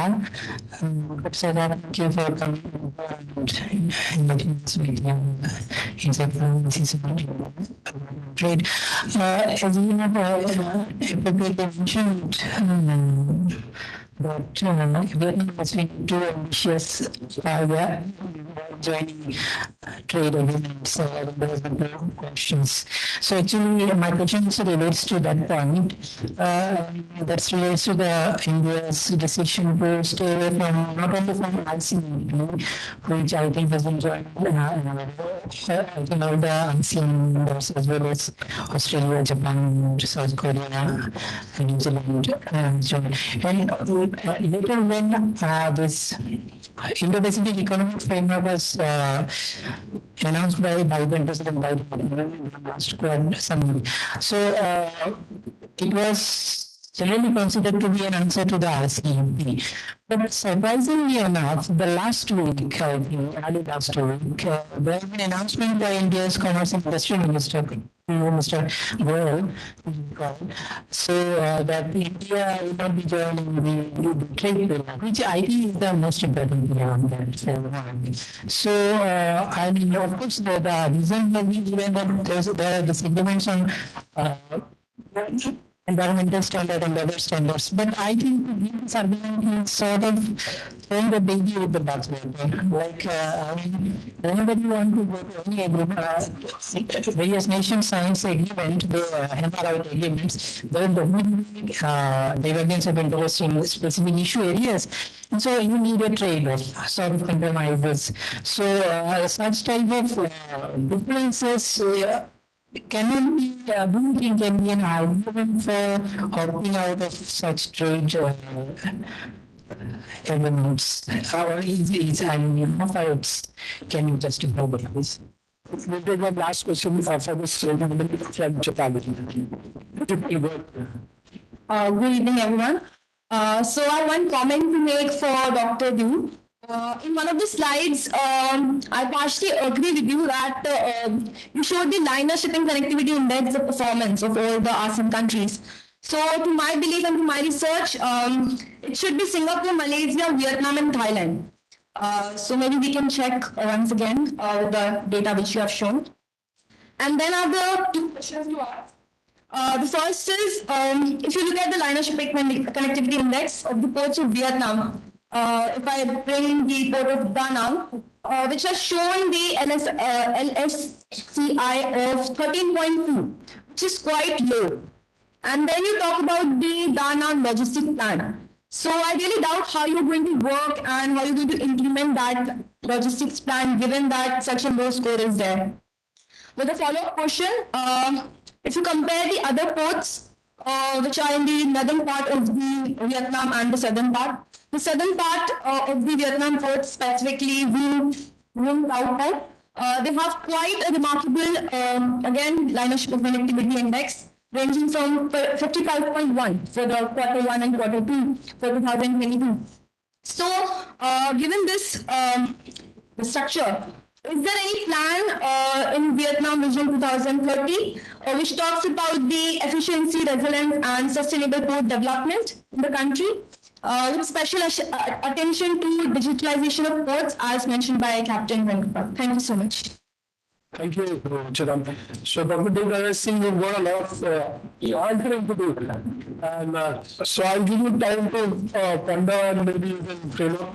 In the interim, I will request Dr. Chun with a question that was addressed to you by Captain Nmf with respect to the feasibility study done prior to this direct route to Kolkata. So if you can kindly take it on. Dr. Jha will come to you next.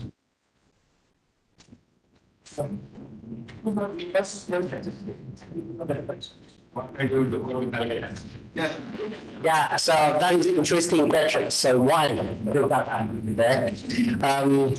Yeah, I think that the answer is that, of course, before launching the service, so our people, staff, which are already having the very proper survey, right? In short, I can say that the first one is the terminals which accommodate the ship up to 1,000 TEU. That is to fit the size, right, in the calculation. Because my only, so before putting ship in, to calculate the profit and loss, P&L calculation, right? And operating costs is very important. And the second is the cargo source, right? Then that is the factors. And from the Kolkata areas, where we do have a lot of demand.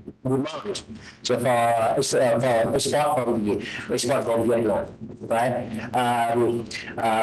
Not only how to say that is a basic the study of us.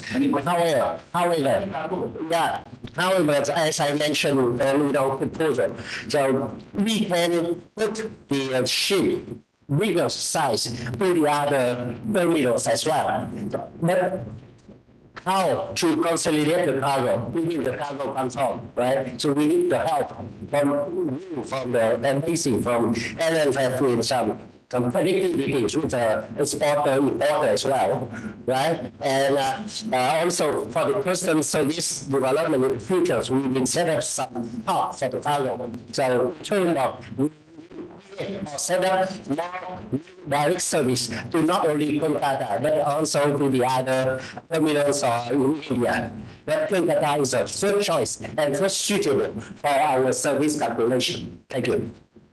We'll have something more to say because there's been a conspiracy between Dr. Duke and some questions from him are only so I think that we will now move to Professor Jha and Professor, if you can have your views on the two queries and raised. Okay. One was to do with the profile and the other was to do with the RCEP and the IPF and the trade law from Vijay. Chapter number 3, I got your point. When you look into Sopro, it has a Second World War history, and most of the US and Europeans go over there. If you look into the volume of traffic that goes to Phuket, you will be astonished that it's very similar to Andamans. But each one they get 70,000, more than 70,000 US and European nationals working. their slides are jam-packed. And when we talk about our flights, people in Hanoi are taking these flights, Delhi, Hanoi, Bali. Now, you know, where there is a shift which is happening. I went very recently in July, and I was feeling at home because there was an Indian cacophony in the jet flight. There were a lot of kids making all kinds of noises and said, okay, I am at home. And when I landed in Hanoi, I asked few of them, they said, we'll stay over here for 4 days and then go to Bali because that is the cheapest option.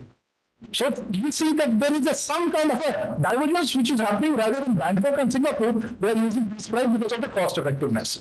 Okay. And second question with regard to the Indo-Pacific economic framework and trade pillar. In fact, if we look into the last 5 years, we have said that we are not getting offset. That if we have a negative balance of trade with any country, we want our services and even consultancy, nursing, and other aspects. It will be given away. If we look into the India Singapore, and we are already into the second review, they are not opening our markets for us. Okay, we said that we have let's open our low services sector to us, and we can offset that. That will be a balance of trade in terms of it. None of the countries is willing to do that, and this is where our major concern is. Second aspect is that when we look into India, we have missed the best most of the time. Why? Chiang Mai Initiative 2010, the research was 120 billion among the 3 countries, ASEAN, Japan, China, and India, and Korea. We could have easily reached some money. And got them more. This whole differentiation with regard to ASEAN plus 3 and ASEAN plus 3 plus 3 is because we missed most of the opportunities with regard to getting on board. Just have to buy a ticket and get on the bus. What is the big problem? Make a contribution, make an effort with regard to it. In the end, I see 4 and 5 years down the line, in terms of negotiating all those trade deals, you will have a really hard time. Because then these trade deals will be already established, and any new member will have to really pinch the bullet on whatever way he wants to really take it. So this is where we are really not prepared in that concerns. That's it. Thank you. So Dr. Doug, I'm so sorry. Ashok had asked about the Ganga Mekong aspects, and then where you have developed the drug with Captain Magnotli and very China, keeping in mind that there were 160 billion US being traded, how much of it is going by road and how much of it is otherwise. And then you would decide between yourself and Dr. Chung what you want to take on others. Yes, well, thank you very much. So many questions, right? So the first one about the CMS, why I mentioned this, because there's a concept of the land bridge. It is a multimodal transport, and I mentioned it as an optional. So if all of us, we don't know if there's something happen in the Strait of Malacca, is too narrow. So the vessel cannot go through it. And my use is a land bridge. For example, the cargo from India can arrive to be discharged in Thailand or Myanmar, for example, and was for the transport ferry to Vietnam, take only 3 days on this route, and then from Vietnam seaport to other countries, for example, to Japan, to Korea, and to other countries. So it is optional. Okay, so this optional can save the time. And this optional can be very helpful in case of any accident. We don't know about the future, right? And one more about we talk about maritime connectivity. So I think it's not only the direct shipping from India to Vietnam, but also if there's a cargo flow from India to other countries via Vietnam seaport, so it's very good to both. It's good for the export or import of India, and it's good for the development of Vietnam seaport because we have the value. So I suck at this. This are my answers. Next about the transportation. Yeah, for China. Oh, okay. To China, my So as much as the Vietnam sometimes from Vietnam to China, from Vietnam to China. Now we have the border with China, and now a lot of volume. I don't have the exact figure about this one, but for example, our agricultural when move from even southern Vietnam to northern Vietnam and build a border to China. So it's a major route for our agricultures. And for maritime, actually the trade between Vietnam and China is huge. And also we also transfer the cargo from other country to other country to, for example, from Vietnam to Shanghai or other Chinese seaport to US, for example. So, and there's rider shipping connectivity index. Yes, Dr. Kumar. Rider shipping connectivity index. Connectivity. Yes, you mentioned Dana. Maybe there's a misunderstanding because this I mentioned Dana, Ninh and Vũng Tàu for the opportunities for foreign investment in the logistics sector, not only seaport. Because as I mentioned, those provinces have very open policy that they welcome the foreign investor to invest in logistics sector in those provinces. Okay, so they have a land ready for the offer land. They got some using the policy to the foreign investor. Oh, that's. Thank you. I think that I have other questions. I can see the team is just on the block. Anybody else? So, this Mike, but I presume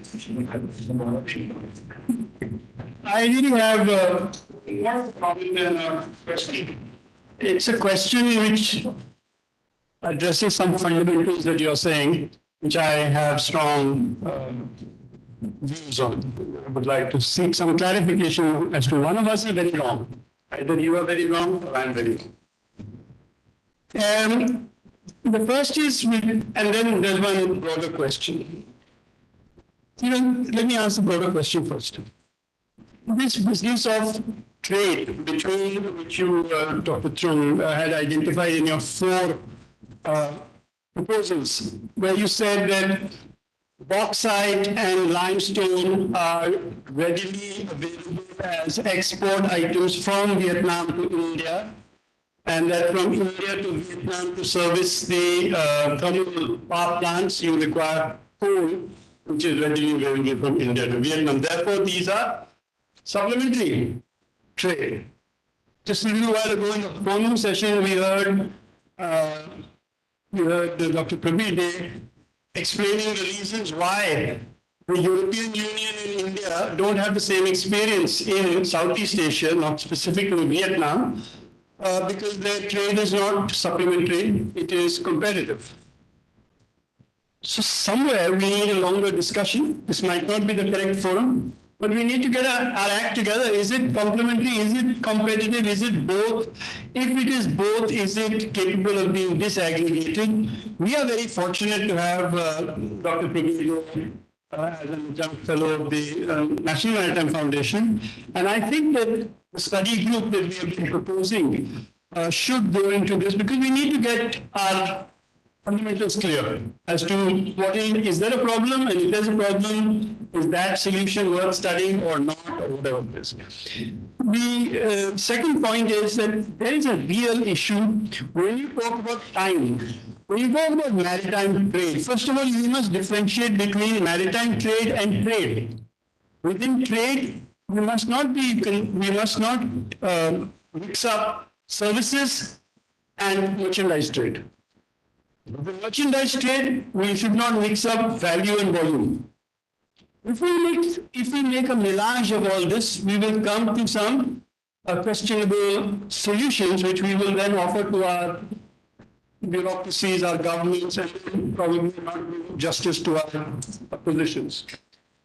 When we talk about land bridge, and you said that, you can take from Da Nang and you can go by land and you can end up in Myanmar and it takes only 3 days.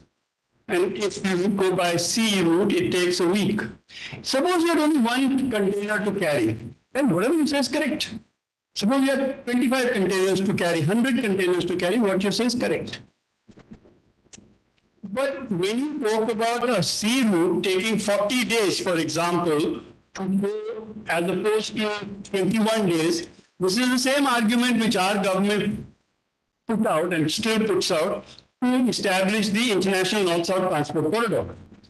It's an incorrect argument because time is certainly a factor in logistics. There's no doubt. But what is the weight of the factor depends on what is the quantity of volume going in one go. For every one container that goes from one place to the other place, if you talk about multimodal transportation, in the absence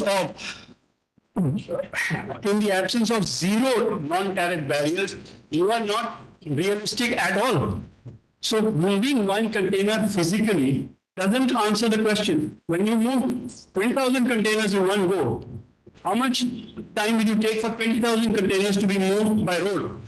How much time will it take to offload each container from one type of mode and load it on to another mode?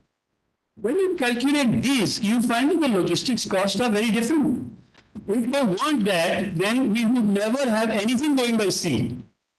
The reason you can take transportation by sea and sea is good, it's not because it's faster. It's not because it takes less time. It's not because the distance is lesser.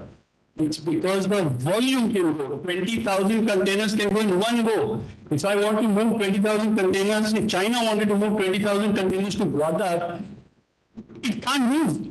You need 20,000 trucks. And 20,000 trucks have to go in one direction, what about the other direction?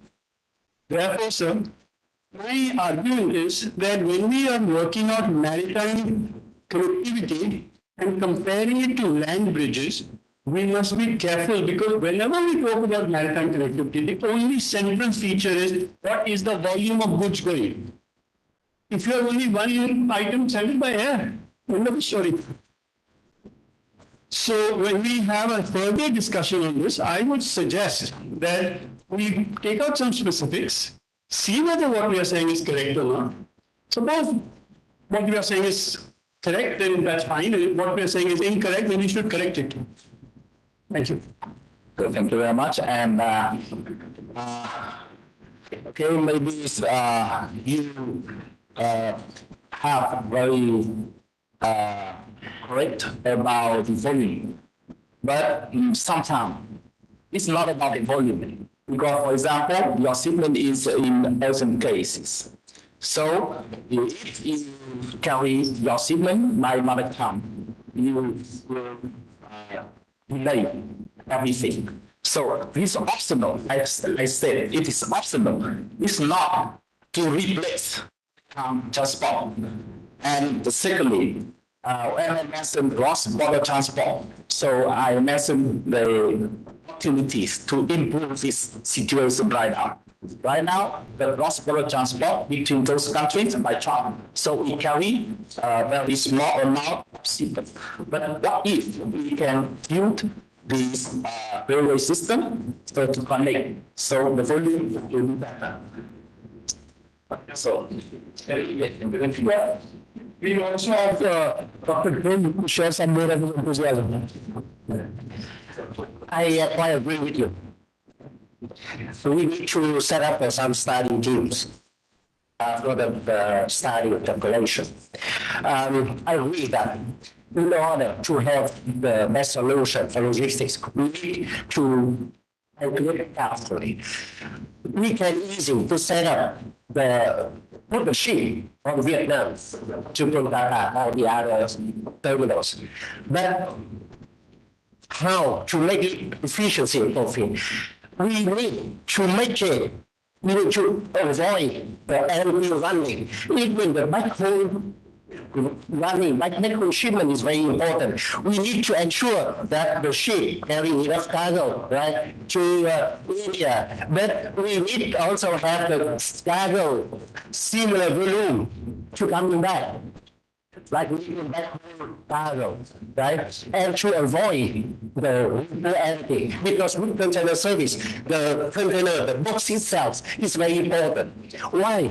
The ocean freight last year, 4 or 5 times, because sometimes the ship from China, the United States, carries only empty box, because the broken the supply chain. So therefore, I quite agree with you about that. We need to have some further study to make our cargo available in both ends. So therefore, I said, I need an MF, I need embassy to be the matchmaker, to make the export importer in both countries, to create further cargo. So that is what I want to emphasize. And for your question about the dynamic logistics, so actually, I don't know so how's your study, but I can provide you some further. But in Danang, which belongs to us, Danang Port is one of the best activities. Last year, they could handle the overcapacity of containers, more than 600,000 box, right? And the productivity every hours. So they could handle 51 moves per MTS. That is quite good. And Costa is just 6 hours. So therefore, so for the logistics from Danang, I think that is good, not bad. But anyway, so we can provide further information. Thank you very much. Yeah. So, Dr. Trump, one small request. If you mention matchmaking one more time, we will become the National Matchmaking Foundation.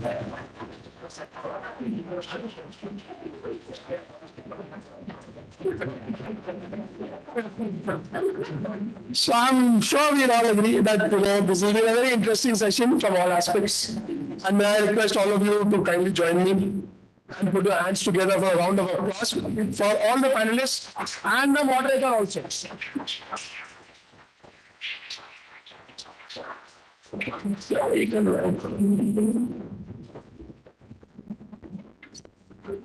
Excellencies, ladies and gentlemen, you will, I am certain, agree that this session has certainly lived up to to its billing, and it has been worth every minute that we spent.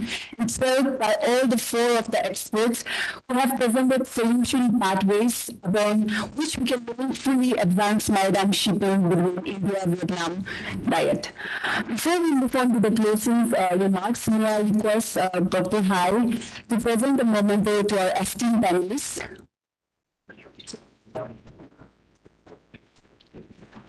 Professor Pulacha, please.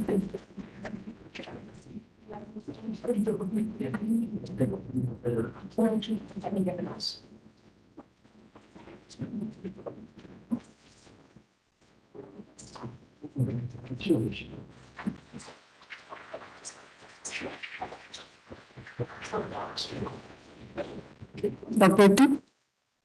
Yeah.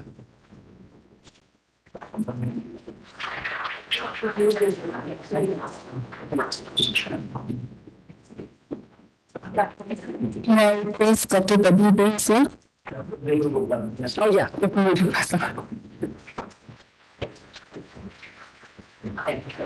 Yeah, Dr. W.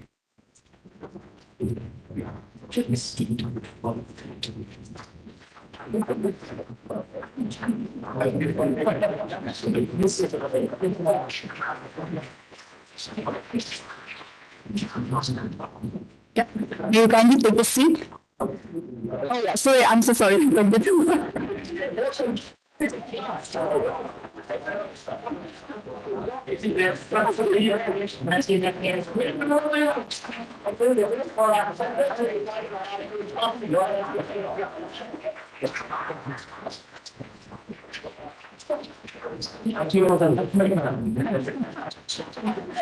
Yeah, please kindly take your seat.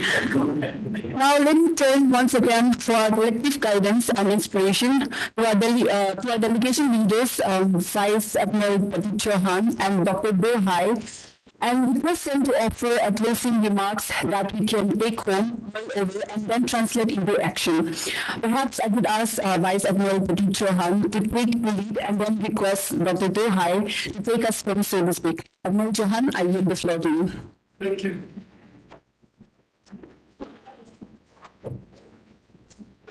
Let me begin by echoing the sentiments of everybody here and articulating them, saying that this has been, in fact, quite the kind of workshop that we needed to have had. It has whetted our appetite for more.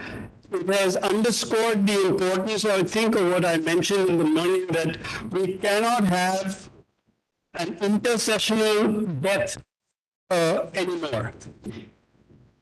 Consequently, the embassy of Vietnam needs to be given full kudos and full praise for enabling, facilitating, and in this case, actually bringing about this workshop, because the MAF is already here, and we need to have mechanisms by which experts will come. An important feature is this, that as we proceed further, if governments are not going to be physically present, then we have two options available. One is we can lament the fact that they are not here and say that, the other is to figure out, to respect the fact that governments are very busy and understaffed and generally underpaid. And consequently, some other mechanism has to be arrived at to inform government. What is it that we should inform government about? This workshop, I think, has demonstrated that there's a great deal. First, there's a great deal to be understood about one another, about each other in bilateral terms. We've already had some extraordinarily frank admissions by both parties concerned with delegations that we just don't know enough about each other. And therefore, proceeding further towards giving advice to government is premature. First, we must get to know something more. In other words, what is the content of what we want to inform our respective governments? Here, it is a matter of pride for me to be able to say that we are, in fact, in the presence of several responsible members and representatives of government, both in uniform as well as outside of uniform. It's not that the ministries are not present, and therefore one more channel is indeed available. But that channel isn't going to be able to have all the answers, because answers can't come out, as I said earlier, in one single workshop. What therefore is the takeaway that we should most carefully hold and treasure? The first is, there are several takeaways. The first is, we need this working group. We need to have some groups which will work. I was thoroughly impressed by all the presentations. It's hard for me to single out one or the other, but I want to make particular mention of Professor Pankaj Jha's presentation. I thought it was spectacularly good, because you were able to bring to discussion personal experiences, having gone to Vietnam. And this is a big difference between desk-based research and field research. I also have a worry about field research. It depends on who you spoke to there. Did you speak to the right chair? Did you speak to the wrong guy? People come here and talk to an auto rickshaw wala, and then next thing you know is a 16-page report upon India's social fabric. Especially that auto rickshaw fellow came during lunchtime here. So field research is not independent of desktop research, and field research without desktop or without desk-based research is meaningless. It depends, as I said, in the field whom you spoke to. So then the takeaway really ought to be that we need to have some internal discussions between ourselves. We keep saying all this because here we run into the real problem. We need to wrestle with these problems. Here we run into the situation like this. Right now, Pooja Bhatt is here with us. She is therefore by technical time and space not in the MA. Consequently, she is able to focus all her attention on what is happening here. When she goes back to the MA, before she opens her mouth to say, this is where the chap said, whether you, here's what you have to do today, tomorrow, day after tomorrow, life will come and slap you in the face. I'm just using Pooja as an example. Consequently, when we talk about OP Jindal, which is all internal to India, we think that this is a great idea, we should do this. And then tomorrow, the real world will get up and say, where were you and what were you doing? Our enthusiasm, therefore, needs to be husbanded in some way. This cannot happen unless we are able to put structure to it. Just statements of noble intent don't lead anywhere. They're full of statements of noble intent. Then, if we have established some commonalities of approach, which we could have resolved ourselves, then we need to talk to the Vietnam people. And in the meanwhile, Vietnam should talk amongst itself. Maybe that happens, maybe it doesn't happen, I have no idea. And I'm not qualified to speak on that. But we definitely need structure in both cases. One is internal, one is external, so we need to timetable it. School children use the word timetable a lot. Adults tend to feel offended if we use the word timetable. Maybe we say schedule, some other word. So we need to schedule this a lot. We need to schedule it. We need to have, we cannot keep having, no matter how good the air connectivity is, we cannot keep having people flying back and forth. But COVID told us that you don't have to do this. Yes, it's very important to have some chemistry. Chemistry is critical. We had the benefit of chemistry between us, but once in a while, physics is also not bad. So if physics can allow us to do the same thing by virtual means, maybe that's a good idea. The trick is not with how you meet. The trick is what you say during the meeting.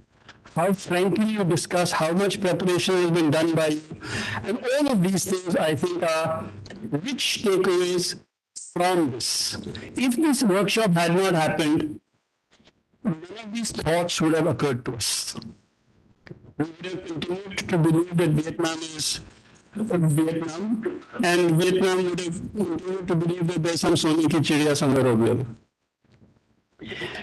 So I think that the richness of the presentations made by the panelists is a very large takeaway. It indicates to us that there is so much knowledge available, and we only need to be able to put it together. Now, if we can't even do that, not having the knowledge yourself is one thing. Not being able to put together knowledge that everybody else has is much worse. And therefore, we should not be in a much worse situation. We should certainly be, preferably we should have the knowledge, but at least we should be able to put it together. The ability to bring together these diverse viewpoints and diverse thoughts. We don't have any diverse disagreements on the fact that we need to move forward. I think is another extremely good, for me at least, another extremely good takeaway, that there are possibilities, that it's not a dead-end thing.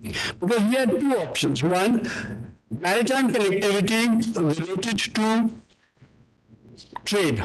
Much of what we have discussed today is that. We haven't touched maritime connectivity related to people. It's not there. Except for some aircraft movement, which is not maritime connectivity at all. So once again, I'm saying tourism by air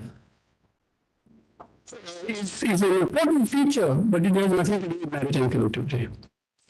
Maritime connectivity possibilities need to therefore be explored. Does that, I really like that comment that was made by the panelists here that said that it's not necessary that the Dyad should be engaged in bilateral maritime connectivity. That's not necessary. If, for example, when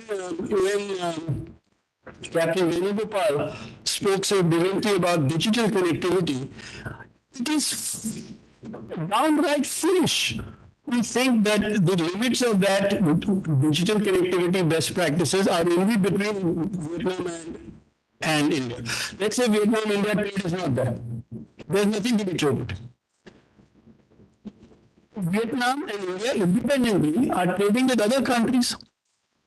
That's for sure.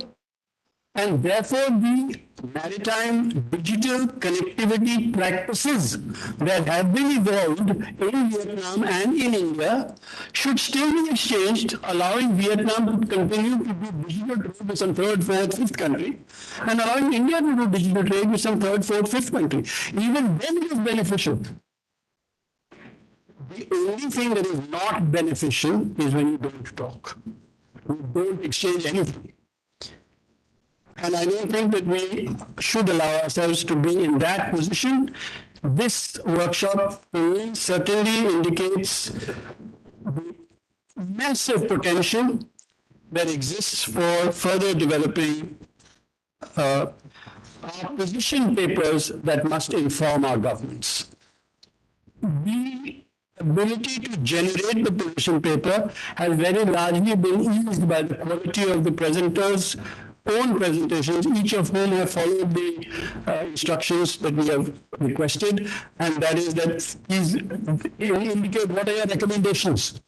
And these have been succinctly mentioned. Finally, it would be churlish of me not to acknowledge the good work done by the research support faculty of the foundation, because even though we were visited quite strongly by Murphy's Law, and perfect storms occurred, but yet the research support faculty of the NMF did rather well, I think. It is also important and equally churlish if I were not to be able to mention in the most laudatory fashion the audience, and both the physical audience as well as those of them who are joined us across the ether. So I think finally I would like to say that you deserve a big hand. I hope you'll join me. Otherwise, please settle for two small ones clapping like hell. Well done. Thank you so much. I yield the floor to Dr. Hai, who is always there to fill in whatever breaches I leave behind. Thank you very much.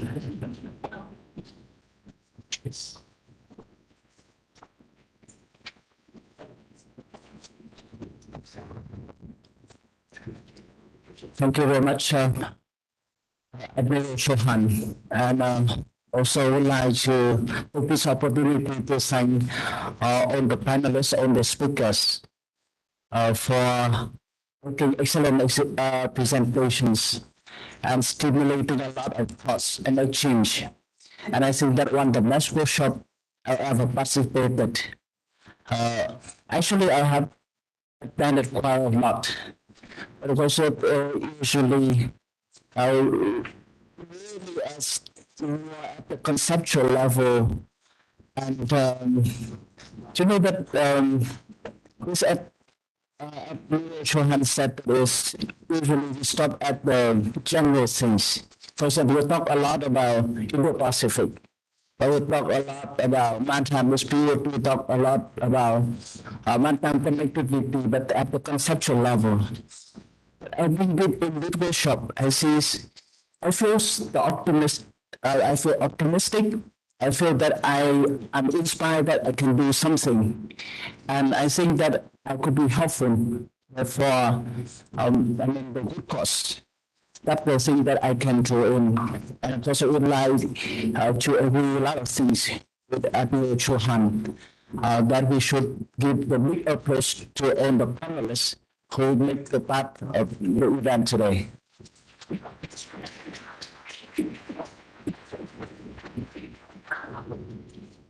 And I will tell you how much I feel optimistic.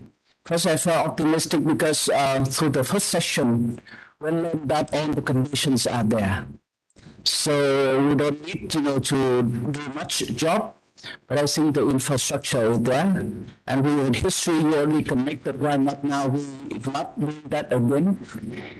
And if we like something, I think that the cultures, the maritime cultures, are going to be the determination that we go. Because I think that is very important for us that if we have all the conditions there, action is only needed. And to the second session, of course, we see a lot of adversities. But here again, I think that is the opportunities we have. Suppose that we don't have our rivalry, right? So Vietnam still look much more for the US, for China, and we never have any problem. And we still, far away from each other, although our thinking is the same, and we have good relations. If we don't have a pandemic, so we don't have the supply chain disruptions, we still think that, everything's a beautiful life.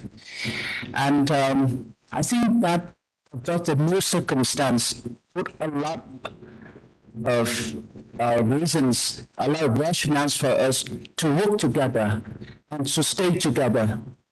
Because we know that, now in the world, we don't have the models to follow. Not the US, and even not China, so great country. Of course, we can cooperate with them whenever we have interest. And we'll cooperate with everyone. But I think that we don't have the example to follow. So it means that Vietnam and India, when we share a lot of interests, we share a lot of thought and values, that the way we can cooperate for our interests. And also that is also the anchor for us.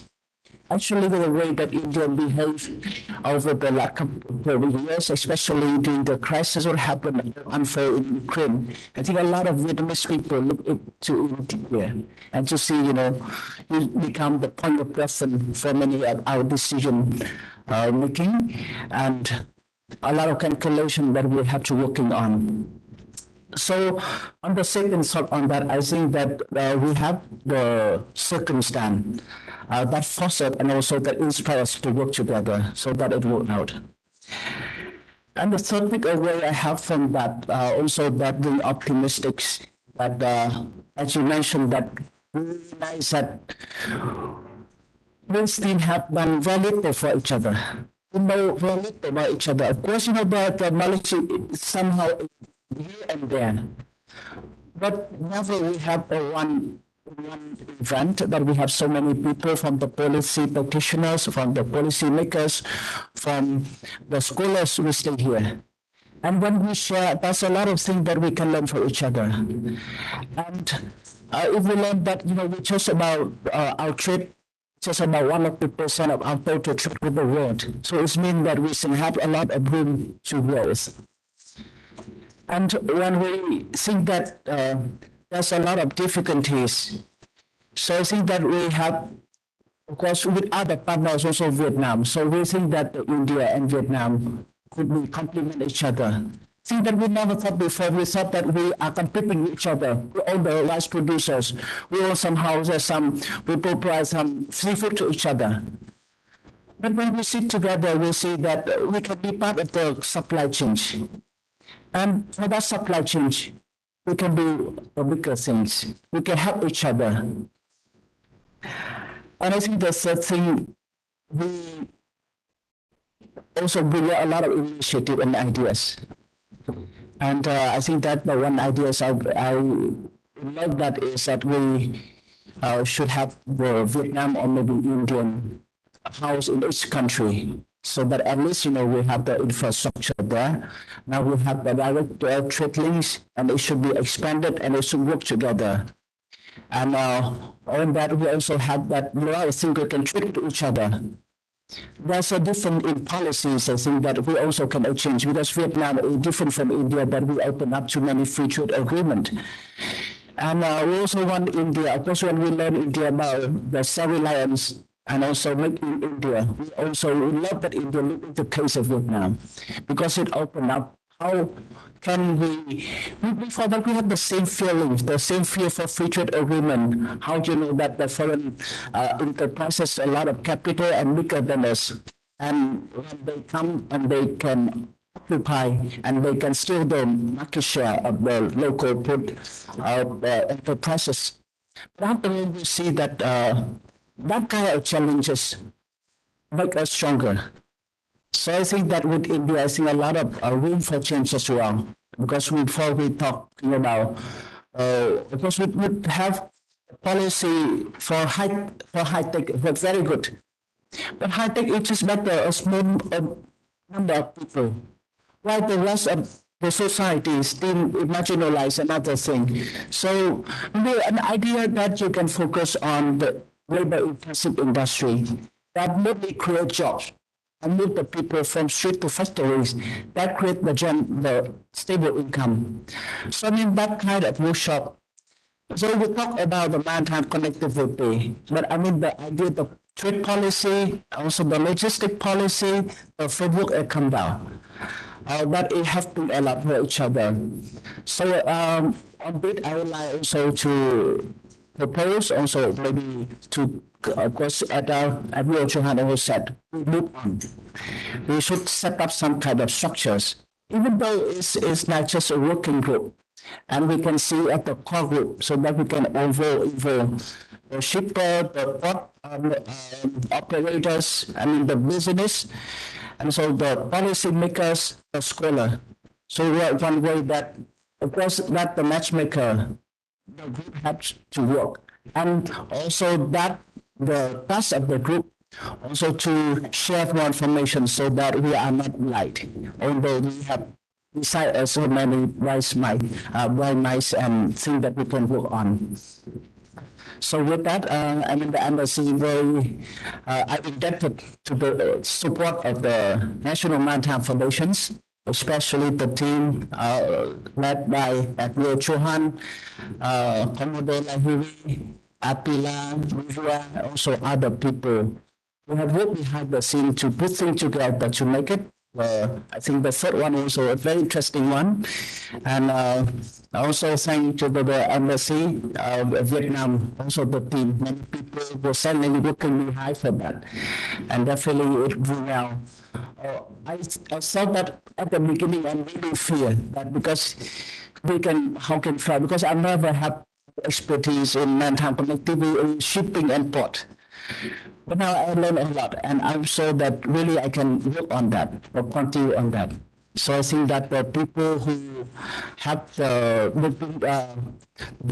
gut and also determination to build up on the new thing, that also very fruitful and worthwhile. So with all that, I also thank all the audience, all the participants here to stay until the final minutes. And I rarely see any workshop that the people stay until the end. And that one is a strange one. So I'd like to congratulate all of you on that. And I think that we can keep our contact, we can keep connections, and we definitely work with Admiral Chauhan to keep on it. We could let it down, but we keep on that legacy we have from today. With that in mind, thanks a lot. Yeah.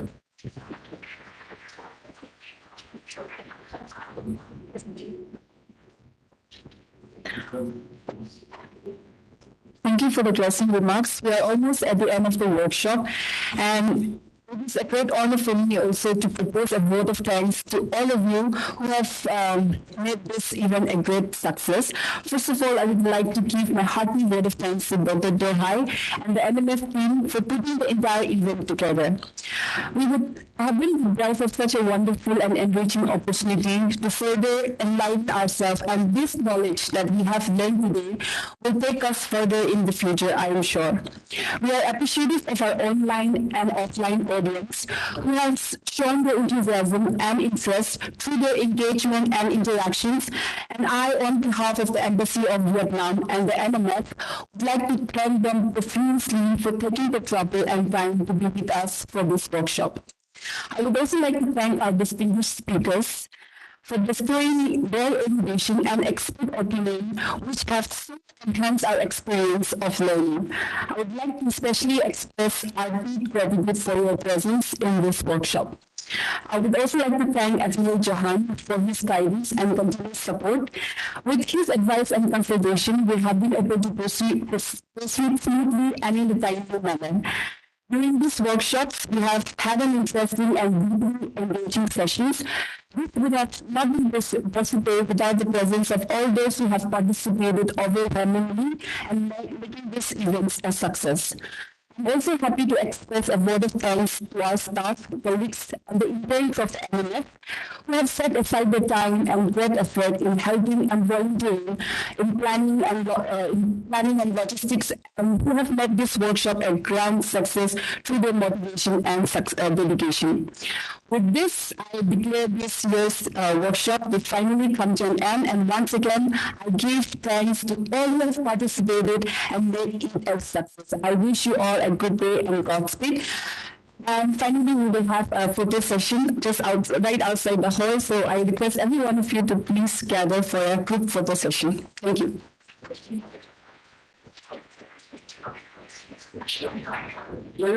Before it starts waving again.